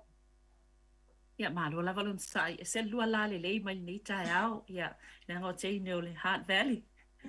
Ia ai masalo le tato wanga I salo le tato mta ku pe ona fiatal noi na nei foi yaso. Ia mai se foi tu langa o le lava tato te ia le COVID. Ia tal tono le tau fiele tele o nanga nai tu te fatinoina. Ia le ala fotu lava I te lua fa so mai po le ale vai ngai te lua fia ama te tal no el tai nei fa mon moli Candice matea. Ia whaftai Savelina ia o lela a matatu tia le ma whaasalalama le ni tai au. E whaasoa tu foi ona e peona e saunoa Savelina o lea e tau te whia ngai ma le COVID.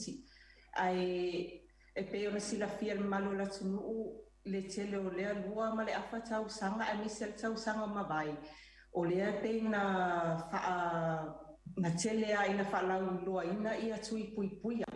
Ia o le wha ngā soloa ia tui pui pui ai pe ona sila fia fo e wato o tele tangata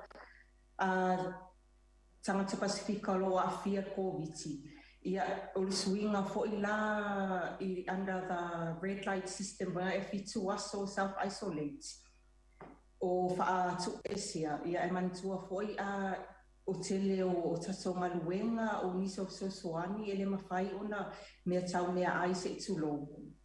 Tau mawhama Ia e tele ona le ise taimi e whai e ni fuafuanga fo inga le vai mamau e whai whaatasi ona tu e sea loa o le winga o le ala na o le mau mai e whaalau i loa atu le au nanga le o le community connector le a whaamatala tu e tia. Ona o le fisosoani le mo tangata o lo whaatu e sea di taimi nei e lo o yese taimi fo ina le e whai e ni fuafuanga awa mantua e positive loa e te tau wana o loa e self-isolate e le se taimi o e whai whaataunga pe whai nisi fuafuanga fo ina e se I tuatula le wanoa ia tia whaftai. Ia, whaftai lawa a Saulina mo le whafsili. Ia, a tōnu e au pēr o na whai loa ma whaamana malama ia le mafu anga ua lai o na amatalia le nei au onanga le community connector.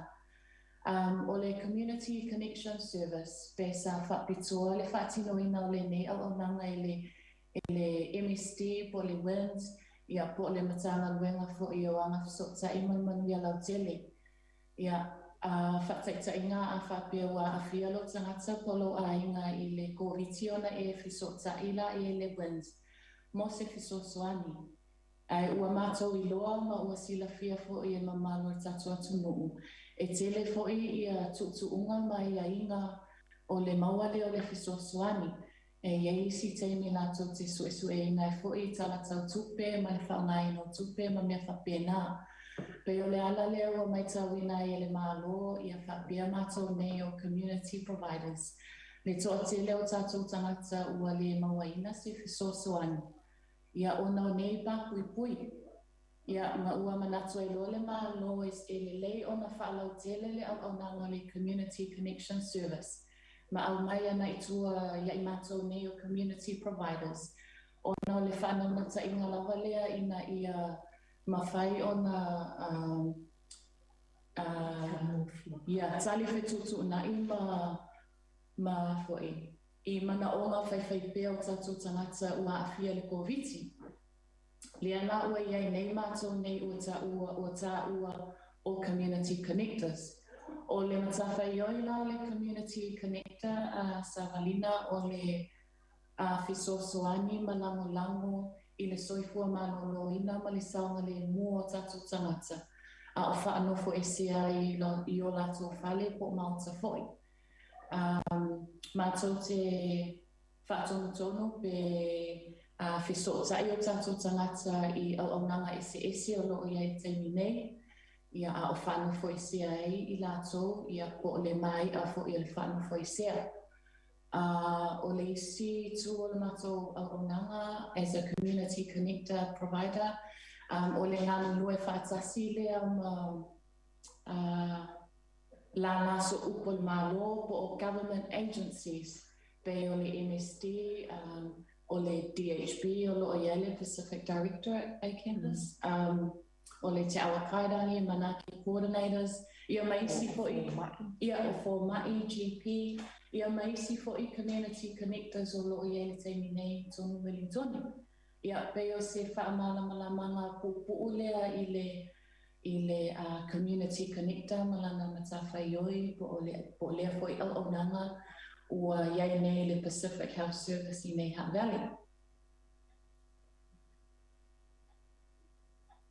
Malo whaftai. O le foi ia le tau numero foi le mwhaina tau fsootai ai e fsootai atuaitanga te atu tau lo tau valu le o valu se lau. O le numero na le avanua mo tangata mwhain so ta ia toi le au nanga lea pe o tō le whaafso ta ia tangata il tūlanga lea. Ia, pe ona e saunua a Savalina, ia o le numero e so ta I mai ai I nei le Pacific Health Service mo le Community Connector o le o walu se lau, fitu whaafitu, lua tasi tonu, ia ona e whiwhilia lea pe o mi foi le option lona tonu.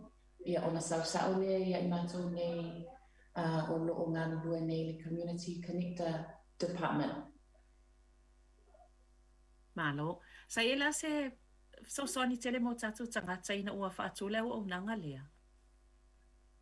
Ia, e tele lava le fisosoani sa mawhai o na watu mo na i tātou a inga.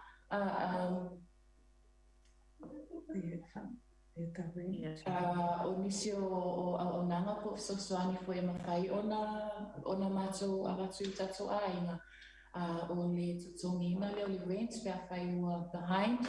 Ia o nisi fo i fisosoani o le medical or prescription costs po le tau whafo mai po tau talawai me whapena. Se i watua ma se whaamtalanga e whaopopo atu ai saunoanga tia Savelina. Atono le community connect le service e ese mai le service lea mai like your normal wind service po ina le e mawai au benefiti atono le ufata atia le service le fisosoani mo nai tangata ele maua ni benefiti mai a winds o wale ai lava se si a wala e mawhai ona totongi e pe o pili mo li o le rent pe ona ta ua e tea o pili i le fo mai o pili o au ia talamai ia e telea whaapea fo i pili telefoni ia whaapea wa le mawhaia se si a wala fo ina le e lo o maua sau tupe a wae te lo o whainga luenga a le fitu aso ia e te nufo e se ai matou a inga ia o kuainga o itu a inga fisosoani na e mawhai ona fisosoani tuale community connector service lea. Malo whaftai ia, so atu poani se baenga o lo o fia whalaurua mo nei tai au, Candice ma tea. Ia, a tonu e peo na o tala tuli taimi o tea. O lea e wha alu pea ia tātou tu whainga tuinga puipuia o le COVID. O lea lava ua whai regular clinics a le Pacific Health Services Hat Valley o le fo ia i le clinic le whai i le 5 i le 8 i lava i nai tasi Hiua Crescent nai i le 5 i le 8 i le asotofi nei ia o asotofi le ua matofa ia i aso o le vai aso i le asotofi e whai atu inga le 5 le 8 ia o le sifoi au nanga lea e whailoa tupea o lea e iai mo tato rapid antigen test po o rats test o lea wanoa e mawhai o na vili mai i le ovalu se lau fitu whaafitu lua tasi tolu e mawhai o na drop atu pea mana o mia ni rats test mani masks mani tali fofoma ia e mawhai o na vili mai le matunu mera o na watula ia lea o le au whainga luenga e drop atu i le tau whale se tulo. Pea whaapena e le mawhai o na e tau te no po isia. Ia e le whaapena o, sorry Savelina, le whaapena o tangata no po isia e mo au lotu ma mamalo la tunu o lo o mana o mia ni rats test mani masks. Ia. O a fo ia so ia te tala e tau au nanga mo le whainga o tui pui. O laso tofi. Ia o laso tofi nei, o mo le lesi tolu maa sina o aso tofi uma, vai aso taitasi i le 5 i le 8. Ia every second week, o lua vai aso o aso lua, ia e mese foi le aso lua tolu o aperila le sa uni atu ai foi le matanga luenga a le Pacific Health Services. O le aso toa na i lea e whai e tu inga mo tamaiti, o se aso whapitoa lea mo tato whanau. E tele au nanga le foi lao mai e whai pā anga mai ma le Pacific Health Services. E whai e foi ia oral checks po o e o mai ia be healthy be on sila fia malo la tunu o tato tamaiti la i tile mana o mia ia siaki o loa. Ia i foi e tele ia tapen penanga lutanga luenga le sa uni e tuai. O mea le whalau i loa tuai e so o sesi ele na o i le Hat Valley. Ia nisi mai Wellington e por lua ele i whaia tui mua tui lona lua tamaiti ia. Mana ia tato leo mai le aso lua tolu lea. e tele lava ia giveaways ia whaapea fui ia au nanga isi health checks e mawhai ona mai whai whaatasi uma taine tas. Ese si mea. O tau siaki e whai, o tau tuinga e whai asa tofia mai le 5 mai le 8. E whai se booking pe na o le o atu lawal tangata e whai lona tui pe amo o mia. Ia, e le booking system, e tau te loa fo i tatou tangata e to tele fo i ele e se taimi whai se booking. Ia o walk-ins, ia, whether it's booking or walk-ins. Ia. Wale le whaftai. Ao le aso luas full tolu lea o whai whai ai, e whai lava i il tau au nanga. Ia, e whai lava i le tasi hiua Crescent i nai. O lea foi o te paai atu I tapen penanga e ei foi Mr. Whippy. O lawa sau whapitoa Mr. Whippy. E free uma e leise tau o tele o extra services ia o mai laso rua tō. Ia.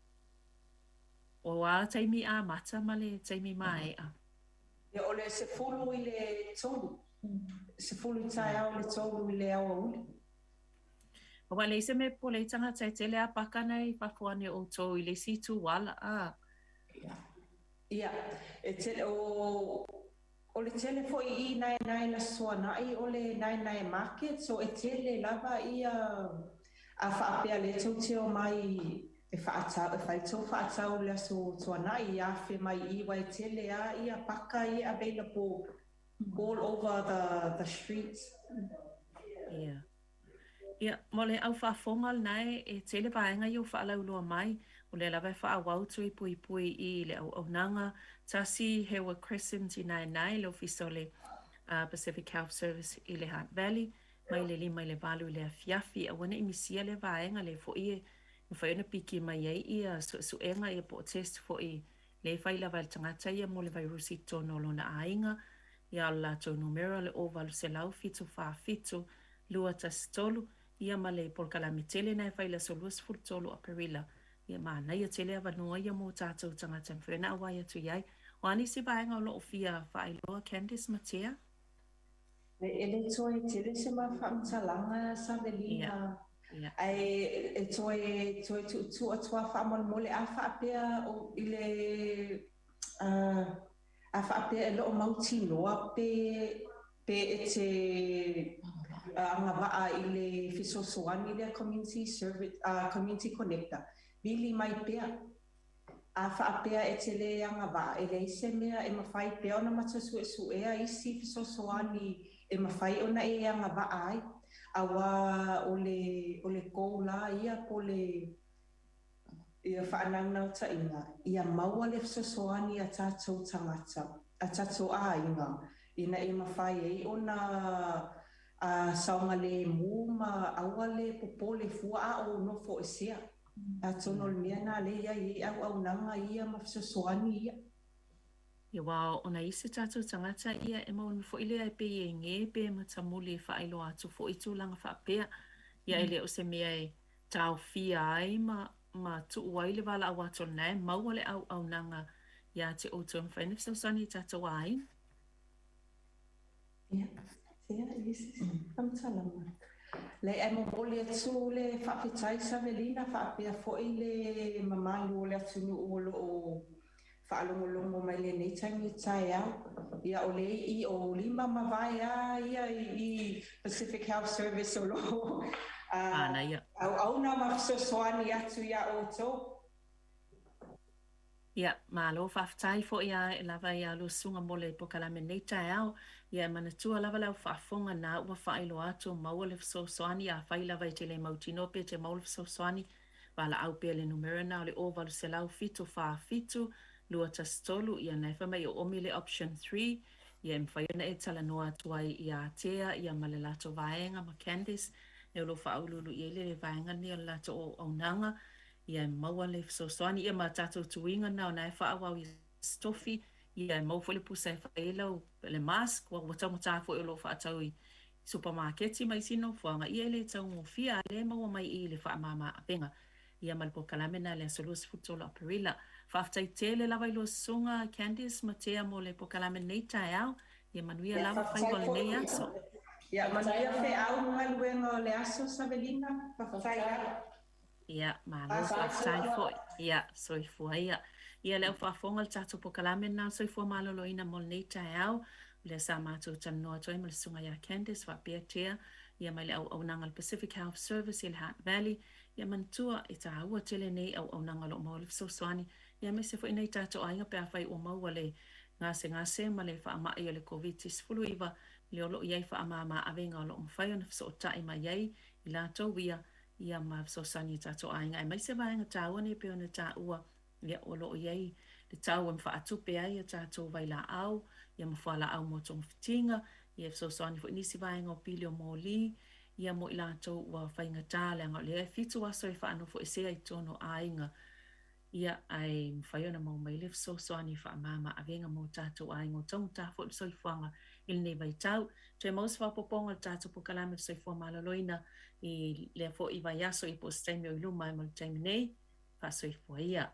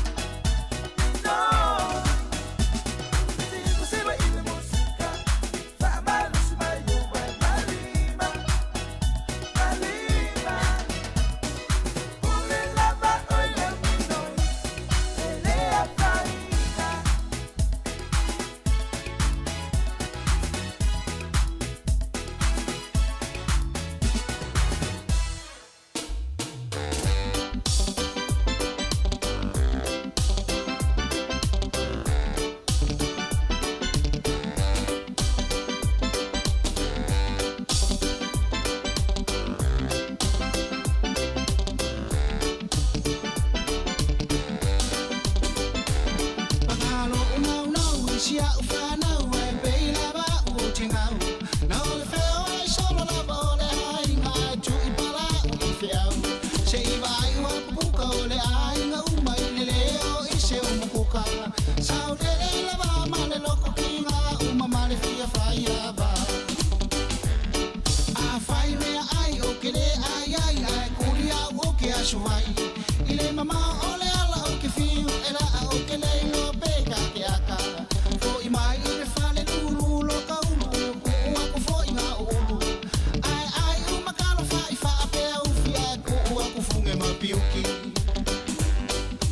sunga o sini o na fa uma o so mai fula fula I lo fa ku I le umuka e tau chonga senga ele o se polonga saulo ka fa ko fa umalo fia fa ya va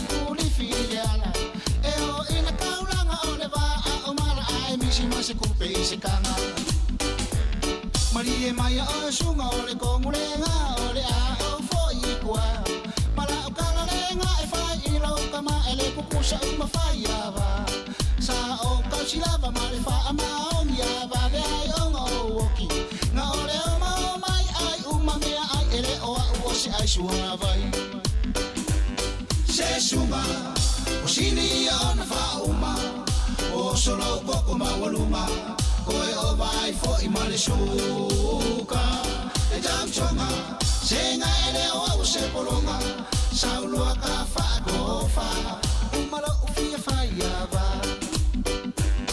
se sunga o sini o na fa uma o solo poco ma waluma koe o vai fo I male suka e jam chonga senga ele o au se polonga saulua ka fa ko fa umalo ufia fa yava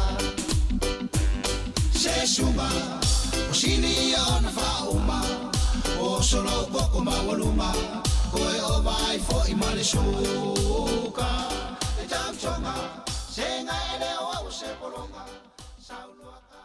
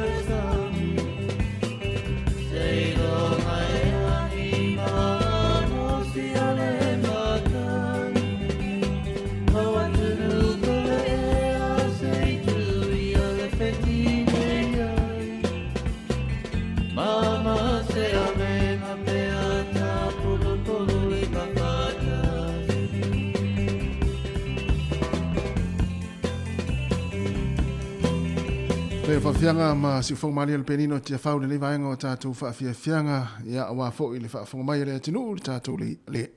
Ala leo le tasi ono tesi ma le tasi whamo whapea fo i lungo le app ia ma lungo le Facebook ma le tātou YouTube. Ia le taimi to e whamalo atu i la tōro ma futa mai ai. Ia le masa i leo i la tōro i lungo ngā luenga le taimi ia ma whao ngā mai le tātou tautua ia e whawhonga mai ai. Whawhaingo fie fo i au ngā luenga le tai au. Leo wa se atu le tātou taimi e le toe luas fulfitu minuti na tā leo le tūlas fulmatasi. Ia leo la whaongane nei teimi. Ia e se pa e le tūlas fulmatasi. Ia e moli atuai whawhianga. Ia ua fo i le whawhonga mai le atinu ma tā po i mai. A whianga i fo i le tele. Ia i whiau mga luenga le ni aso toe whamalo atu. Ma lo ngā lue. Ia whamalo fo i le au tā puai. Ia i la tau o loo. Whai pēr le whaivo le tā po ia fo i. Au ala whai fo i nei whanau ia onga mga luenga le ni aso. Ia whai le mure tā au.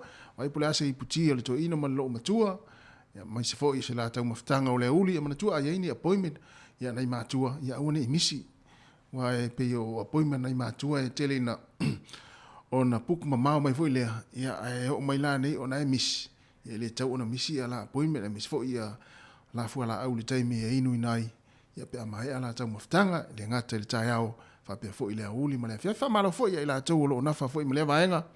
Ia wa fo ngā luenga tonu mauta ngase ma mauta o lo tausia fa apito ai nisi o matua po io ia ma lo lava ngā lue le whaingo fie o tau ngā luenga ia ma lo la fo i le whaima le wha maoni o tiute ma whaiva ia wala fo ngā luenga o tō fia i o tau ma lo lava ia o i la tō nunga la wala wha mna tō tupea le saonga le mūlunga wala le whewa i fo i ngā luenga ma whiau ma tiute ia me se fo i ia o le teimi o nei te alue te whangota, manu ia fwoi whangotanga leo whangota, ia mantua, ia a o te tele lo whaiva le nei aso, manu nei te hapea whapea nei whangota, ia mantua lau tua oi. Mai le pesa suri veta. Alofa i au tua oi ia na, mo leo whangota, ia whapea na ua hae le whaiva, ana fwua, ma nei le tele ui, ua fwou i, ale nei te hau, ia mantua lau tua oi, manu ainga, ia i lau pea whapea nei, wa manuia, ia lau whaiva le nei te hau, ya fa wat pe fa fi fianga pese se pa ele tu las fumartasi ya ele ta to kala mele tu las fumartasi ya ele umi ya ona to e fa fo ele fa fi fianga se pa ele tu las fumarlua ta pena mai sa vina kasiano ele fa ponga muli o telefo ele tu las fumarlua ya ona se me fo ele o le to fina ya ana fa solo ya wa fo le to ino lo ta to no ya se pa ele tu la lua ya ele fi fiana nei.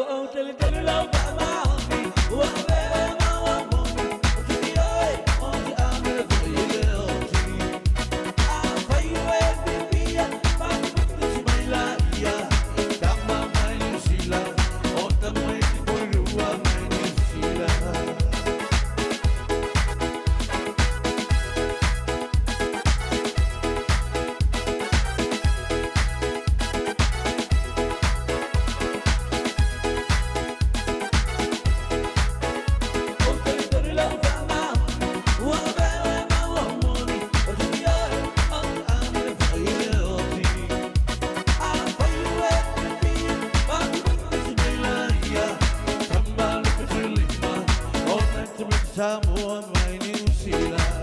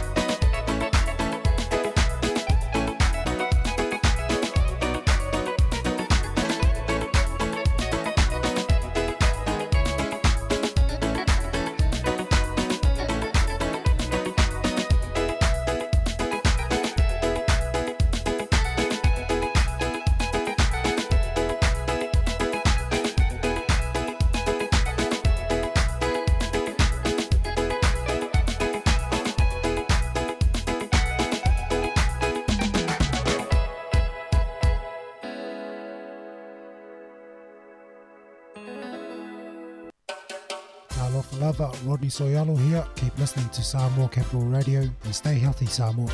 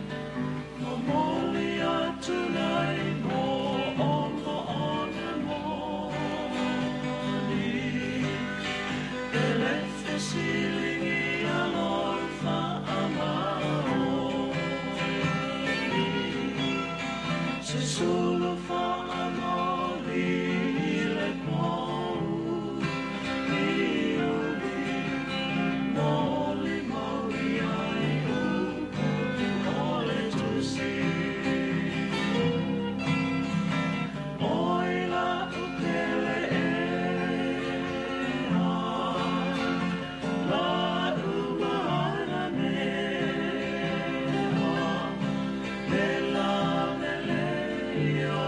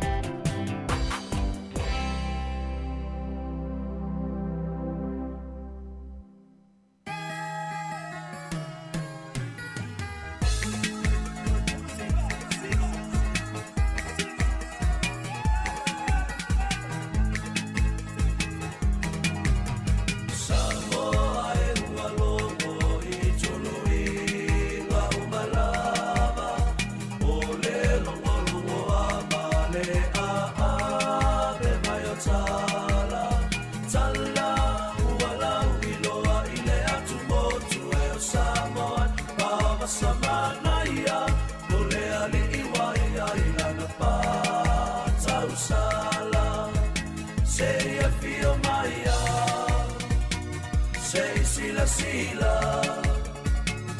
I vai whanua O le nei ola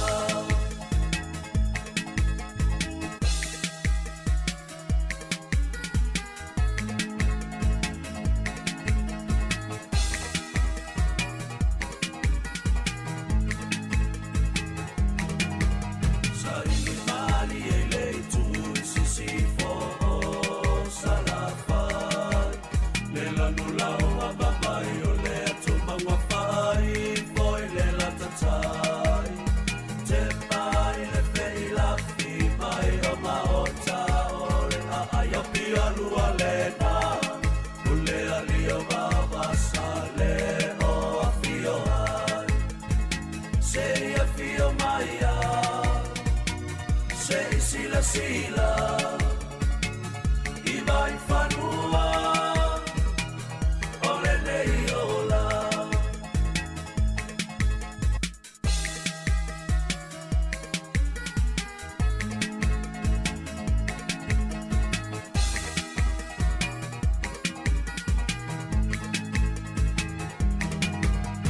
O mautau le au o si tau rama Samoa ua maoa Tolu ona faa solo solo na fonga fare fare lo malena ua abelea pata pasa male faa tomo tomo ole ana ngai le malu e matau ilunga se ia fio maia se sila sila I vai whanua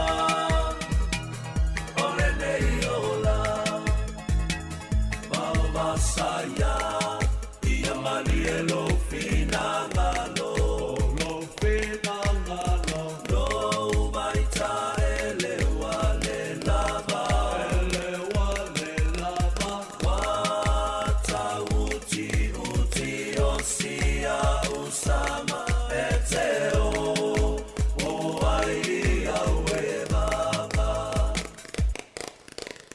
ole ola ngale Wasili ona wharingata O le loto tele o le fetu tai tai ala Na file mupe o le lupe o le whaanga Ai ata mai pe o le mata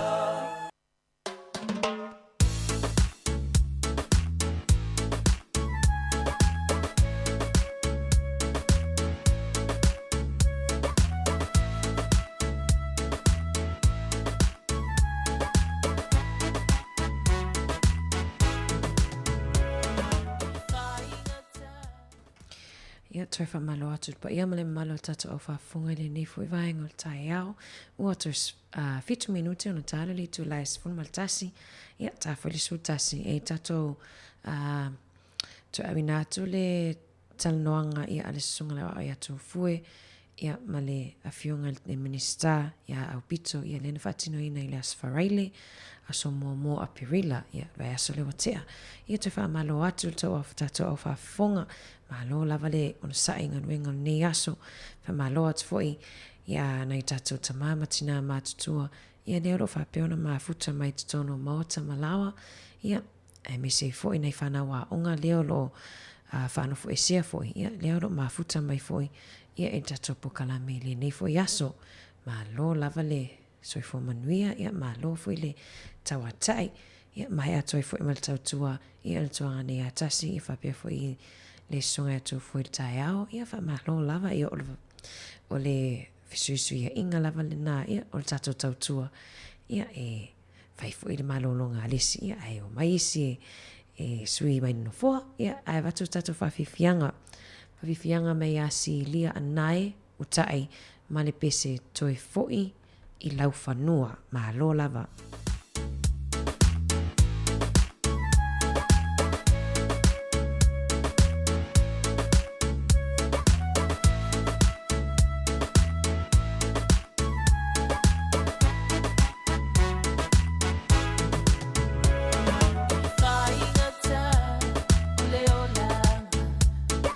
Sona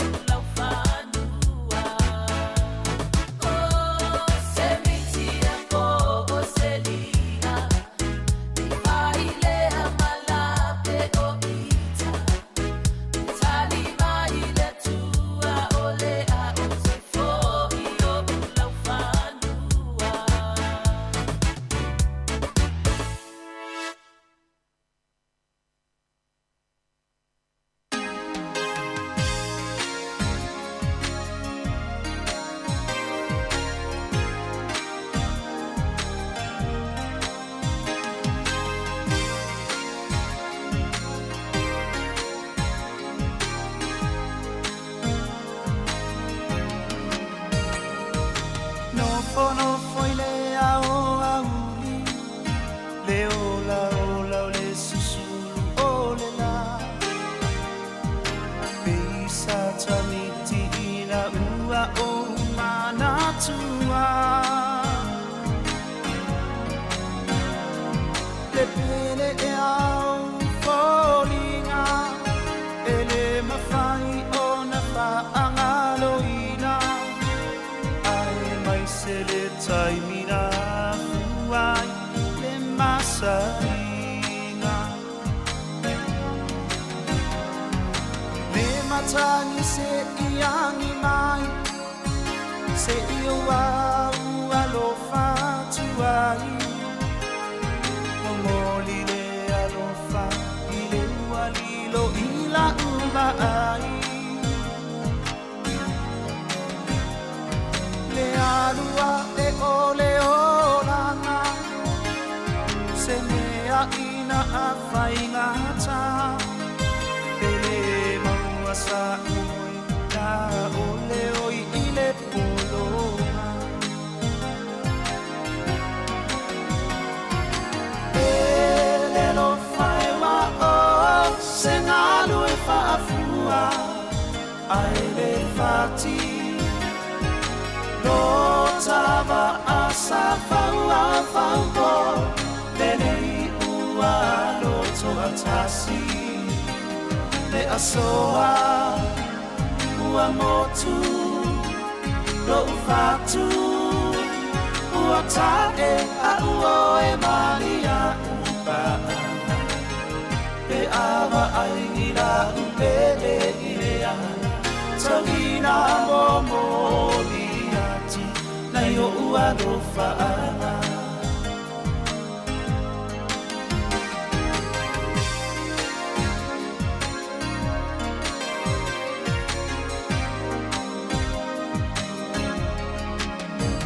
Wa nile leila tama kutanga Ya whainga o so te ilo uanganga Ave amala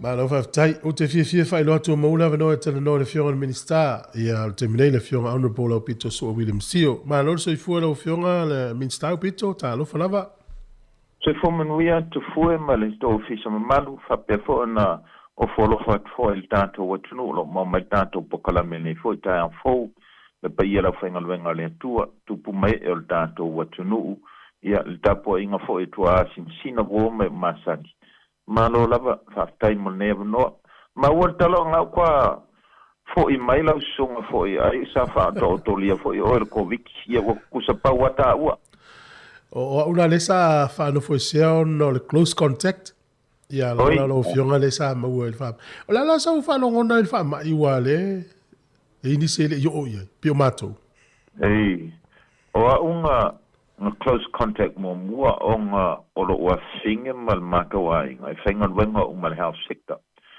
ia sa mo foi se la mo fu waso ai ke I wa alwa o mawaila ia nga o ulava ia o le mea o ufa fukainga wa mai aka kui mai isi aka ngaka o uia o la so e kolu wa so mua la wa mai la sa so ngafua so lua ma mawa me foi lele o le fiva o le vela ma le maliki ia ma le morki nga le upu ia o le Panadol la le mea e mawa ia peke yangela le sa faya vanga luenga I mako fongo fo ilunga le sum pa le me fo lele e aru la ngonga le kingo ia le vai pas ia tela kulanga nga ia nga sawa I lava inga wo umar fiku wasona ko ia sala ngonga le swinga fo lele wo ko mo ka fa longo lo ka kingo le mawo I ka nga ia le swinga la ka fa longo fo I be se fiva malos ia peila le kulanga nga ese kangaka ma le mereka ke mai ka o pe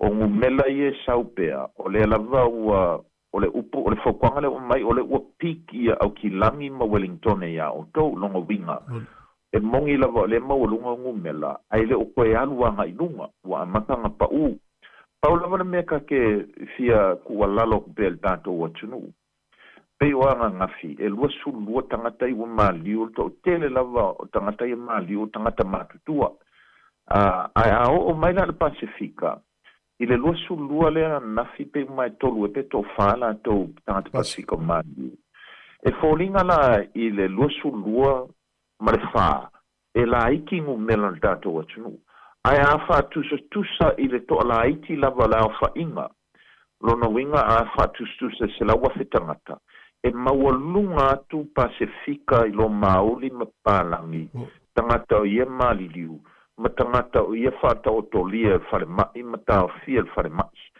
ono mafuanga o ka kou le Pasifika e ko kele latou e mai suka mai sela mai fatu mai koko mawalunga o ia la mai o le la matia i bel le tatou watunu e le fa mai le nei ia mai e avatupela ka karsanga el tatou atunu ele kai mai al faingo tu ia pusta ia malish e mawala le mai ai le faia lo pusta ia ona e fa tali la ia mo ele vai tei me vai fa tua ma fai lo pusta la ka ikalava tal sanga el tatou atunu awole alo e se mai el faingo el tatou pusta pole tu tolu lea langa ele mai al tatou taua malfa mailingi o le foi wai isi variant po isi foi fa na wal fa mai o le wa tata mai ona folinga mai falanki ia me lava ia le tupul taimine ka milo mai sia tunu i ulava no o mai tatou ia tal sanga lo ngolua la o lo mawala lo pel tatou tu yo tamaiti lima tau sanga a le me lava ia le tatou vaia o le la vea ia whanau laiti. O le si fo i mole Marshall Salonis. Ese le tui o tamaiti, ese tui tangata matua, longo winga. O ngo kaka makua la kou ia whaisinga malosi o tamaiti laiti lima tau sanga. E fua ia, e leila se me popole ai. A o la ka ika tu alalo atu le tātou atu, whamon mole, whawau pele whainga o tātou tui pusta ma tui o tamaiti. Ile kemingei. Fa uma toi sa fa mtalanga il fa mai fa mole tu fu o li poki e mai pea i mea o le pipisi e fa mai e pipisi i ainga e pipisi i mo fa potpotonga e kalesia e le pipisi tele i meio fale ainga ma mei i tutono nga luenga ai mesela langa la ngo fu bala ai ma fu nga pipisi tono ainga ma pipisi i sauninga i kalesia. Onga o kākou, pe maua le loto mawhana fo ilele i tangata ua masani ai. Ia onga whakalo whaku le fusi ako makisi mai. Pe o mafuanga na ai aola wa i whare ainga.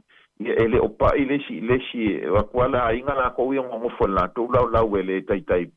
Ia ini feo fofo inga fo ia whai meistangata. Pe la tūlanga na ina ia no fouta pe ia i le tātou atinu u whamulmote. Ele i mai al tātou ngaluenga tui o le whamailingi. Mo mia pēr le tātou whai tete, mo mia pēr le whawau o le tui tolu, ma tui o tamaiti. Ma le nei whaminatu le tāia. O nei le whai mealo whai malo le tō tele le tunu, benefiti, me se foi o le tongi maulalo, lau whionga pito? Ioe, o le maula wale malo talu na tula i mai, e avele wha mua ia i la tau ma a inga e vai le tamau a inga. Me foi langa le ana si mai lava i le tongi maulalo whatapula ia po le minimum wage. O nei la peonas a fio atu le fionga al paremia foi me isi o uso a ministana na fil tau pitonu ma wha lau i loa ai. O le tasi se me o lo tamwha il malo, o le package o menei e fesosoani ai le whaingata o lo whiangai ma ainga a mese ainga vai vailta ma ainga o lo iei tamaiti. Le ngatala wa sitia le minimum wage luasu tasta la luas fulu i le tūlalo iai. O i ainga fo i o lo o maua pēr ma wha moe le pengfiki o le wa si tūlanga o pengfiki mai le luas fulu i le whasu luata la tangata i le vai aso. O lesi o le wasitia fo i tupe maua au pensionge. So, la tau ili taia, 5 sulua le lua vai aso mo tangata to tasi po le 20 fulu mo tangata to lua. Wasitia fo i le student allowance po living cost mo i la tau o lea onga i le lua sulimata la tangata matua le vai aso. Whapena foi ona iai fesuia inga e ono manuia ai le mele ka o le child care assistance mo a inga o lo iai tamaiti mai mo miel soswani. Whapena foi wasi tia tūlanga o le soswani mo a inga o lo whainga luenga e to tele tamaiti mai le nga fatia i le tutongi le tausinga na tamaiti. Mele ta o le Working for Families Tax Credit. Ia mwhapena foi ona si tia ia benefiti mo tamaiti o ile luasu wono pasene le o iai. O ia si tanga o se tamu whainga lava e wha a venga i le whainga tā o lo whianga iai ia le tō tela le atunu. Ia mo whapea te le tufue i ko kongo le pane mene o le kusikusi lima makawai maa mai le si maenga whapea mai o le whapiko au o le alofa le maa lo i tangata o lo vai le tamaa inga peita iane ua ngalo ia lātou o le lava sa avatu le whaamua i le au whaipisingisi mai lava le amatanga ona ia maua fisosoani i le au whaipisingisi e whaawawai fo ia lātou ngaluenga ma mauainga luenga le atunu. Mankoe e kelele se senga. O le kupe la ititi e vatu le il tangata o lo mo mia saswangi. E koe whaanu lava le whado loa, ma whaaka milo ai tutono le tamainga. Le kupe e vaku le tātu e pisingisi. Pau lava le kupe koe foi mai. O tutongi lau whainga luenga. E malafonga. Le porofiki ma tupe whaasiri. E anu e ala ko hia masalo koai. Peila mea nga, aungi ka ko muri kai fu e whai kionga le au whai porkiki la tau ia. O le na ruenga le malo le kom whai. Ia fe sosoani atu e la tau pito sili na vai. Whapena o na o tutusa e le malosi ma le vai. I le whata milo sanga e mo mia le sisi tia pe o le tātou tamaa inga le atunu atua. Te lof tau le leifa ma le tau le soifuanga le utau ngata. O le umile i le lua lima sene le rita le whapa ua le malo rau whionga pito. Tolu masina. Ona toi loilo fo ila i tūlanga na wao lai iei singa luenga o lo wha ngai ma le minista o le commerce. Ina i e tamu whaipea e sa ili le awala i whapa ua i tau o mea nei whape ngā matau o soifuanga fo i mei o ka o vegetables maisi. Ona e iei le mau te maitau atu pe iai. O si isa o loto e lisi au whai pisingisi mea. A le batu i el whamama a venga le malo. Ia, malo. O le pōlenga o te leo le pōlenga o le usila le vao sainama i to tonu o le Pasifika, ilo na fianga o le Pasifika. Peo Solomona le se atunu len maitau atu le vai aso. Solomona le ua o nei le e tamu whai ai fo le fōringa mai o le a o si e se whenga i ngā malo Solomonga ma le malo sainga. Ma o la ave ilo Solomonga le whatanganga i a sainga. Ina ia iai o lato fita e wha mautu se no fuanga i ele o Solomonga. O le whainga tā fo le i whapea ma sa mato tal no fo i ma isi minsta ma whainga malo le Pasifika. E uila vanau New Zealand ma Australia le whaalau i loa le te iai. Ai o le te uma iai ma loa le Pasifika ona ua uma na osi whea ngainga i ua teletausanga ua mumu atu. O whea ngainga i alwa le Pacific Island Forum. Ina ia awane i whaatanga inga le o mai o ni au tau i tutonu o le Pasifika. E le tutusa whaavae ma talitonunga ma whaavae o le iai talitonunga wha Pasifika, lona winga. Awangi o maingi au tau mangi vae ngā tau. E ono lamatia i le file mu o le Pasifika. E iai le talitonunga o au titele a maa lo le Pasifika. Ma le lavo ufai loa i New Zealand, lona ia te ena o le fufuanga li Solomonga. Pa iloa po i sainga le ntātou te ena le nātou fufuanga o lo iai. Ona i elta tonunga pei o le o se vaenga fo ile le pei o ngo lamatia ai le saunga le mu o le whewa i o vaa lalo. Le saunga le mu fo i pe te i watu la i mai ni si le vesi tu tonu o Solomonga. Ia maisi atu motu lata ane i a Solomona pe o van watu maisi. Peila na mafu angal na i la utalanoa foi i a Judge Nishi o tangata le o Pasifika sa lato umia tofi maurunga i le Pacific Island Forum. O le lato fautuanga malosi foi na i te au. E le te tau o na whamautu ni vai ngā tau sainga i to tono le Pasifika. Ona e iai fo i o lātou winga e ono la matia ai ia le vevesi ma le file ma vevesi ai ma whaatupu vevesi e le file mule tu mau nei whapena fo i lana mātou tatanoa atu i Amerika ma Peritania ona e te tau ona tu whaatasi i le tamwhainga le sosoani atu i a Solomonga po le atonu le mea lai mo mi e Solomonga ia awane i mautu le vai ngā tau le a sainga ia e ui fo i la ingai ke e se fo i lava langona lai ai Solomonga o le tantununga Solomonga la tau ia o lo o ia la tau le saolotonga ma le pule e whai ai e whai unga peita iane o le maule e watu o le Pacific Island Forum ioe o lo ia te oe saolotonga mo le puipuinga Solomonga ai ai fo i lo tiute e te puipui ai le file mu o le Pasifika o ao pei o ngā malilie uma i ai ka i o le Pasifika i tausanga uma vai. Mano, fito i sisi vai anga o e fisau no iai o no lo taimi fo i amese o fuafuanga le whai ngol vai aso. Stala fia o le ua whamawai se tasi fo i whaipule le naipa le tamaitai leo Louisa Wall o le aso mua me e whamawai e se ai malpare mene o ia leo se whaipule le lisi ia ma le tangata le la suitu langa ia na ia o se tasi fo i o alo le tātou atunu o le tofa i ale maunga le dia so sene o se tasi fo i o avea mataitai fono fo i le local board a maangele ma o tahu ia o iena o le usaungi o le asuitu langa ia Louisa Wall ia matoi whapopoi fo i nisi sui o le tātou atunu i tono parmene ia whamarua fo i onga o alo fo i lawe whaasingo ia maangele o na ngau o tau le toe maua tātou o le America's Cup. Te le tātou tau tupena nā lua ia le ule manuia. O le la whai a kui, ai me whainga i e la wari i ngā. Nā, ave ei tupea o le piki al tātou atunu ia ai.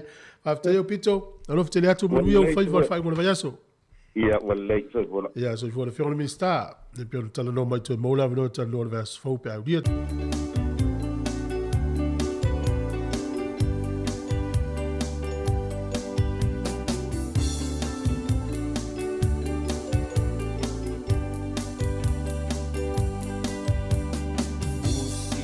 Papoponga se I pai o lau tala E uinga I le nuu Ma le nei o langa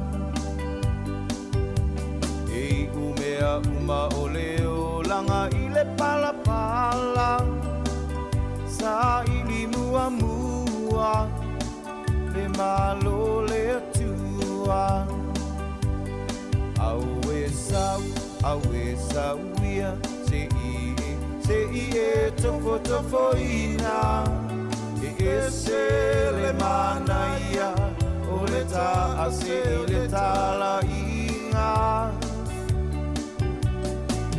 umea uma faanga lofo I lo a inga sa I li mua le malo le atua E o mali liu toa talo fa Samoa Wa ngau le tasi potu o Amerika Samoa Le pina ngā loe o le atua e le maseu Talo fa koma li le asalu a tau to alua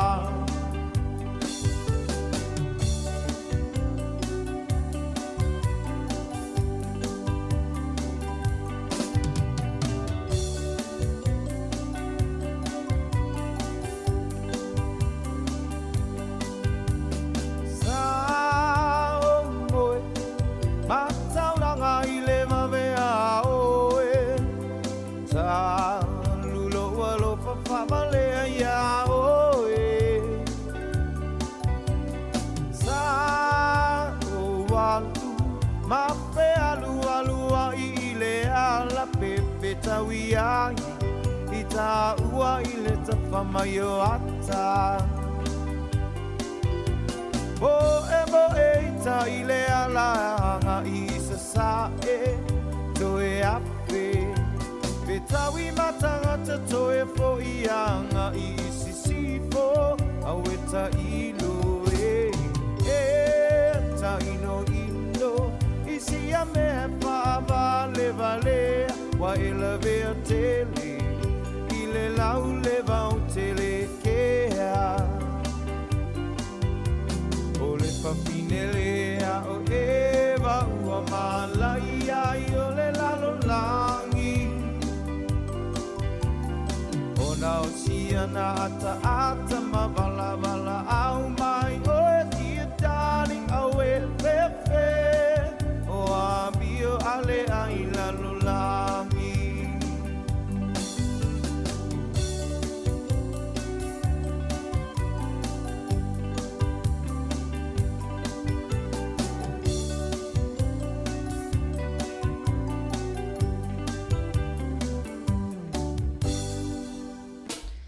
Whawhiwhianga ia a wāwhoi nei wahenga o le tae au o sifuru malewa minute te aile sifuru matasi ia ele tautua si whongo lau mua ia na whau mai atu ai fwoi toi awina atu ia o le whaatala noanga fwoi ia a le songa atu fwoi ia ma le tato whiongan minister ia Pito William Sio ia len whaatino ine las whareile ia lo whamalu mai ai ma toi whamanatu mai ai lava ia le tāua o le o nei tatou tangata e whai tatou tui pui pui ia wala wale pui pui a mai lava foi ia i le whaamai ia ma le te leo na isi foi fōninga wa ai o le vairusi ia le wheo walo ia wa lo iai ni taimi nei ia i wa iai inisi atunu o lalulangi whamaloa atu foi nei tatou wompa anga o mafuta mai ia inonga o le tatou Facebook Live, ma tatou YouTube, ngata I leila tolo whafungafunga mai, ia inunga tatou Samoa Capital Radio app,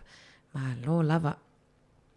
Mana ia vavai atu I fo I tala ia inunga tatou penga tawhailangi a liti o New Zealand pena reportia le tai awana leila, o le mai le reportia le penga tawhailangi le ta o le Seek website, ia po le penga tawhailangi le o tangata e sa ilia ia ngaluenga, te le na advertise pe whaalawi loa I foi I awa noa whaingan wenga. Le si itia mo lunga ai o le numera por pasene o tangata foi o company o lo sa ilia ni tangata whaingan wenga. Pe luas fultasi pasene na si itia ai ia mati ma Februari le tausanga nei. Ia le pasene o ngalwenga ia e maua tangata. Ia, o no mana au mia la mantata whaingan wenga. O aila ia le te le na sa ilia ma sa ilia tata whaingan wenga le taimi nei. Le aila aile o kilani. Ia o Tako ila loi ile motu I Saute. O Gisborne, Waikato. Ia Bay of Plenty ia ma Hawke's Bay. Ia e moni lava le taimi le wha maile o tato iai. Ia o telefo I tangata wa whaititia fo I tu la ia pe wa le toi e fo ninga nuenga po walus fo I se vae ata roi le wha mai. Ai o te iloa ata to sa ili pe lunga o isi fo I penga te whailangi e wai I aso nei. Te le la manga luenga na e mawai lunga e fo I lunga le penga te whailangi le trade me. Te le luenga na e mawai. Ia o I tua hinga aso fo I whapene. Ia le toi whailunga ina fo I ninga luenga. O le ngaluenga lava e te maua nei fo I atunu o tātou te nofua ia o le ngaluenga lava na ia paua ia maua le tupe whaatau I se whalawa ia tau e tu whaatau ili mea tau sami e lom tua matua ina ia e me se fo I tātou ia whaine tātou whanau alom whanau ia e le whaingo fie fo I leo langa ini usila nei a ia au te iloa tali tu lais fulunua ia whapoponga o tātou talafou ia ona whaawawa toi fo ili o tautua ia inunga tatou inunga siufonga lau mua ina na tautua 5 aso o le vai aso ia e luas fulfai tu la ia e vatoa ia whaafifianga so I whiwhiloi mporkalami ilunga o tatou app vivi inga o lafio anga o Sale Aula ia mai le Lover Boys.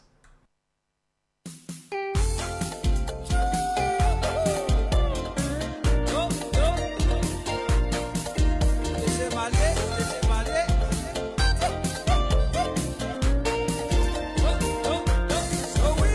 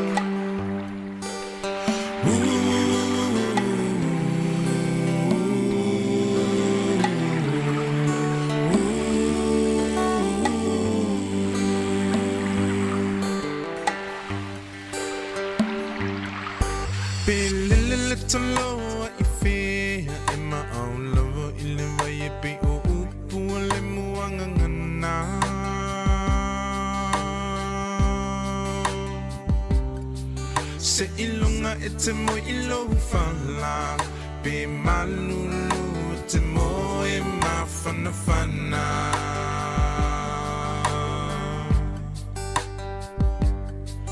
Be ofea ole nei la lolangi Ete au mawai ete manatu alo atu no umoni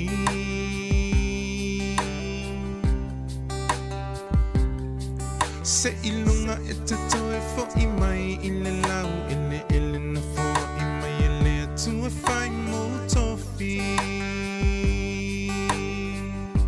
Hoe Samoa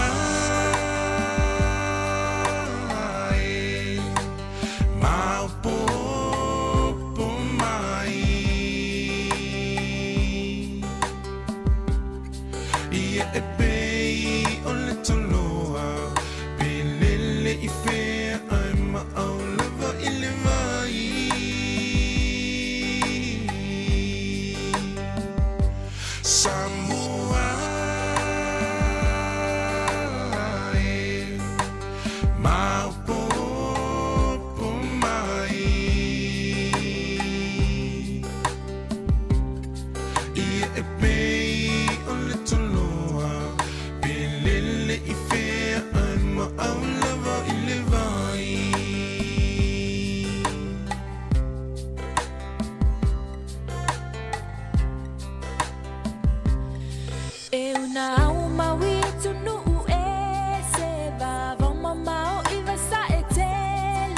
Samoa ele ngalo tu oe o oe la upeni na tautele o le tomai na tu umutu mai o le ponga yo lo uata mai o te whaafetai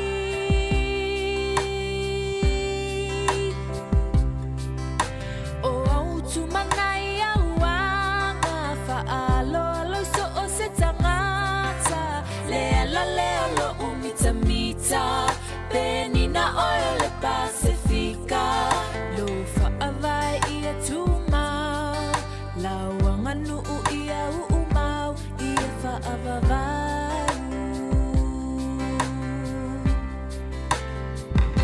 Samoa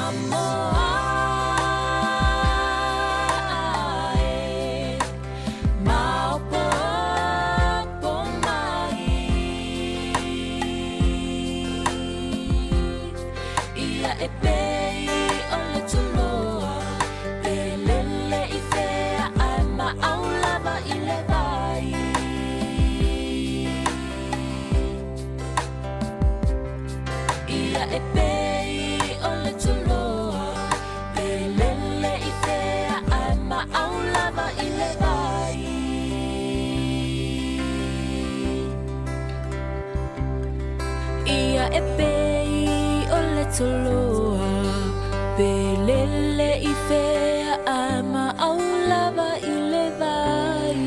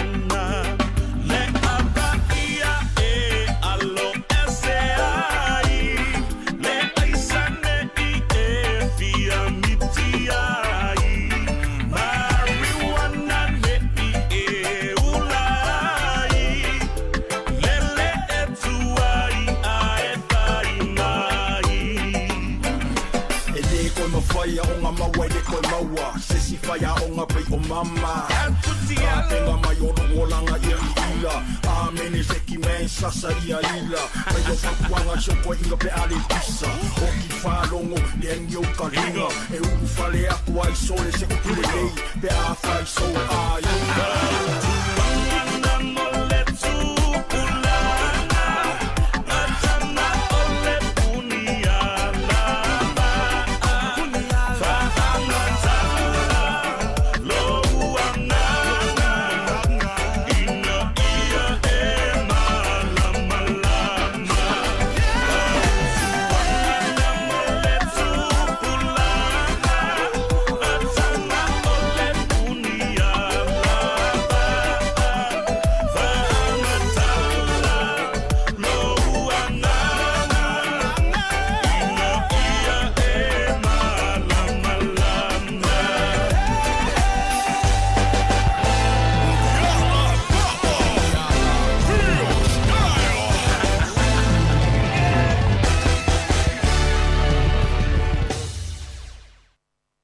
Ia o le whautuanga ia mai le a whaipese puni ala waa ia man lato whaatunga na ia whautuanga mō tupulanga ia tupulanga whaero whaafonga mai mana i whautuanga na ia wafo ia le tato savalinga whaile nei tau sanga ia ai matamata tu fo i lunga fo upenga tu whailangi ia ma news fo ia nafi ia le na Pasawa ile e mata upulia ile faita wafe o tangata au kilani.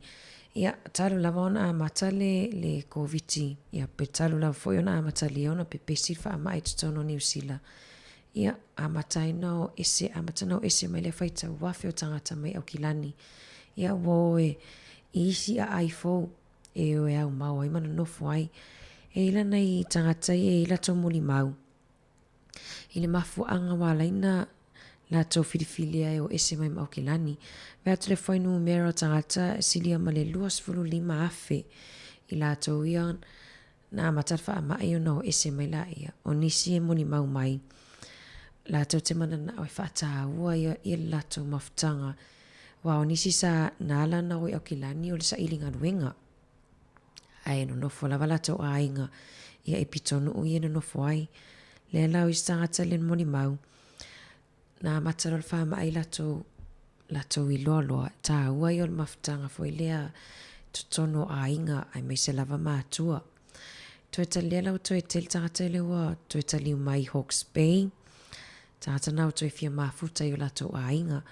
Le ngata ile i tangata i o move mai pe ua o ese mai o anga i nisi vaenga Wellington e male motu i saute.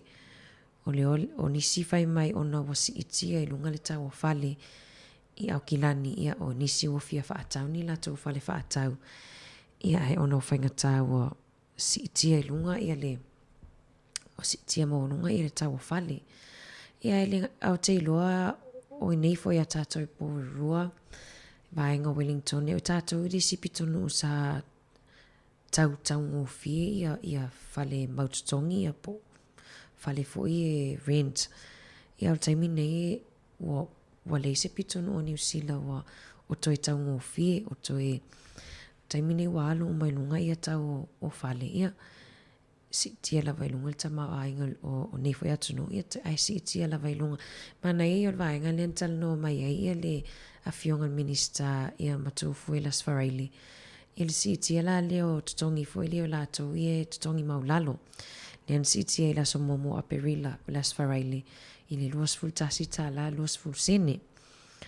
Le ala e whai mai e la fionga al minister to tele la tau foi e me se la whai pisinisi ia o lo pe wha le fia foi lea i le sitanga fau lea i ona le ala tau e o la tau e toi sa ili tupe to tongi la whainga nuenga.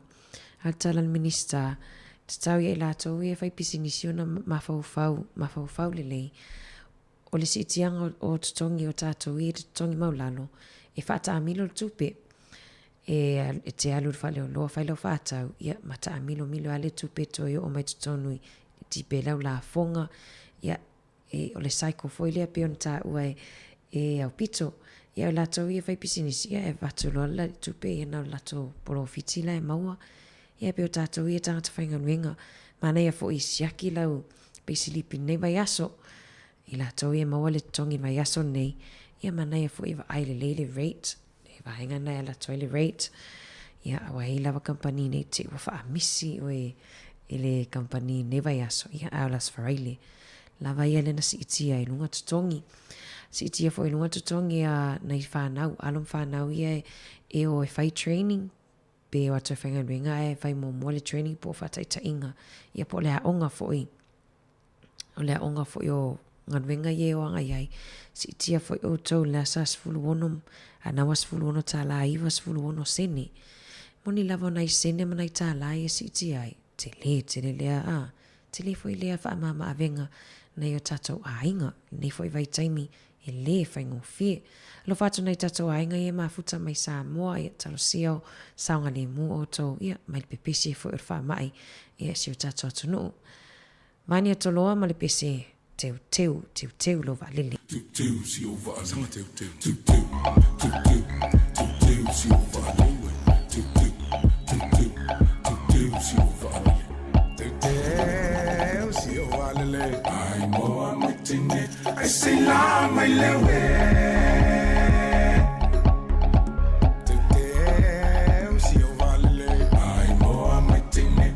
Ai sei lá mai lewe.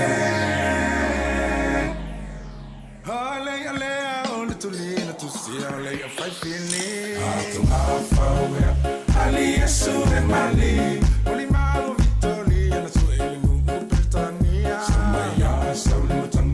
Awi sena titatai. Tatai mai yesu e na ute paile ngalue. Ato waliva. Ole taisu e mumula. Tu si uvali. Tu si uvali. La me fayanga, la me fayanga, la me fayanga, fasu si atama, oye moinga afa amai se la tila le la vale la me apa, oye la me phone where la mai se manwe. Sar lumine, sar to lumine. Awena, alaina, asol de mata ina. Tunele, oh la me, la me, la me, la me.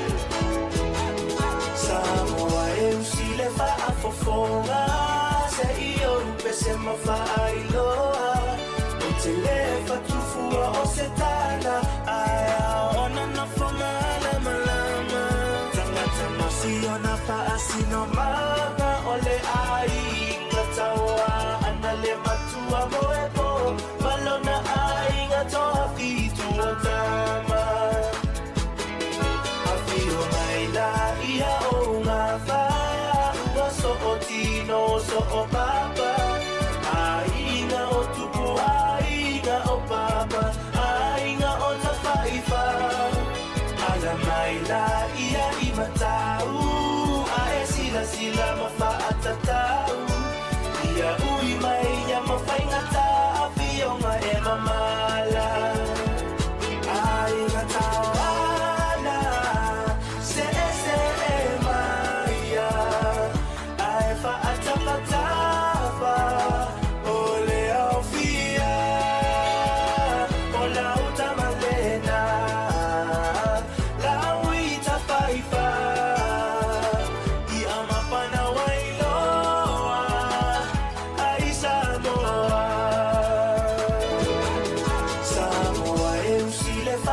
fonga se iyo pese mawhai loa o te lefa tufua o se tana aia ona na fonga lama lama tangata masi ona paasi no manga ole ai ngatawa ana le matua moepo malona ai ngatoa fitu o tama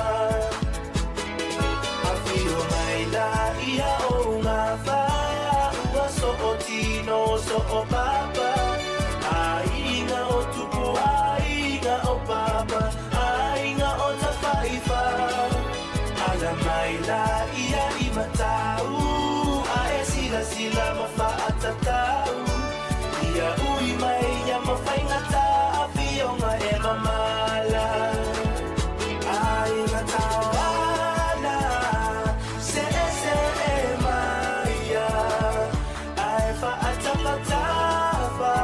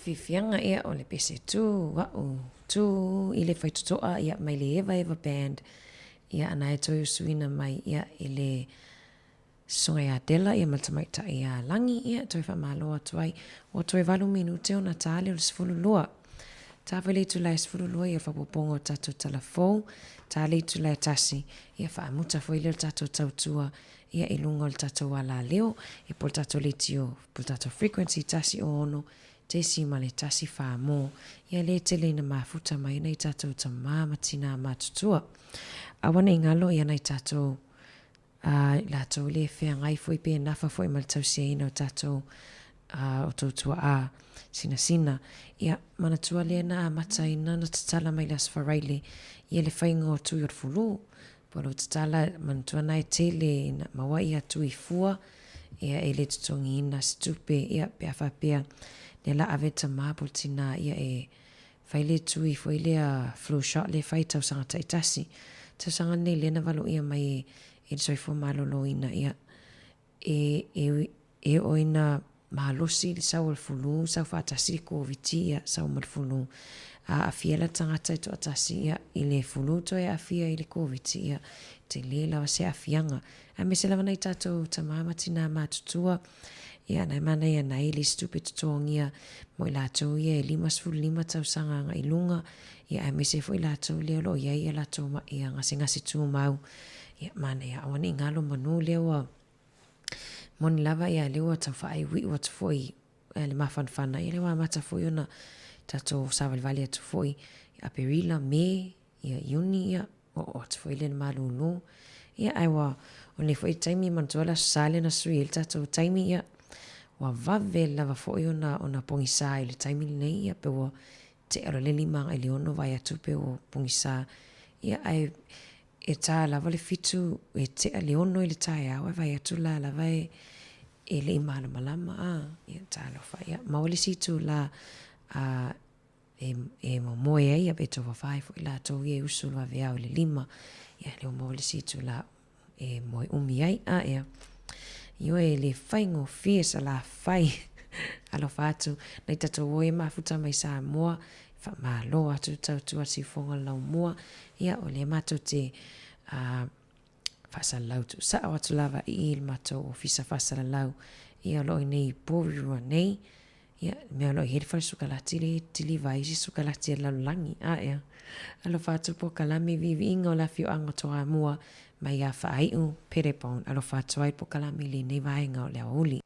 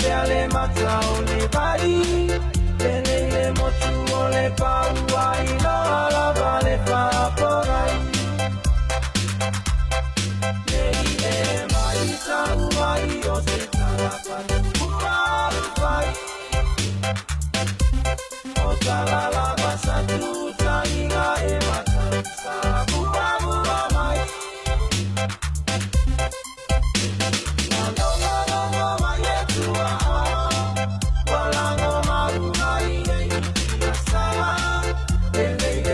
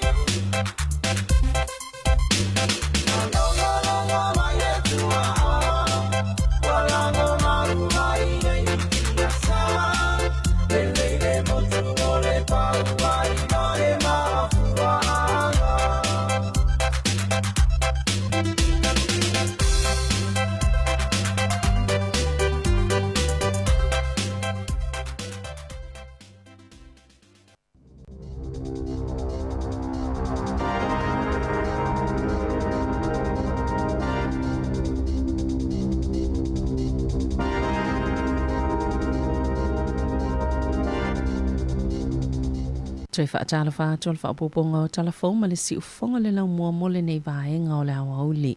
Wasuia nei le ngole au nanga le Wellington Community Trust i le Wellington Community Fund o le mafua anga o le suinga e le whaapeo le awalo lo whaatino i la lato ngā luenga pe ua suia fo i foa i tautupe po Krantz. Ai ona ua e se tō whaalwha la potupotonga e whaieni suinga e whaafo wailo lato ingoa ma la lato whaailoilo ina iatangi atu ai i se isi suinga e sili atu la lato whaala potupotonga ai maisio le au nanga. O le Wellington Community Fund o se whaala potupotonga tu tasi e whaasoa ina atu le silia ma le 2 miliona tāla o tupe fsosoani wha mea lofa i tau sangata i tasi le ito malo Wellingtone mo whaala potupotonga e tālo sanga atu. Wa ioi o na molianga le tamatala vaule na maaliliwa i nisi tupulanga se to olima o na ole ave taavale whaatamala. E se fuluiva tau sanga le matua o Tyrese Fleming na ia ave ina le taavale ai whaato alua aso talo na mauolo na laisene yeitu tuunga whaapitoa po le restricted license. O le asono au kuso luafe lua tasi na whetau ia le taavale na ia ave ina ma se pausi maa na fufonga ina le mta upumale io e ngā Fleming. Iona molianga le whaamsinonga mawalunga i timaru i le tae awa na leila. Sa ta ua le whaamasinonga i whaapea. O le pōla valea na whaataua i Fleming ni pusa o le long white vodka. I se whale whaataua i awa malosi, maanga iloa i se paka i timaru, leana potupoto ane i aila lātou vaenga, ma inu awa malosi ai. A ole i filosofi le taavale, ma malanga ai. E to tasi le tamana i tutono le pusa i tua le taavale. I ripota le whaamasinonga i whaapea, o ia lea na vili se tasi o la lātou pāsese, ina ia whai a Fleming e whaasao le taavale, e le vau le se lau se fulu ma le se lau se fulu 5 kilomita le i tō la. Le sao na malanga i le taavale, ma o le tumo le pāsese, na whainga tai ona ia tau fiofi le taavale i se tasi o a whenga, ma whetau i elo ma se pausi ma te le, e to olua tamana pa u e se i whafo ma le taavale, Mana malili umal pāsese le taimina tupo i le whaalavlave, o le asolua sifulu iwa iuni e tō laulau i le whaasalanga o Fleming. Wa whaalia le whaatonu sila rusoifua maloloina Dr. Ashley Bloomfield, e mata i tūlele i lava le suinga fo le virusi le XE COVID variant, ma ua lapata ina fo i le whaioni fuafuanga tāla whiangai, e ono whaatino ina, pe a whai ai o mai ine usila, wa tā ue whaapese 10% mawalunga toa le pipisi o le suinga fo, po le new variant, nailo le Omicron, malo o tūle matai ma mata i tūlele i le soifua maloloina, i le lalolangi. Naulua i maua i Peritania le asus fulmaleiva Januari, mai silia maleono se lau tangata na whaamaonia saa a fiai. O le XE o le tu whaatasinga o isi vaenga po strains, le BA1 ma le BA2, leo lo ta amilo i tutono New Zealand, na whaalia Dr. Bloomfield. Ele iwa ayalawa i New Zealand le suinga o le virusi, ai ua maua i nisi o atunu i Europa, ai le tele. Ele o tui titi alava whaailo le tele o ngāluenga o lo whaasala la wina, mo o whaamawina, o se taimi pito sili leo na tele e awa no ngāluenga e whaalau loa ina, e lua pasene na si ite ele numero whaasala launga le masina o mati, i se whai numero pito mawalunga pe a fua i le masina o Februari, ai lua fitu pasene na ola pe tupo ile numero o awa no whai ngāluenga e whaasala la wina i le tausanga, e tu saima whaamau ngāle siik. Le upenga tawhailangi e lisia iawa no whai ngāluenga na ta wele pule Rob Clark o lo whaawawina bea le sailinga ni alato fo itanga tawhai ngāluenga, tele ngāluenga, ai le ofesu ia i ngāluenga tangata e beo na masani ai, ma o le ala leo le tele o lu itau whiangai ma company. I le sailinga ni tangata whai ngāluenga, ma sao no fo uta fo itanga te le fesu ia i o lato ngāluenga i taimi whainga tāwha pēnei. Ai o le tofonga lava mo le makete o ngāluenga, o le taimi e toe tatala i tua oi o le atunuu, pe ono toe tu ua i e tangata le atunuu mamalanga atu i fafo, a o toe whaopopo i le si itanga o le tau le soifuanga, le tūlanga le mauti noa o lo o iai.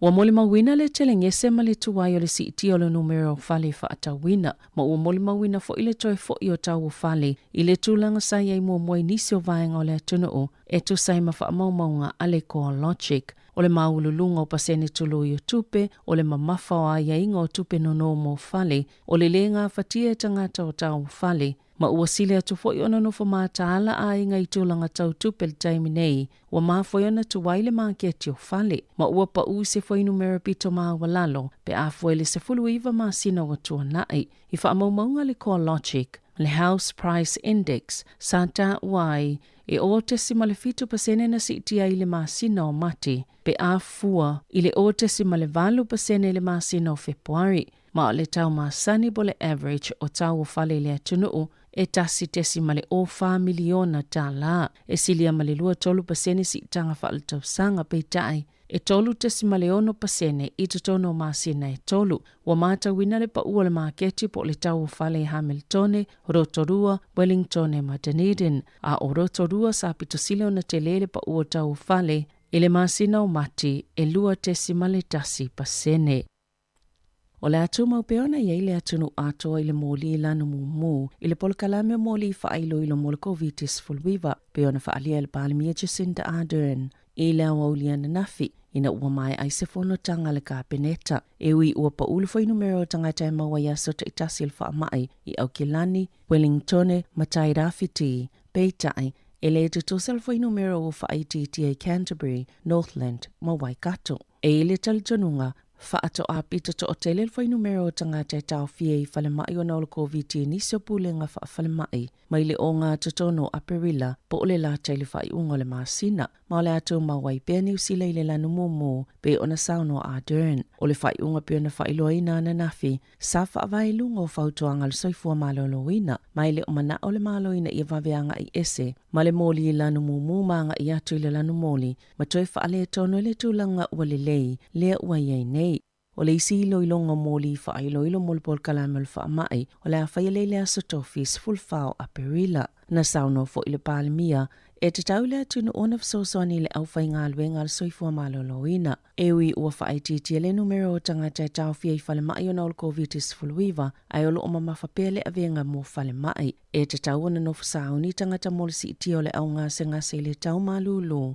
Masaya talo sanga ina ile atunu ina ia whaitu i pui lo na tolu. E silia maleiva a feiva selau tangata o mayana na fi uanga va amole whaingo tui lo na tolu. Na taua Dr. Ashley Bloomfield. Saya tauli mai nani whautuanga mole whaio se tui lo na whao le vaila ao le whaisa. Maole atu ina atu i minister i se taimia le o toe mamao. Na taua Ardern. O lo otu maupeo na iei wha amau mongo New Zealand. Mole COVID-19 fuluiva, ile saufa inga o atunu e pito sili o na lelei le puipuinga, mai atunu e lelei o lato wati na enga. Ai olo ieni ngā luenga o lo ta pena moni silava suinga fo o le virusi, e ono alia e mai. O le lapata inga le palemia, e ono to ieni si suinga o le virusi e tula e mai se taimi o iluma. O le sole ua le toe wha mamaluina ile wha o nganga o ni pasi mo tui puipui po o vaccine passes. Ino fuanga ise ulu fale iei tangata, vanga na ini wha la potopotonga, po o ni pisinisi, o lo o mana na oi wha a wau pea, o lo o wha ata wala wale tali pupuni o fufonga i tono fale.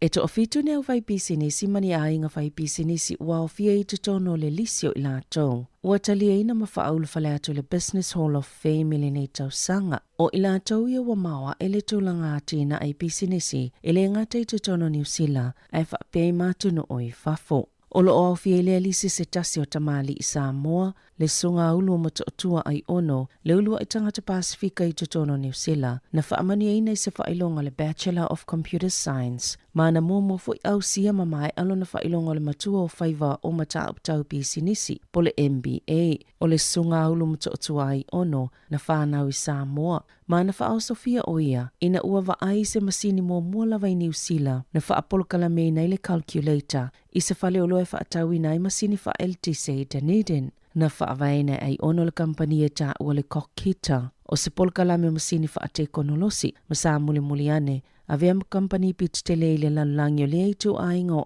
au nanga, na whaatau i nātu le kampani i le luafis fululua i le Epicor, o se kampani i le Silicon Valley.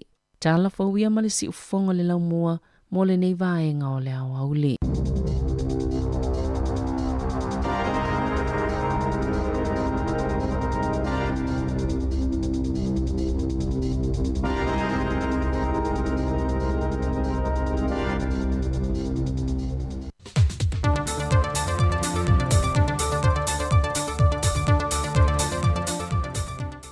Toi whaatala whātu le se whongo le lau mua mai Samoa, e se isi le nei wha o poponga o ana tala whau. I le mai ai lea waulia nafi ala teu ngā mai loilonga le kāpeneta o whautuanga na tu ina tu le komiti o wha avelame wha fuasei, mo se isi la asanga o le ala asia he Samoa o ana pui ngā le wha mai o COVID-19 furuiva wa fia ile atunuu. O ia teunga na whongaina le whionga le tamai tai pahalemia fia mena o mi mata afa. O le itu lai se fulmale lua le mai luanga le poa na nei, o le ase e aisa mo ma le vaenga lo na tolu le vaenga lua, mo le isi lua vai aso, se i o antu le aso se fulmale iwa a perila, lua afe lua se fulmale lua. O le teunga o ia la asanga ua whaata oto le kāpeneta, o le atata lai pisi nisim fale o loa mai le aso nga fue o atu le aso toa nai, mai leo no le tae au e tāpunia le lua i le awa uli. Peitai o le awha wau peo le tāpunia ia au o nanga i le aso sā, e pe ona iai i le taimile nei. O le atatala fo isau ni ngā lotu, whapea fo isau ni ngā maliwa a inga, a e whaangata i le taitolu se fulta ngata i te tau o na whaatasi iai. O isi whaapot patonga i ese mai le lua lea, e na o le tai se fulma le lima tangata e whaatanga. O le ato e te tala fe malanga i ngā waa lalo i le waa o polu masawai, mai le aso ngafua i le aso to'nai, e tu sai mai a ingo le la asanga lua. O le awha wau peo na tapu nia o ngā uma i le atunu, mai tapu le whaata wina o le awa malosi. O lo wha malosia fo i lalo teu ngā nei, le whaatanga ina o whanau i lalo i fo le se funma le lua tau sanga le mātutua, o na waaia i no whanga whaitele. Fatasiai, mai lātou ele i whaia se tui pui. Sau no le whionga le tamai tai pālemia, o ia teu ngā sila i erika peneta, o a fua lunga le soi fua whaatasi o le antunuu, ma le siamol whaamai. E pepalanta mai o whaamtalanga e whaatatau i whaamaumaunga o i lātou wa a fia le whaamai o le COVID-19 fruiva i Samoa. Wa whaatulanga mai e le teimi mulimuli i le whaopopole o le sela wono sa fulma le whaa, o le whainu mero tangata wa a fia, ma wa whaatulanga ai le lua afe whase lau whasa fulma le tolu, tanu mai le aso na mua ia lia e ai le COVID-19, le aso se fulma le fitu o mati.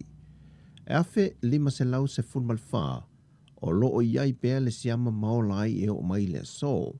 Peita e toa iwa se lau lua se fulma le fitu i lātou saa a fia, wa wha maunia mai wa toe wha fuisia i ele malosi, ma ua toe malolo ina.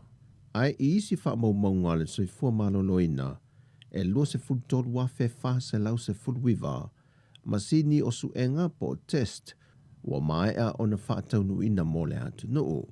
E le afe lima se lau se fulma le wha o lo iai pēle siama, o le toa se fulma le lua o i lātou, o lo o wha anofu e se pēa i te tono no whanga wha anofu e se le whanama i mto tua, mo le taimile nei. O wha maunia mai foi e toa tasi, o wha o popo ye ua maali liu, ma ua toa lua ai tangata maali liu le atunu u talu o nadia e le whaama i Samoa. Ai o le whaatatianga vaitausanga o lo o iai le a fianga ma wha o popo le taimile nei, o pepe e o atu le whaatausanga le mātutua, o le vaitausanga lea e leo anga vaa e mo se tui pui pui, o atu le se lau whaasa fulma le fitu i lanto wa a fia. Au whanau mai lima tausanga e o atu se fulma le lua tausanga le mātutua, wa lata atu le toa se lau i lanto wola i le siama. Peitai o le vaitausanga lea tu sa ai ma pepantu ina mai e le tātou malo. E wha i le valua yaso lo tālitalia ai se isi wha o poponga o tui pui pui, e wha a wawailo lātou tuilo na lua. O le tausanga le lusafulu lima i o antu le lusafulu iwa tausanga, o lo sao lava le si itia mawalunga, o le whaita wau whaio i lātou wa a fia, le ua o atu le tolu se lauma le valu. Peitai e le o manino mai i wha maumaunga, po o toa fia o ia vai tausanga, ua toe wha fuisia i aile malosi. O le aso, o lo wha wau e pea i le porkalame o tui pui pui, o lo wha solo atu inu i tua pe o na wha atulanga mai e le tātou malo. O polu e wha o ngai o wha solo mai e le porkalame o tuinga, e au fiele a o ngā le manu malo i malu o fau, o le preschool o le pahai, o le a o ngā le kalesia so fitu i lano vaia, ma le a o ngā vai mea primary school. Ai o lo faa wau pea i au o nanga no whanga i whaa le soifua malo loina. E au fiai matangi ala lua, ma no whanga i tolu i mato tua. O sa vai, wa o ane le wha solonga i le so, i a wha ala palauli, sa ngone, whonga sa vai, wha le lima, ne iafu, tufu tā foe, wha le alupo, papasa taua, maota matafua. O loo wa aia lele ai o se pui pui ngā saonga le muma whaatūlanga lelei. I au nanga lau tele i te tono lea te nuk whaapea fo i supermarketi ma pisi nisi. Ai meise e whaletala tupe. O nisi na whaamau ni Yesu enga na whaia, wa lātou tau a veina le sia ma le whaamai. Na toe wa aia fo i olo o tutu ia leina ma tu tono supermarketi. I aso sa whaatūlanga i te tala i le vai aso na te anei. O se tasi o vaenga e le o mawhai o na tau fia i le sao le pepesi o le whaamai. Ona e le o tāpā fo i le tele o whale o lo me pisi nisi. Le pepa tui, a o lo o tu fo i le whaitalia le tangata i e whai aila na tali whafonga pele ai foi. Ai o se vaenga matau tia o lo o vaia pe i teimi umai te talai au o nanga lau tele. E matua le whaamamaruina lava se tai 2 mita. E tutu mana nofo vava ai. E o fo i no whanga o lo whai ai tui pui pui. O le vaenga fo i lea e tasi, o lo putu putu i aile mamalu o lea tunu. E tele lui tau wa whaafsanga i nei ma lea tunu. Talu ono o mai le whaamai o tātou lau whanua. O niso ia fianga wa wha ai loa nisi o mātua i whanaua onga. Le toe wha au popo i leo le sele ni tau sa i lia ai le tātai whai ai mea o ngā whanau. Wha au popo atu fo i ma le tau le ele tise. E wha au wawai mea o ngā whanau. O le telefo i o whanau a onga o Lavali University a wao Samoa le papa i ngala ngala. E leo mawhai ona whaatasi umai vasenga o lo whaatu langa i vayaso ta itasi. Na moni mawai se tasi o tina e lala ya li sa. E to ono na i o nalo a o onga. E tasi le telefone e tau mawhai mai mea onga. Leile interneti lea no whanga. Ai a maea e malanga mai i uloloa le whamacho. O i nae mawai le interneti. Ma lafo mai aia wai mea onga. Ia onga o loa onga ilana whanau. O nisi whanau a onga li universite.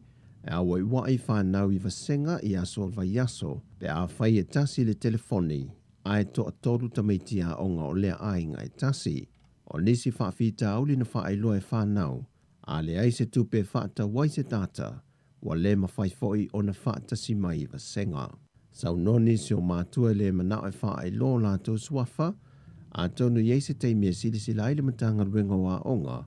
Pe le ono whaasafua ni nei tā la i tātai wha o ngai whanau wa onga. E fesoa soa ni atuaila lātou whaasoa. E na ia awane i misia e lātou whanau. Vasenga i vai aso te tasi. O talafobia mai sa momo le ne yaso whaasoifoia.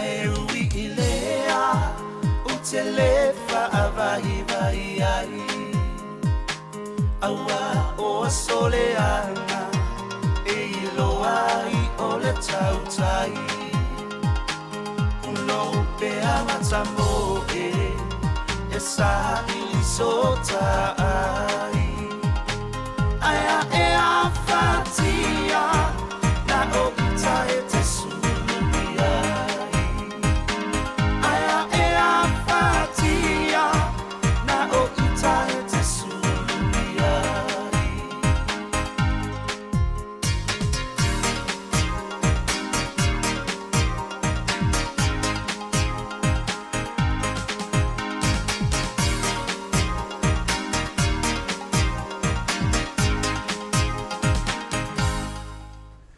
Ia whawhiwhia sui whiwhiloi, ia i le tautua si whonga lau mua, le nifo ia o uli, o le aso lima le nei o aperila, ia o tatou.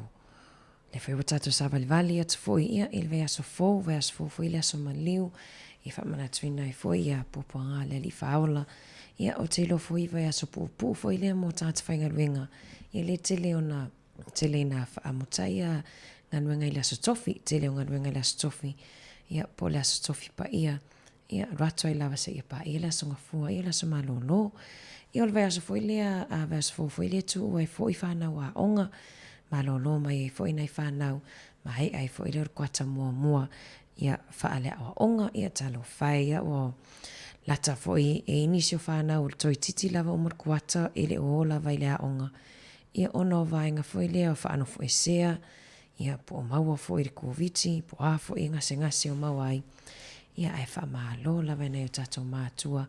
Wha malo le whai o tau tiute fo i wha matua. Wha malo lawa le ono sai fo i. Ia wane e tatou walom whanau.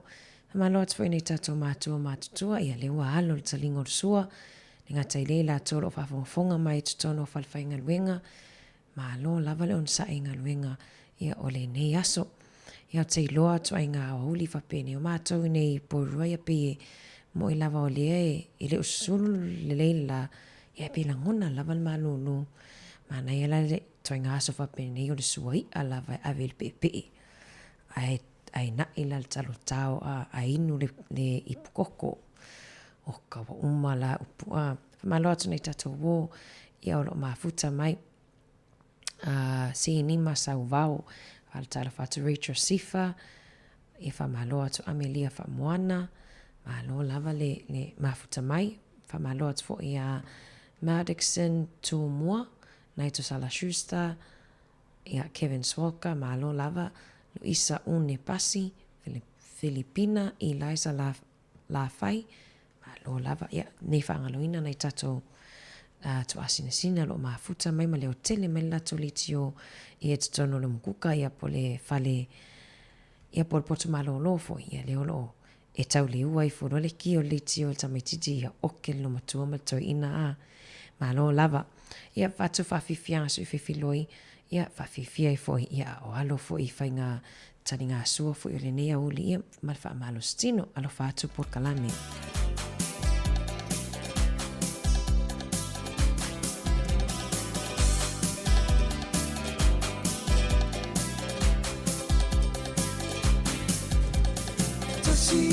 Si varu o le tausanga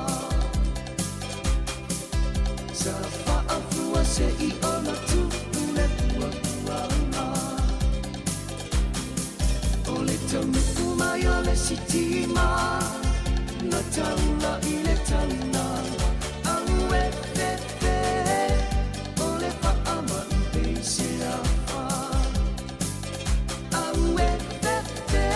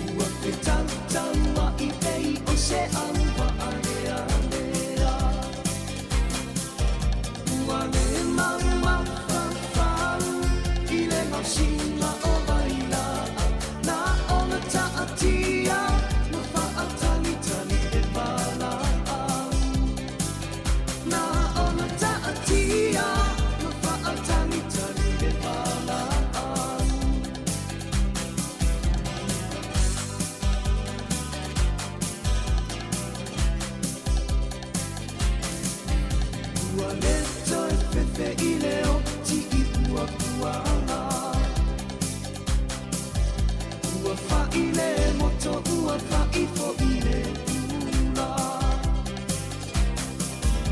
Ua pei o le mala e se fulu i le pasina o lu matua. E le ai se te te e i le wala au mai i luna. E le ai se te te e i le wala au mai i luna. Ia ngalo la vale tam sanga. Pa ata pea i se nuku ele o ainga na e tangata. Ia ngalo la vale tam sanga. Pa ata pea i se nuku ele o ainga na e tangata.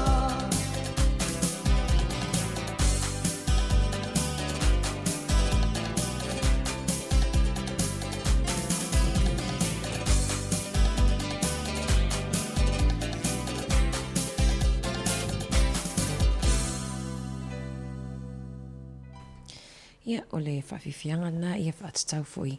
Ia i le whaamai fwoi lea na te le fwoi ia soifua na whanua ia i Samoa. Ia i le tasiva tasivalu. Ia mana i fwoi lea na watu i talafua Savelina. Ia i le strain ia pōwhoringa wa ia fōwho i COVID.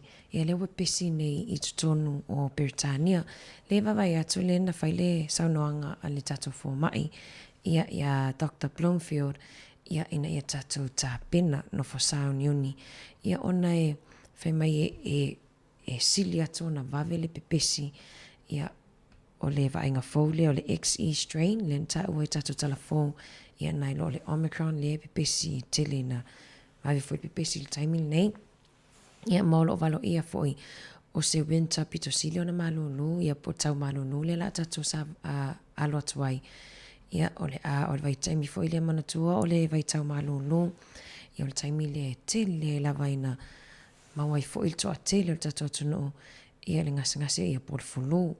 A o whaatasi fo il fulu ia pe o na mato tatana no so o tfoi. Ia i tato por kalame. Pe awa pele e luruangia le fulu to e maua le COVID. Ia ai a maua la tangata le i whaila tutu i moni lava leua. Tele vaenga ia o tatala mai pe o vaccine pass. Ia vaenga whapenale na tatala mai le toi whaongaina. Ia maripo na po. Ia ai mana ia awatia ia lau vaccine pass. Awa e tele lava ia whale pisinisi. Ia tele la toa e se umalava ia na e whaongaina lava fo ile le pasi e ulfale ai. Ia le alu pe mawhi avea i lau vaccine pass. Ai vava ai atu fo i aile lata in Chicago le na reportia mai na le mu tele le na mu ai i le asto nai. Ia e o mai lava i le tai au nei. Ia o lo ngalu lue lava ia le au. Whenganwenga fo i le tinei mu.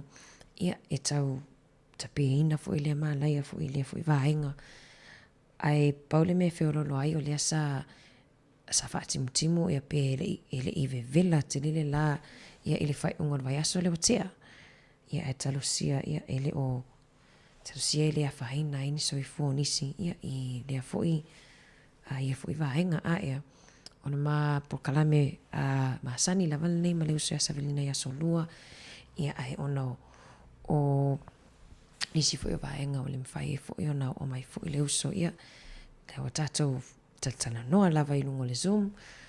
Malaki foi wa tatou mai nei atunu ia wa tele lava vaenga mwhai ona whaonga mai i tu sa lava pete le sau i le ofisa ia a le whaonga i o penga te whailangi i le atama mai vio ni tangata sa invent ia pena amatalia fo ia tekonolosi fo ia whamalo atu i ni tatou woe mafuta mai Melbourne ia sei ia le atailea nau whalitoru le mafuta mai Perth wa mai o tau le wha mai na fo i vaenga Australia Mane fo i whaasoa mai fo i pola fo i se vaenga i wha mai o mātou mo i lava leo pa ui lalo ia ai o loo toa tele lava tangata loo wha maunia le vai rusi le aso ma le aso tatou ala vai foi pese mai a ane seto fale moe ma le pese nā tia ina le alofa le nei vaenga o la uli.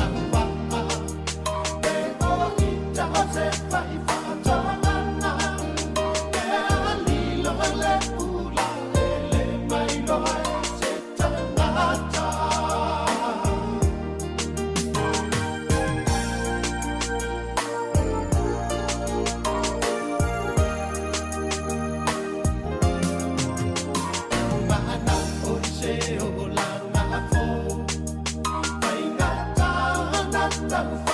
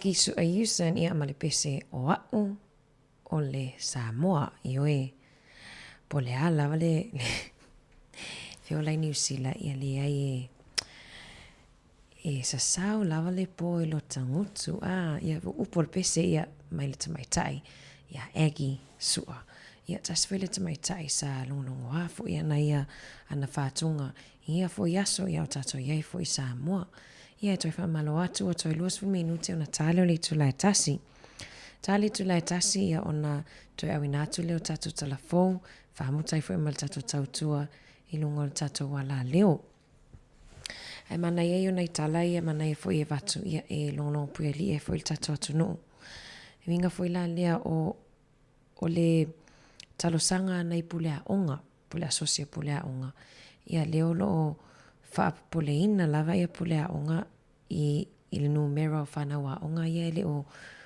o mamai e po ngase foi ia ona ole fa mai ia ALP foninga mai le o lava ia vaenga foi e fa mafana ia falea onga ia ai mesere vai taimi nei le lata to atu le tau malulu fai mai le ona taimi nei o laite le na tatala fa malama matatala ia fai tutoa ia opotua onga nai whanau ia awala vale fai titi o le pepesi o fa mai le alan sau noa ia nisi o le nisi o pule a onga e ai le taimi tato te o atua i le tau malunu ia pole winter ia o le a whapeona lima i le tataon tatalai nai whale a onga po tua onga whaitutoa ma whamalama ia onon malunu le i nai whanau a onga o lo mai la tau whautuanga e sili ona toi whalelea uma ia vaenga foi lea wal whamafan whananga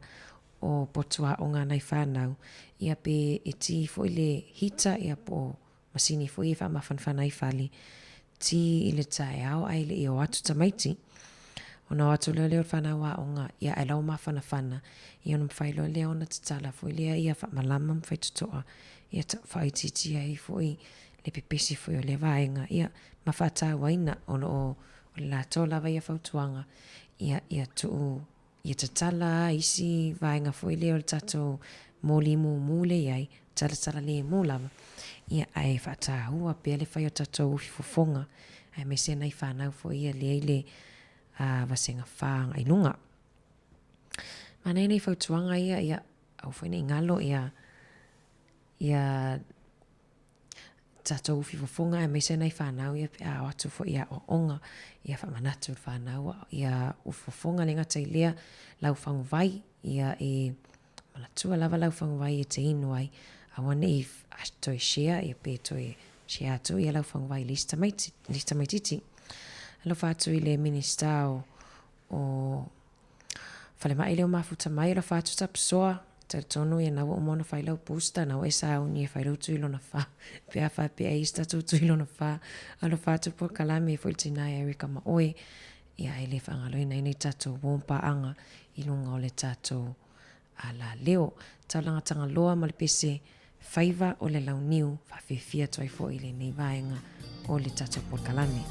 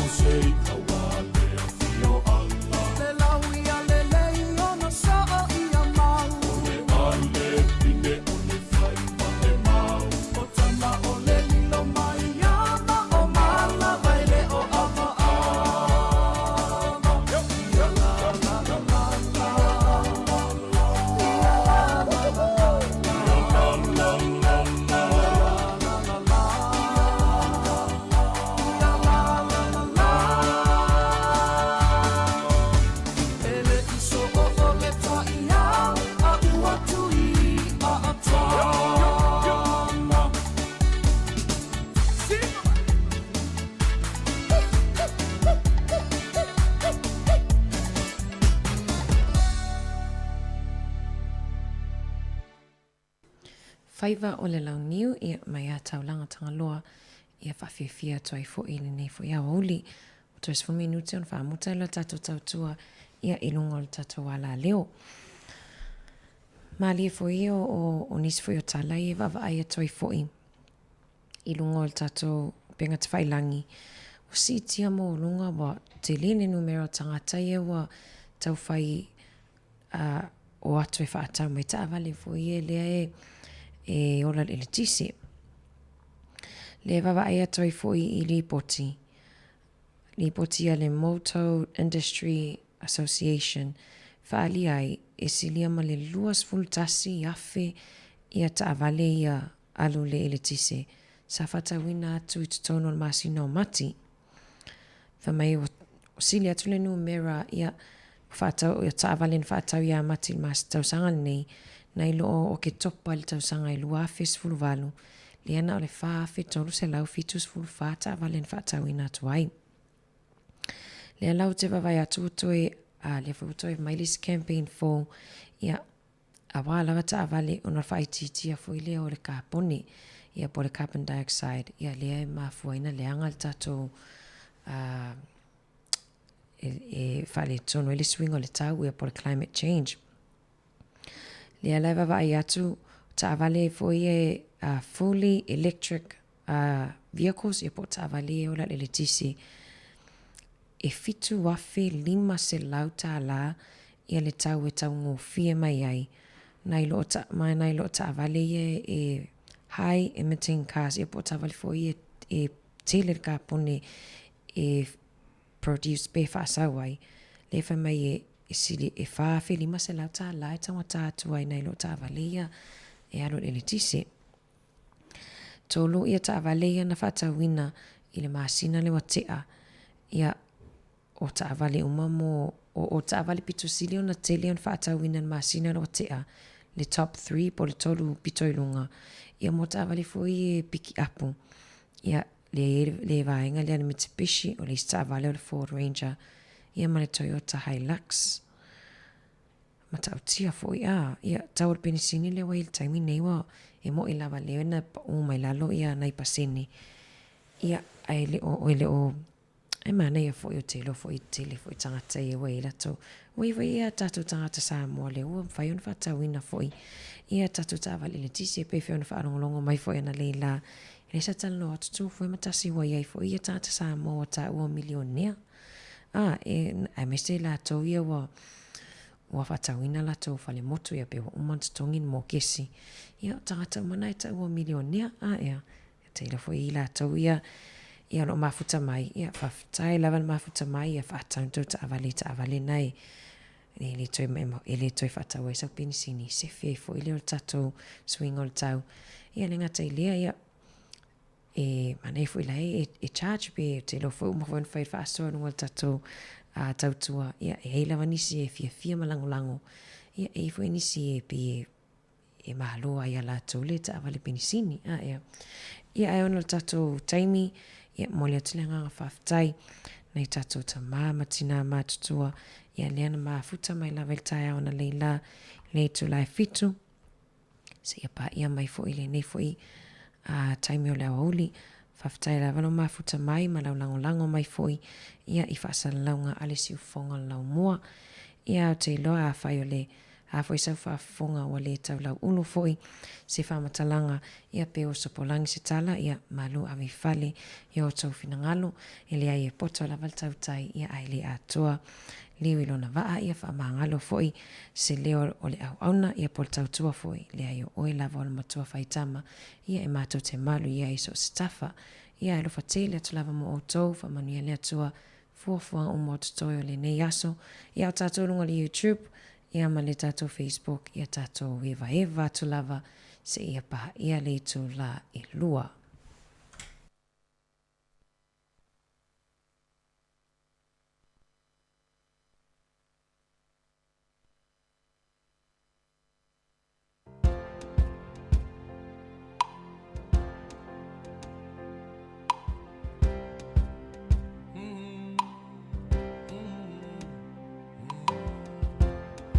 Na na na na na na na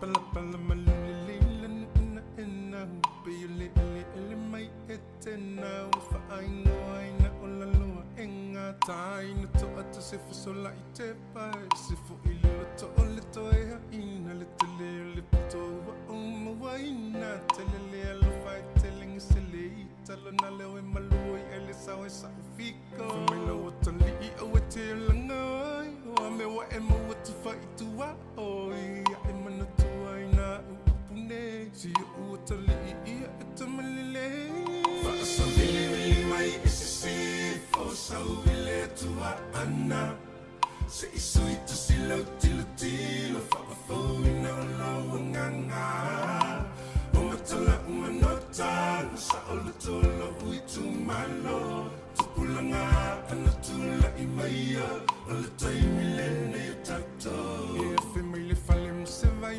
malu fili e oe lau fa susu ma wale vai follow ma le vai tipolo ma wale best new fresh malulu te fa yo le sai to si o me fanga ma le su e so oni ta size tu so se me la voi tu fito ma fa ye mo ma la voi fa le asi fa sa vili mai se fo sa le tua ana se isui to silo tilo fa fo na lo nganga o matala umanota sa olo tolo ui tu malo pulanga ana tula I maia o le tai milene tato fa sa vili mai se fo sa le tua ana se isui to silo tilo fa fo na lo nganga o matala umanota sa olo tolo ui tu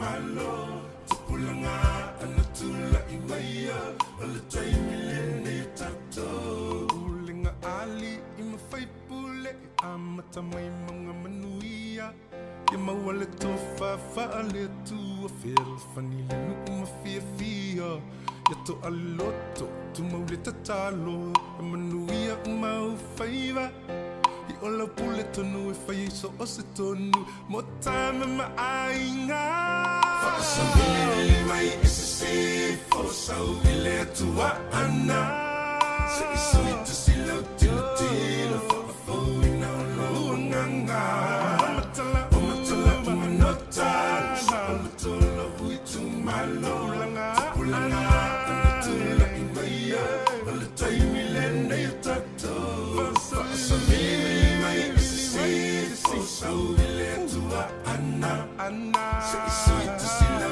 tilo fo na lo nganga umanota sa olo tolo ui tu malo pulanga ana tula I maia o le tai milene tato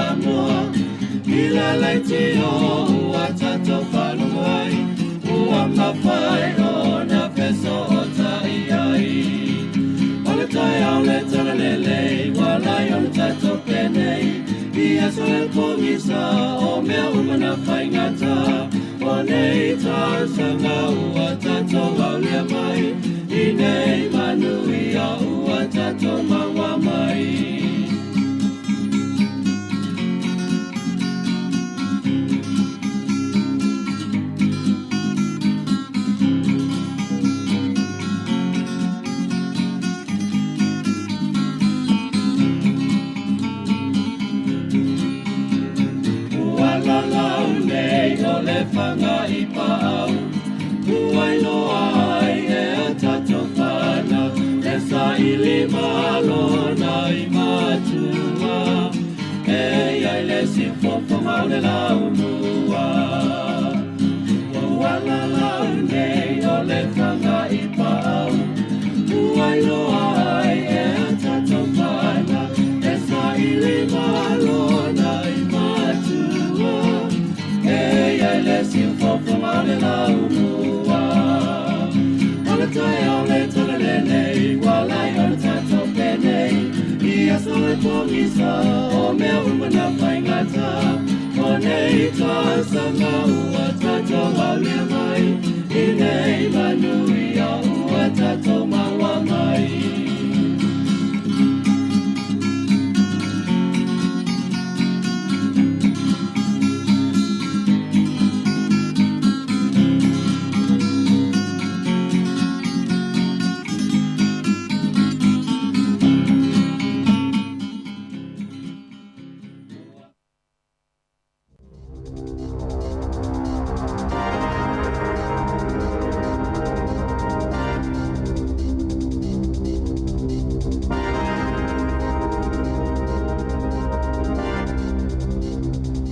Toi whaatala whātua le whaapoponga o talafong ma le si ufonga le lau mua mole nei vaenga o le awa uli.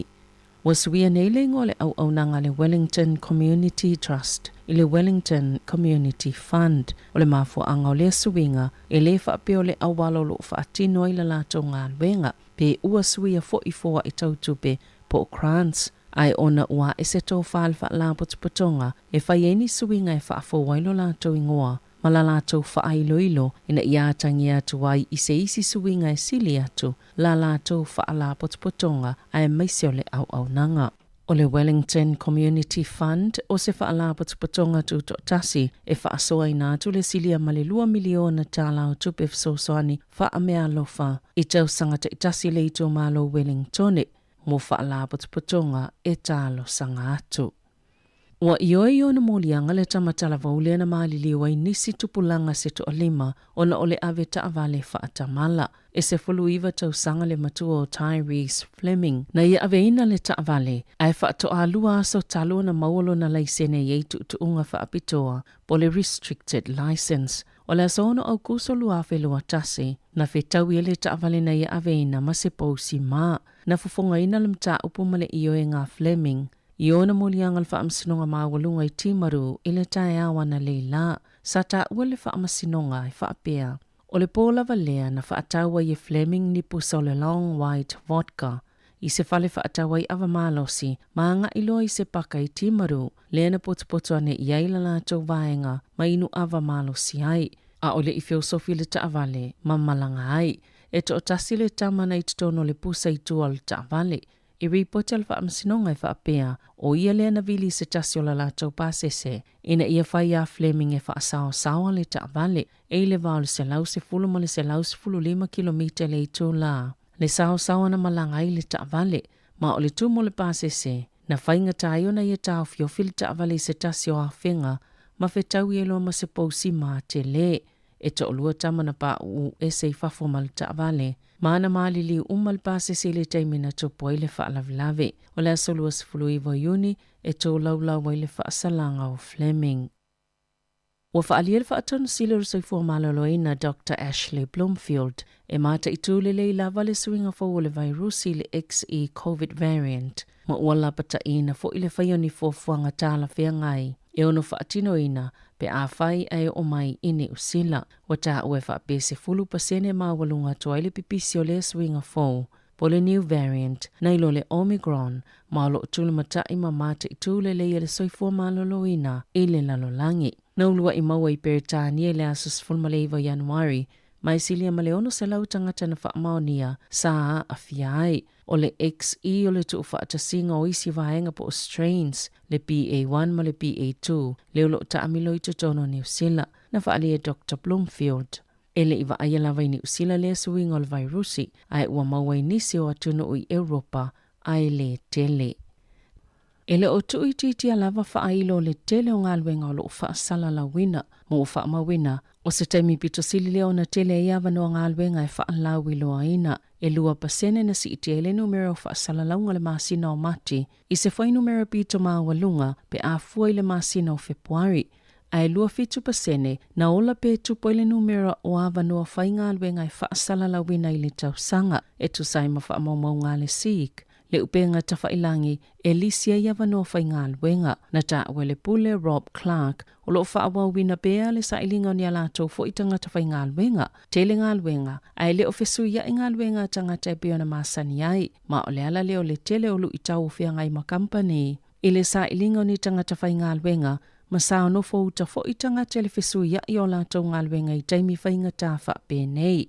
Ai ole tofonga lava mo le maketi o ngalwenga, ole taimi e toe tatala itua oio le atunuu, pe ono toe tu ua i e tangata le atunuu mamalanga atu i fafo, a o toe whaopopo i le si itanga o le tau le soifuanga, le tūlanga le mautinoa o lo o iai.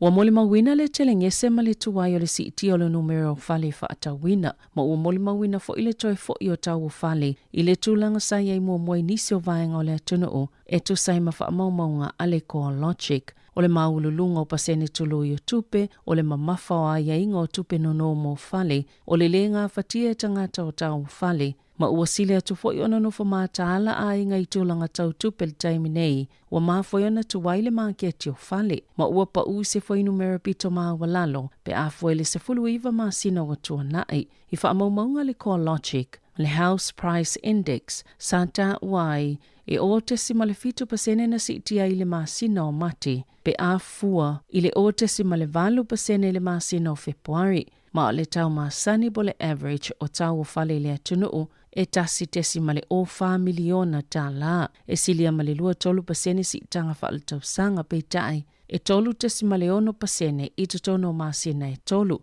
wa mata wina le pa ua le maketi po le tau o fale Hamiltone, Rotorua, Wellington e Dunedin, a o Rotorua sa pitosile na telele pa ua tau o fale, ele masina o mati e 2% O le atu maupeona ia ile atunu atoa ile moli ila no mumu, ile polkalame moli whailo ilo mol COVID-19 fulwiva, peona whaalia ile palimia Jacinda Ardern, ile awaulia na nafi, ina ua mai aisefono tanga le kapeneta, ewi ua pa ulufo numero tangata e maua yaso ta itasi il whaamai, i Aukilani, Wellingtone, Matai Rafiti, Peitai, ele te tosalfo numero o whaititi Canterbury, Northland, Waikato, e ile talitonunga, Whaato a pita to o tele fai numero tangata e tau fie i whale mai o na olo COVID-19 niso pulenga whale mai, mai le o ngā totono aperila po ole la taile whai unga le maasina, ma ole ato mawai pia ni usila i le lanu momo pe ona sauno a Dern, ole whai unga pia na whai loa ina na nafi, sa whaavai lunga o whautuanga le soifua malolo ina, mai le o mana ole malo ina i waweanga i ese, ma le moli i lanu momo maanga i atu i le lanu moli, ma toi whaale e tono le tūlanga ua le lei, lea ua iei nei. O le isi ilo ilonga moli wha ilo ilo molpol kalamel wha mai, o le a whaialele a sotofis fulfao a perila. Na sauno fo ile palimia, e te taule atunu ona fsosoni le au whai ngā luenga al soifua maloloina. Ewi ua whaititi le numero o tangata e tau fia i whale mai o na ol COVID-19 fulwiva, ai olo o mama whapele a venga mo whale mai. E te tau ona no fsauni tangata molisi iti o le au ngase le tau malulu.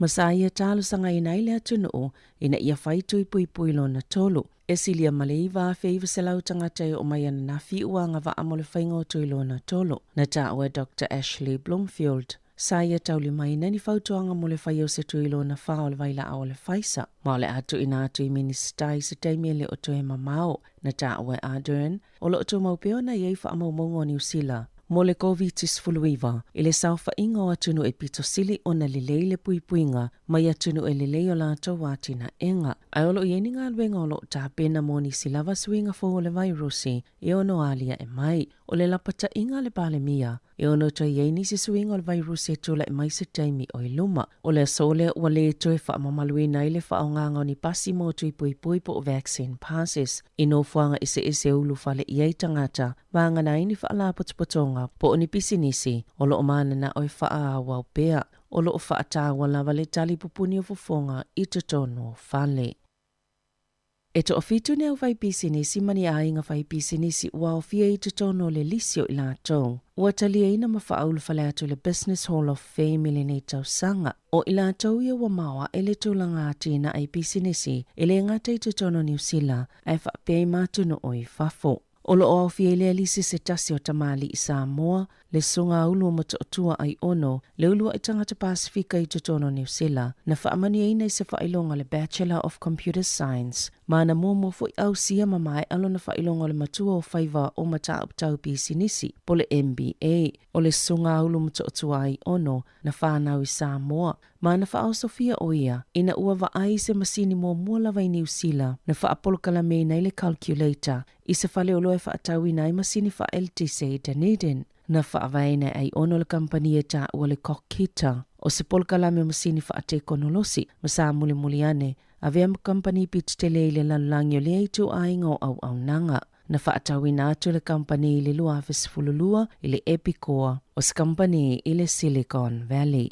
Tala fawia ma le si ufonga le laumua, mo le nei vaenga o le au auli.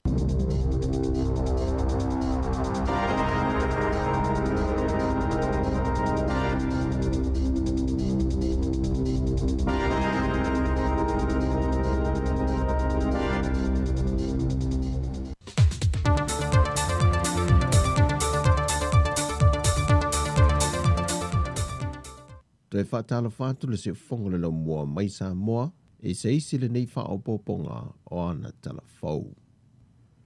I le mai ai lea waulia nafi ala teu ngā mai loilonga le kāpeneta o whautuanga na tu ina tu komiti o whaavilame whaafosei, mo se isi la asanga o le ala asia he Samoa o ana pui ngā le whaamai o COVID-19 furuiva wa fiai lea tunuu. O ia teunga na whongaina le whionga le tamai tai pahalemia fia mena o mi mata afa. O le itu lai se fulma le lua le mai luanga le poa na nei. O le ase e aisa mo ma le vaenga lo na tolu le vaenga lua. Mo le isi lua vai aso.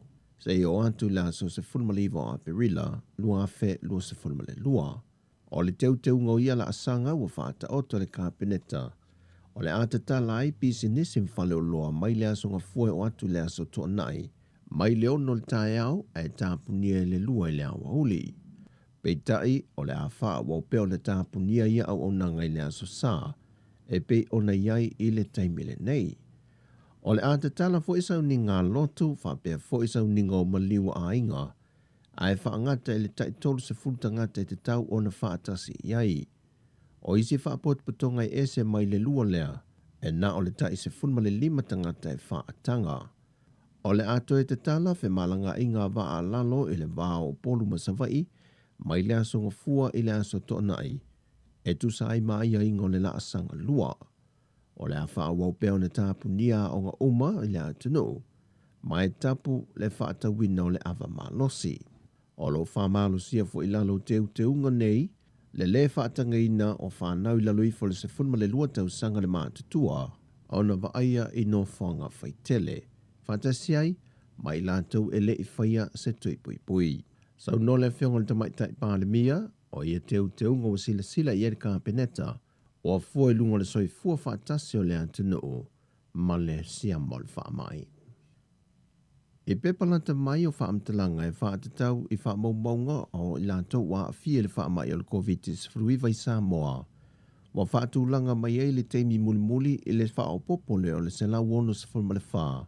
O le whai numero tangata wa a fia, ma wa whātu langa ai le lua awhe whase lau whasa fulmali tolu, tanu mai le aso na mua ia lia e le COVID, le aso se fulmali fitu o mati. E awhe lima se lau se fulmali wha, o loo iai pēr le siama maolai e o mai le so. Peita e to aiva se lau lua se fulmali fitu I la tau saha a fia, wa wha maunia mai wa toe wha fuisia I le malosi, ma ua toe malo loina. Ai isi wha maunga le soi fua malo loina, e lua se fultolu wafe wha se lau se fulwiva, masini o suenga po test, wa maea o na wha taunu ina mole atu nuu. E le afe lima se lau se fulmale wha o lo iai pele siama, o le toa se fulmale lua o I lātou, o lo o wha anofo e se pēa I te tono no whanga wha anofo e se le whanama I mto tua, mo le taimile nei. O wha maunia mai foi e toa tasi, wa whao popo ye ua maali liu, ma ua toa luai tangata maali liu lea tunu utalu o Nadia ele whaama i Samoa.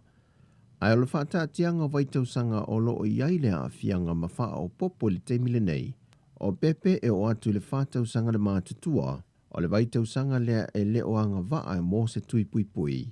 Wa atu le se lau whaasafun ma le fitu i lanto wa fia. Au whanau mai le 5 tausanga e o atu se fun ma le 2 tausanga le mātutua, wa lata atu le toa se lau i lanto wola i le siama. Peitai o le vaitausanga lea tu sai ma pepan tu ina mai e le tātou mālo. E wha i le valuwa yaso lo tālitalia ai se isi whaopoponga o tui pui pui. E wha a wawailo lātou tuilo na lua. O le tausanga le lusafulu 5 i o atu le lusafulu 5 tausanga. O lo sao lava le si itia mawalunga. O le whaita wau whaio i lātou wā fia. Le o atu le tolu se lau ma le valu. Peitai e le o manino mai i wha maumaunga. Po o toa fia o ia vaitausanga, wa toe wha foisia i eile malosi. O le aso, o lo wha wawe pea i le porkalame o tui pui pui. O lo wha solo atu inu i tua pe o na wha atulanga mai e le tātou malo. O bolu e wha o ngai o wha solo mai e le porkalame o tuinga, e au fia le a o ngā le manu malo i manu o fau, o le preschool o le pahai, o le a o ngā le kalesia sofitu i lanu vaia, ma lea o ngā vai mea primary school. Ai o loo wha awau pea i au o nanga i no whanga i wha le soi fua malo loina. E au fia ai matangi ala lua, ma no whanga i tolu i mato tua. O sa vai, wa o ane le wha so longa i le so, i a wha ala palauli, sa ngone, whonga sa vai, wha le 5, ne iafu, tufu tā foe, wha le alupo, papasa taua, maota matafua. O loo wa aia lele ai o se pui pui ngā saonga le muma whaatūlanga lelei. I au au nanga lau tele i te tono lea tunu whaapea fo i supermarketi ma pise nisi. Ai maise e whale tāna tupe. O nisi na whaamau ni Jesu enga na whaia o lātou tau a veina le sia mo le whaamai. Na toe wa aia fo i olo o tutu ia leina ma tutono supermarketi. I aso sa whaatūlanga i te tala i le vai aso na te anei. O se tasi o vaenga e le o mawhai o na tāo fia i le sao le pesi o le whaamai. O na e le o tā pāfo i le tele o whale o loma pisi nisi. Le pepa tui, a o lo o tu fo i le whaita lia le tangata i e whai aila na tani whafonga pele ai foi. Ai o se vaenga matau tia o lo o vaia pe i teimi umai te tāla ai au o nanga lau tele. E matua le whaamamaruina lava se tai 2 mita. E tutu mana nofo vava ai. E o foi no whanga lo whai ai tui pui pui. O le vaenga foi lea e tasi, o lo putu i ai le mamalu lea tunu. E tele lui tau wa whaafsanga i nei ma lea tunu, talu ono o mai le whaamai o tātou lau whanua. O niso ia fianga wa wha ai loa nisi o mātua i whanawa onga. Le toi wha au popo i leo le se le ni tau sa i lia ai le tātai whai ai mea o ngā whanau. Wha au popo atu fo i ma le tau le ele tise. E wha wai mea o ngā whanau. O le telefo i o whanau a o ngai o Laval University a wao Samoa le papa i ngala ngala. E leo mawhai o na whaatasi o mai vasenga o lo whaatu langa i vayaso ta itasi. Na moni mawai se tasi o tina e alala i alisa. E to ono na i o nalo a o onga. E tasi le telefone e tau mawhai mai mea onga. Leile interneti lea no whanga. Ai a maea e malanga mai i uloloa le whamajo. O i nai mawai le interneti, ma lafo mai ai a wai mea onga, i a onga oloa o ngā ilana whanau. O nisi whanau a onga universite, e a wai whanau i vasenga i aso vai aso, pe a whai e tasi le telefoni, a e toa toru tamaiti a onga o lea ainga e tasi. O nisi whaafita auli na whaailoa e whanau, a le aise tupe whaata waise tata, wa le mawhai foi o na whaata si mai i vasenga. Sau noni si o mātua le manao e wha ai lo lātou suafa, a tonu yeise teimia sila ile matanga ruenga wa onga, pe le ono wha asafua ni nei tā la i tātai wha o ngai whana wa onga, e fesoa soa ni atuaila lātou wha soa, e na ia awane i misia e lātou whanau, vasenga i vai aso te tasi. O talafobia mai sa momo le ni aso, wha soifoia.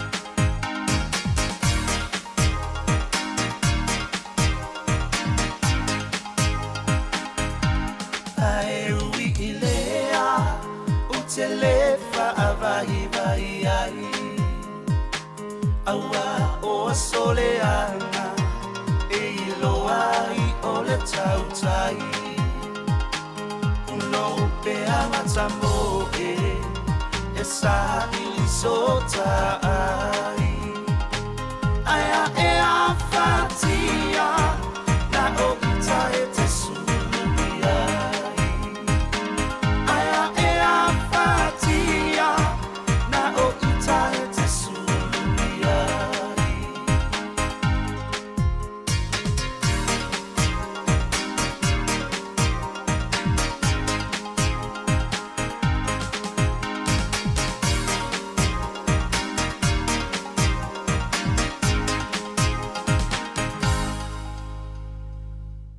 Whawhiwhianga sui whiwhiloi, ia le nefo I awauli matanga o fie o le aso lua, ia o le aso lima nei o aperila, ia toi whamalo atu, ia o vave fo il tato savalinga le nefo I tausanga ia le latu uwal whanawa o ngari kuata mua, ia ona savalvali toi fo ile tato holiday, patu uanga lua vai aso, ia toi amatalia fo ile o le iskuata. Ua luasful tolu minute te elitu lai tasi, tautua si fonga lau mua, ia ai mana ia lewa tali mai nei tato o ia lo mafuta mai Australia ia le na whawhisili atua ia na leila ia po oha mai whaama ia lato ia I Perth le mafuta mai ai nau whale tolu ia lo whapea meo lo pepesi lava whaama I Perth ia lo whautua ina lava ia tangata ia awafo I tu la fono ia tausia pe o le whai o puni fofonga ia ma le fufulu mama o au ia ai le o toi whaamalosia fo ia lato le scanner ia po le scan fo ile o QR code pe a lui fale o loa. Ia mauro fa malosia la fo ile fai ngau tui. Ia whaftai le atu o lo manuia o tau I Perth. Ia le lava tato te vai atu lava sulotino lo fa peona tau manuia lo tau mafuta mai foi il tato tau tua lo fatele atu nei tato wo. Ia maainga mpa anga umalava le suifonga lau mua. Ia I Perth, ia maisi vaenga o Australia. Ai lewa mawal tato update, ia po le talalata mai foi, ia whatatau foi le tato whaamai tutono New Zealand nei. O sfulu whaafe, se lau lua se fulu, ia community cases po tangata whaamau nia le virusi, ia tutono New Zealand I le aso. Ia lua sfulu tolu I la to whaawa maliliu, ia I le whaamai nei aso. Maua o toile numero I la toi whatautolia ia I tutono whale mai po maotanga sengase. Ono wha mai le ono se lau iwa sfuru ma le lua. Tolu sfuru tangata I tutono po tutinga ina ia po le ICU. O Aukilani ia o le motu I matu ia Northland tolu sfuru tasi tangata wha maonia. O Counties Manukau se lau lua fitu. Ia o Aukilani se lau maltasi.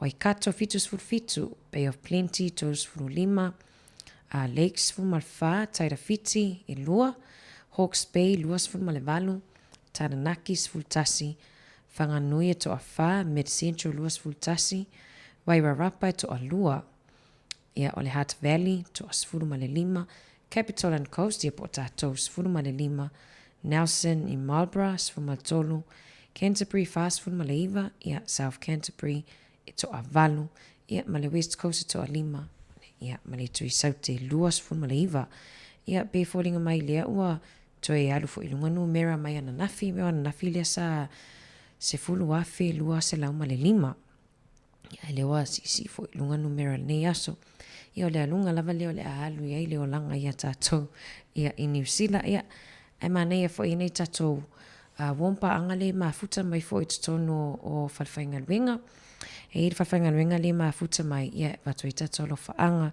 ia le mafuta mai I le Timber World I East Tamaki I o Tara mafuta mai le sunga ia tapsoa ia mana I o na uso fo I lo whapeo na mafuta mai le tato tautua pese nei mo o tau tuturunga siva wa lewa na uma lunch na uma lava il afar lua ia ai sa mai musika su I whewhiloi ia awa lava mafuta mai fo I o na malo la tunu.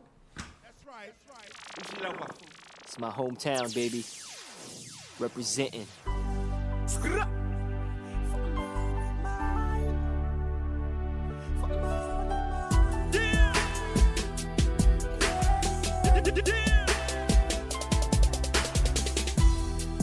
Fais à l'autre,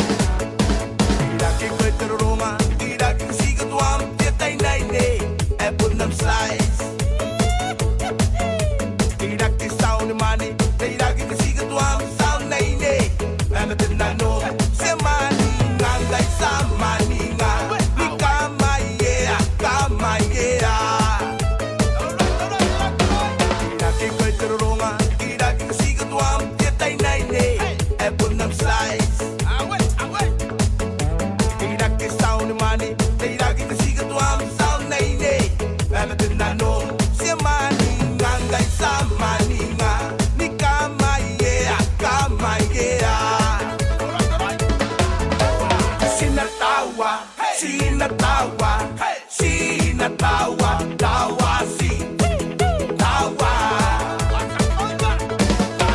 Sina kona, sina nimsa, sina kona nimsa si, tawa. Taraya, siroya, noa, soa, yoya, tonano, na heta, heta, heta, ne, yo yo yo yo ya na, yo ya ne, maye maye maye ne, maye maye maye no. Sina tawa, sina tawa, sina tawa, tawa si, tawa. Sina kona, sina nimsa, sina kona nimsa si, tawa.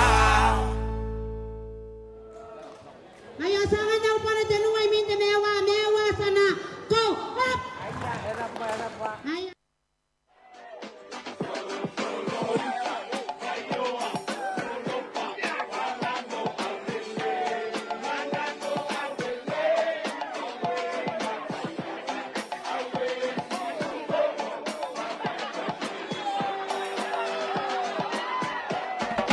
Solo, solo, bayo, solo pa, manamo aulele. Awe latayala, awe si umbo, fapema si papa. Solo, solo, bayo, solo pa, manamo aulele. Awe latayala.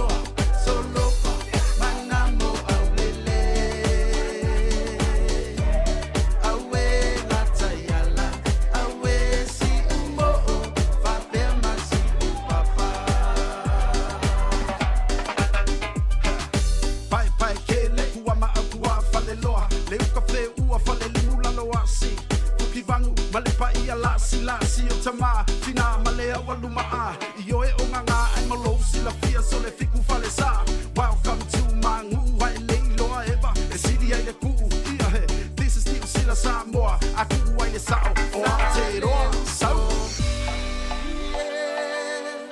Sauna e alu, he ua umata, maua taita si maleno foanga.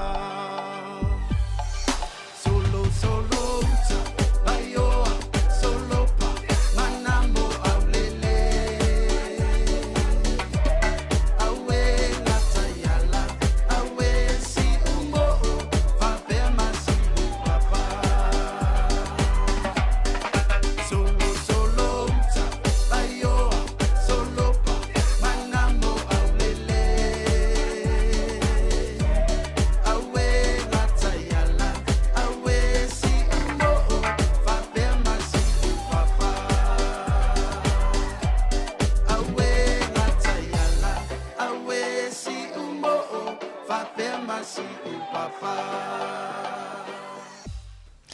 Ioe, ia, o whātunga mai a Mr. T, ia, o lo whātoi fōi ia, mo le pitonu o solo, lo whātoi fōi i lato malama mai solo, ia le wafisisiva mai, saa mai fōi, wa tātu levi i o lato nuu, ia, lo whātou po kalame mo o tau malava, ia, ai awane i ngalo, tātou lava i po rua, ia, whapea fōi nuutua oi, ia, a whapea le o iaini tau tests, ia, poni tau pusa test fo ye fa isu e ngole ko viti ia ono tatala lava noa mo so se tasi ia inungai o ia mātou I Waitangi Rua tua I fo lava o tatou mall ia vainga le whai ai le ia whili marketi asto nai ia nalo I whale ia alvahenga na Henrietta Hankin ia to ora campus ia so sesi lava lo talia pe iai lau numera ora number pe le ai ia emwhaiona tala awa tuai mawafua ia tests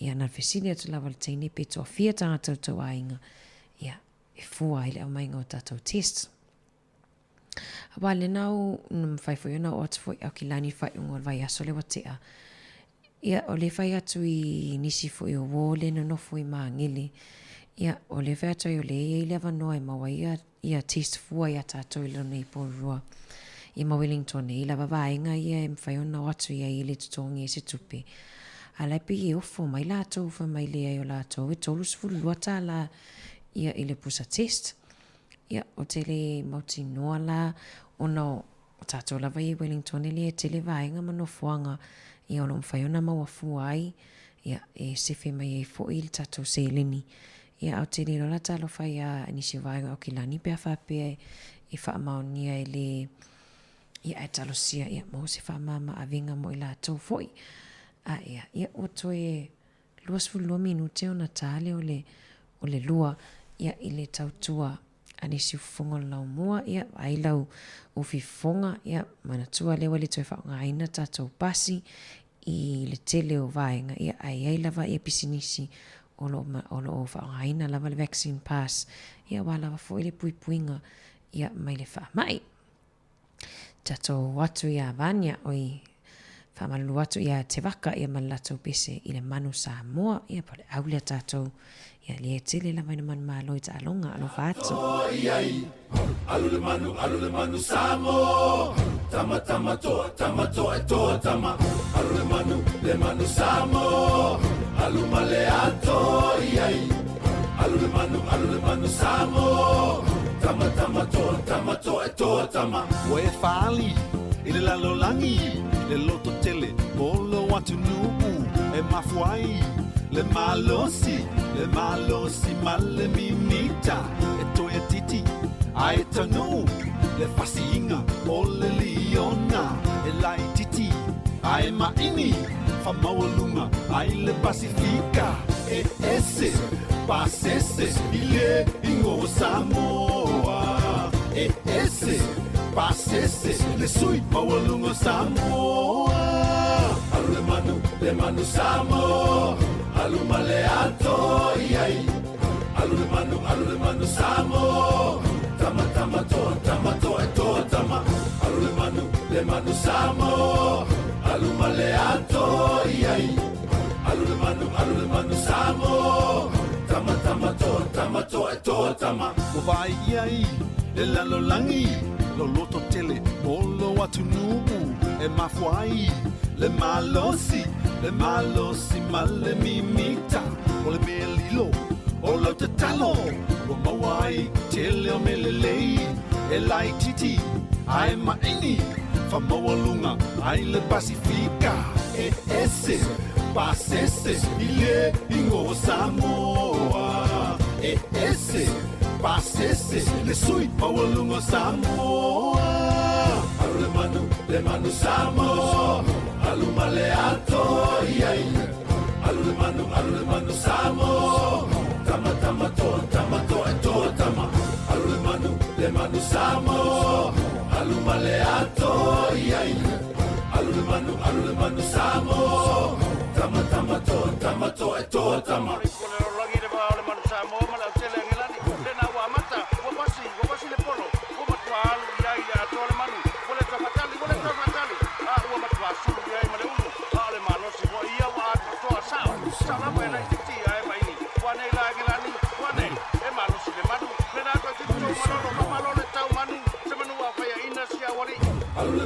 le manu Samoa alu male ato iai alu le manu Samoa tama toa tama alu le manu Samoa alu male ato iai alu le manu Samoa tama tama toa tama toa toa tama alu le manu Samoa alu male ato ia ia alu le manu Samoa tama tama toa toa tama alu le manu Samoa alu male ato ia ia alu le manu Samoa tama toa tama Yo e toa le tama ia lo toi whamalo atu, whamalo ti a sunga a tāwita tusa, ia ai fo yo tā sau polo, malai tā polo ni a uli, ia ai vai sisi te ua a whaina se a aono lo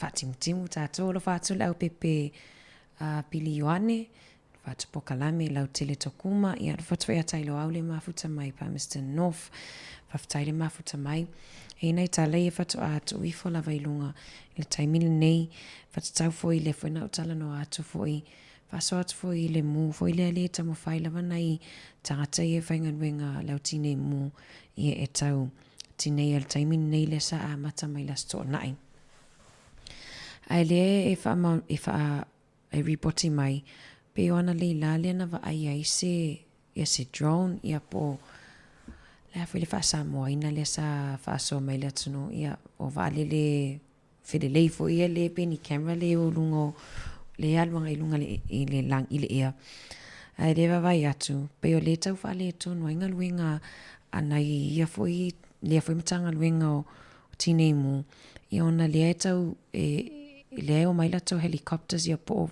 vale le fo i le o mai fanga mai le vai la lo tau tine ile mu ia ele va ia drones ia po vainga foi teknolosi foi ele file le to ele camera pu e mai lalo ia ne la lo foto ai na ile mano la tunu timing nei fa la fa mole mai ia awane i fa file le entato drones ai mesil timing nei lunga i fo vainga le o lo te le ile mo ia ile moto i sauti i le meta o awarua pei ia e lata lea in Chicago. Mana ia fo ia whapea fo e lata tu ia awa o isi fia i o te pulanga talavau le i whawhele le ia drones ia ua iai fo ia drone a tamaiti la iti. Ia tamba plastic fo ia na le ua remote ia lua le tamana i lunga Amu ia nei alo mani whanau tele le mau toys ese ia meta alo ese umwhaianta alo e taimine ia o au tele manatua ia se sata ia tātou ia na whiola mai Samoa a ta maua se meta alo skirisi masi matua pe ia o wata lava ia na ili to ia sisi vaenga ta te mana oai a ta maua se wati fo ili wati meta alo ai ili to ofu lima umil vai ili tau sang atua ofu ale le ofu fo ili ai loa ia li wati tate shio atua ista maiti ia tata noai fo no o vaalele e whaalelele le vaenga ia lai tau tapele le motu i saute.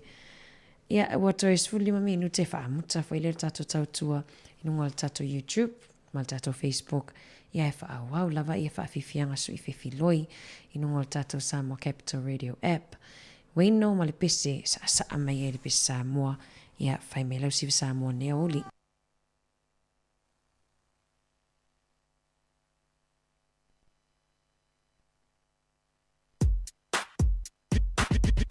JJ Noise.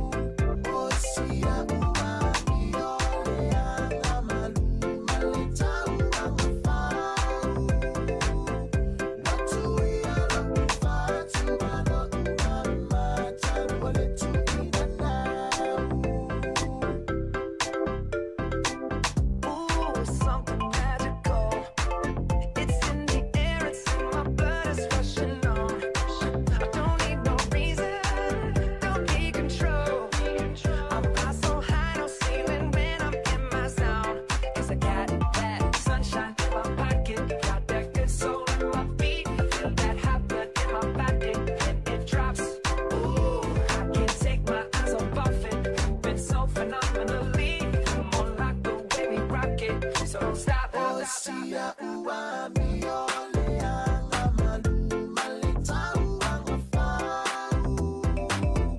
Watu ia la uwhatu mano umama tanua le tuina nau. Osia ua mio le anga maluma le tau anga whau. Watu ia la uwhatu mano umama tanua le tuina nau. DJ noise. I can see but you when you dance, dance, dance. Feel good creeping up on you, so just dance, dance, dance. Come on, all those things I shouldn't do, but you dance, dance, dance. And ain't nobody leaving, so keep dancing. I can't stop the feeling, so just dance, dance, dance. So just dance, dance, dance. So just dance, dance, dance. Stop the feeling, so keep dancing.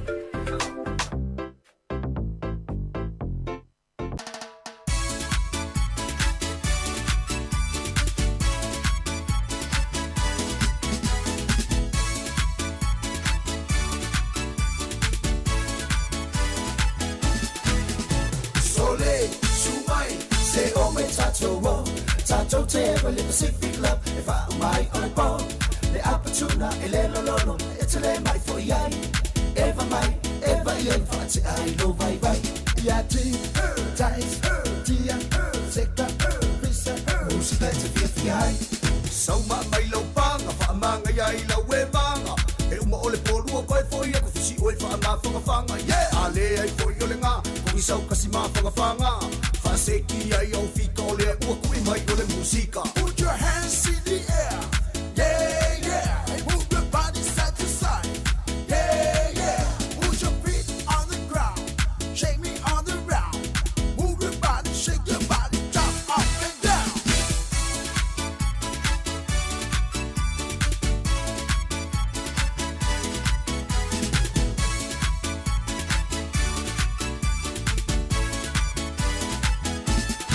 Say maya, sing fun, say fama, sino way.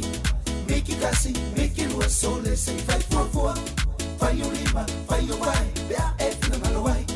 Esa malo música, it's a vibe maya. Yati, ties, tia, seka, pisa, música it's a fiai. Sauma mai lau panga, wha manga yai lau e manga. E uma ole polua koe foi e kufisi oe wha ma whangawhanga, yeah. Ale ai foi ole ngā, koi sau kasi ma whangawhanga. Wha seki ai au fika ole ua kui mai ole musika. Put your hands in the air, yeah, yeah, and move your body side to side, yeah, yeah. Put your feet on the ground, shake me on the round, move your body, shake your body, jump up and down.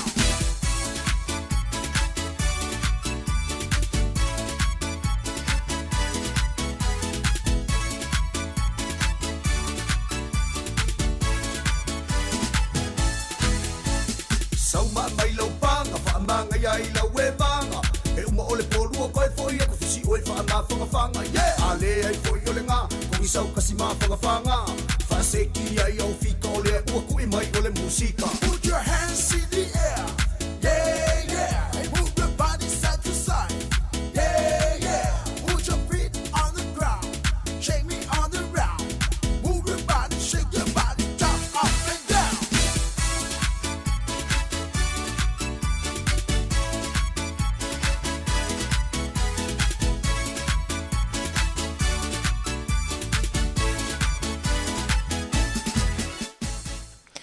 Ia o Pacific Love Band, ia mal whawhiwhianga, ia o whae hui ua toi fo i tatou tautua le nei aso. Alo whatele atu nei i tatou wole ma futa mai sini Australia, ia lefe mai o lai o le a tāle se furu ma le lua, ia i le awauli ia i la tau i sini Australia, ma tau le ua toi ono minute tāle tu lai lua i le awauli. Alo lawan ma futa mai, ia whaftai fo i le ma futa mai i tatou wompa anga umalawa si fonga lau mua, mai la matai ona le la le foi o fa la fa muta tato tautua fa mangalo fo le tautua pe o yese upo le tautamali i la fa funga anga Ia ai manuia tele lava tō tiutem whaiva tutoe le nei aso. La tō wheo sauni atu ngaluenga la fia nā nei. Manuia tele ia ngaluenga wheo la fia ngai. Ia whapea whoi ilungo ala tele vave tautua nā whoi le saunga le mō. Ia o leo lo mase se le wala. Ia o lo timunga whoi whawhatu le tatou potu whasala lau. Ia ai vai le tatou Samoa Capital Radio app awane ingalo. E mai al tatou tautua lungo le YouTube ma le Facebook. Ai whaawawa toi lava tatou whaafifianga sui whiwhiloi. O le fiafia nā nei ia e toi mwhaiona mawai lava noa. Ia e toi whaafongafonga mai ai pia whapea leana e whaingaruenga lewa e mana wa atu ele i mausewa noa e whaafongafonga mai le tatou le tio lungo le tatou app na mwhaiona toi awi nā toi le tatou porkalame ia ele poa nā nei. Ia manuia tele tau tiu te mwhaiva wha manuia le atua ia ingaruenga ma whaiva la whianga i nei aso. Ia ai me la whionga i li pule sanga te almo resi whapele malo tatou ofisa whasalau nei mātou te whato whasoifua mo le nei taimi.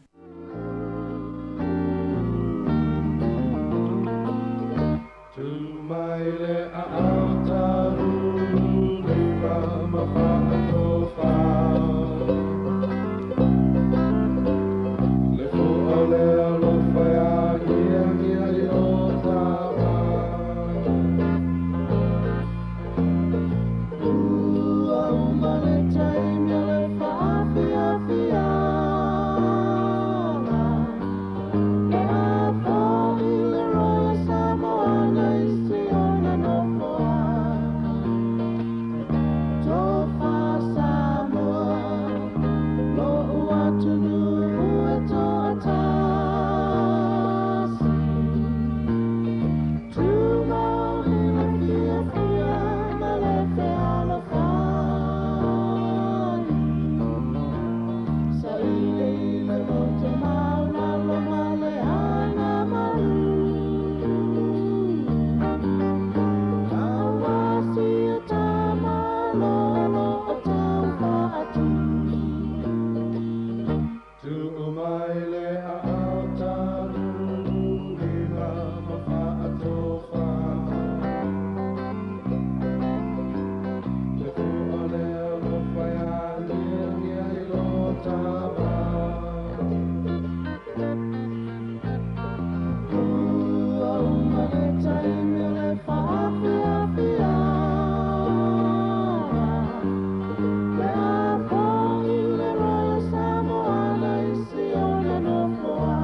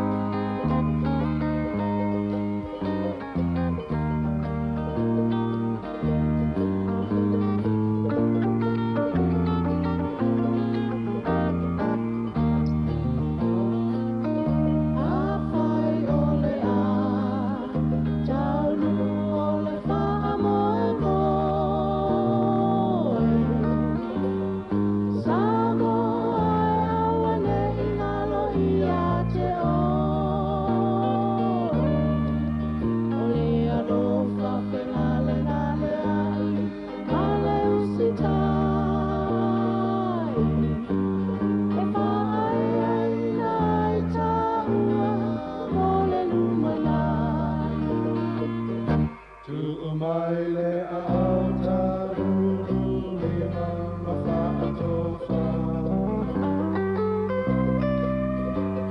le fu ole alo whaya ngia i lo tawa ua umane taimi le whaafiafiana le a fo i le roia Samoa nei si ona no foa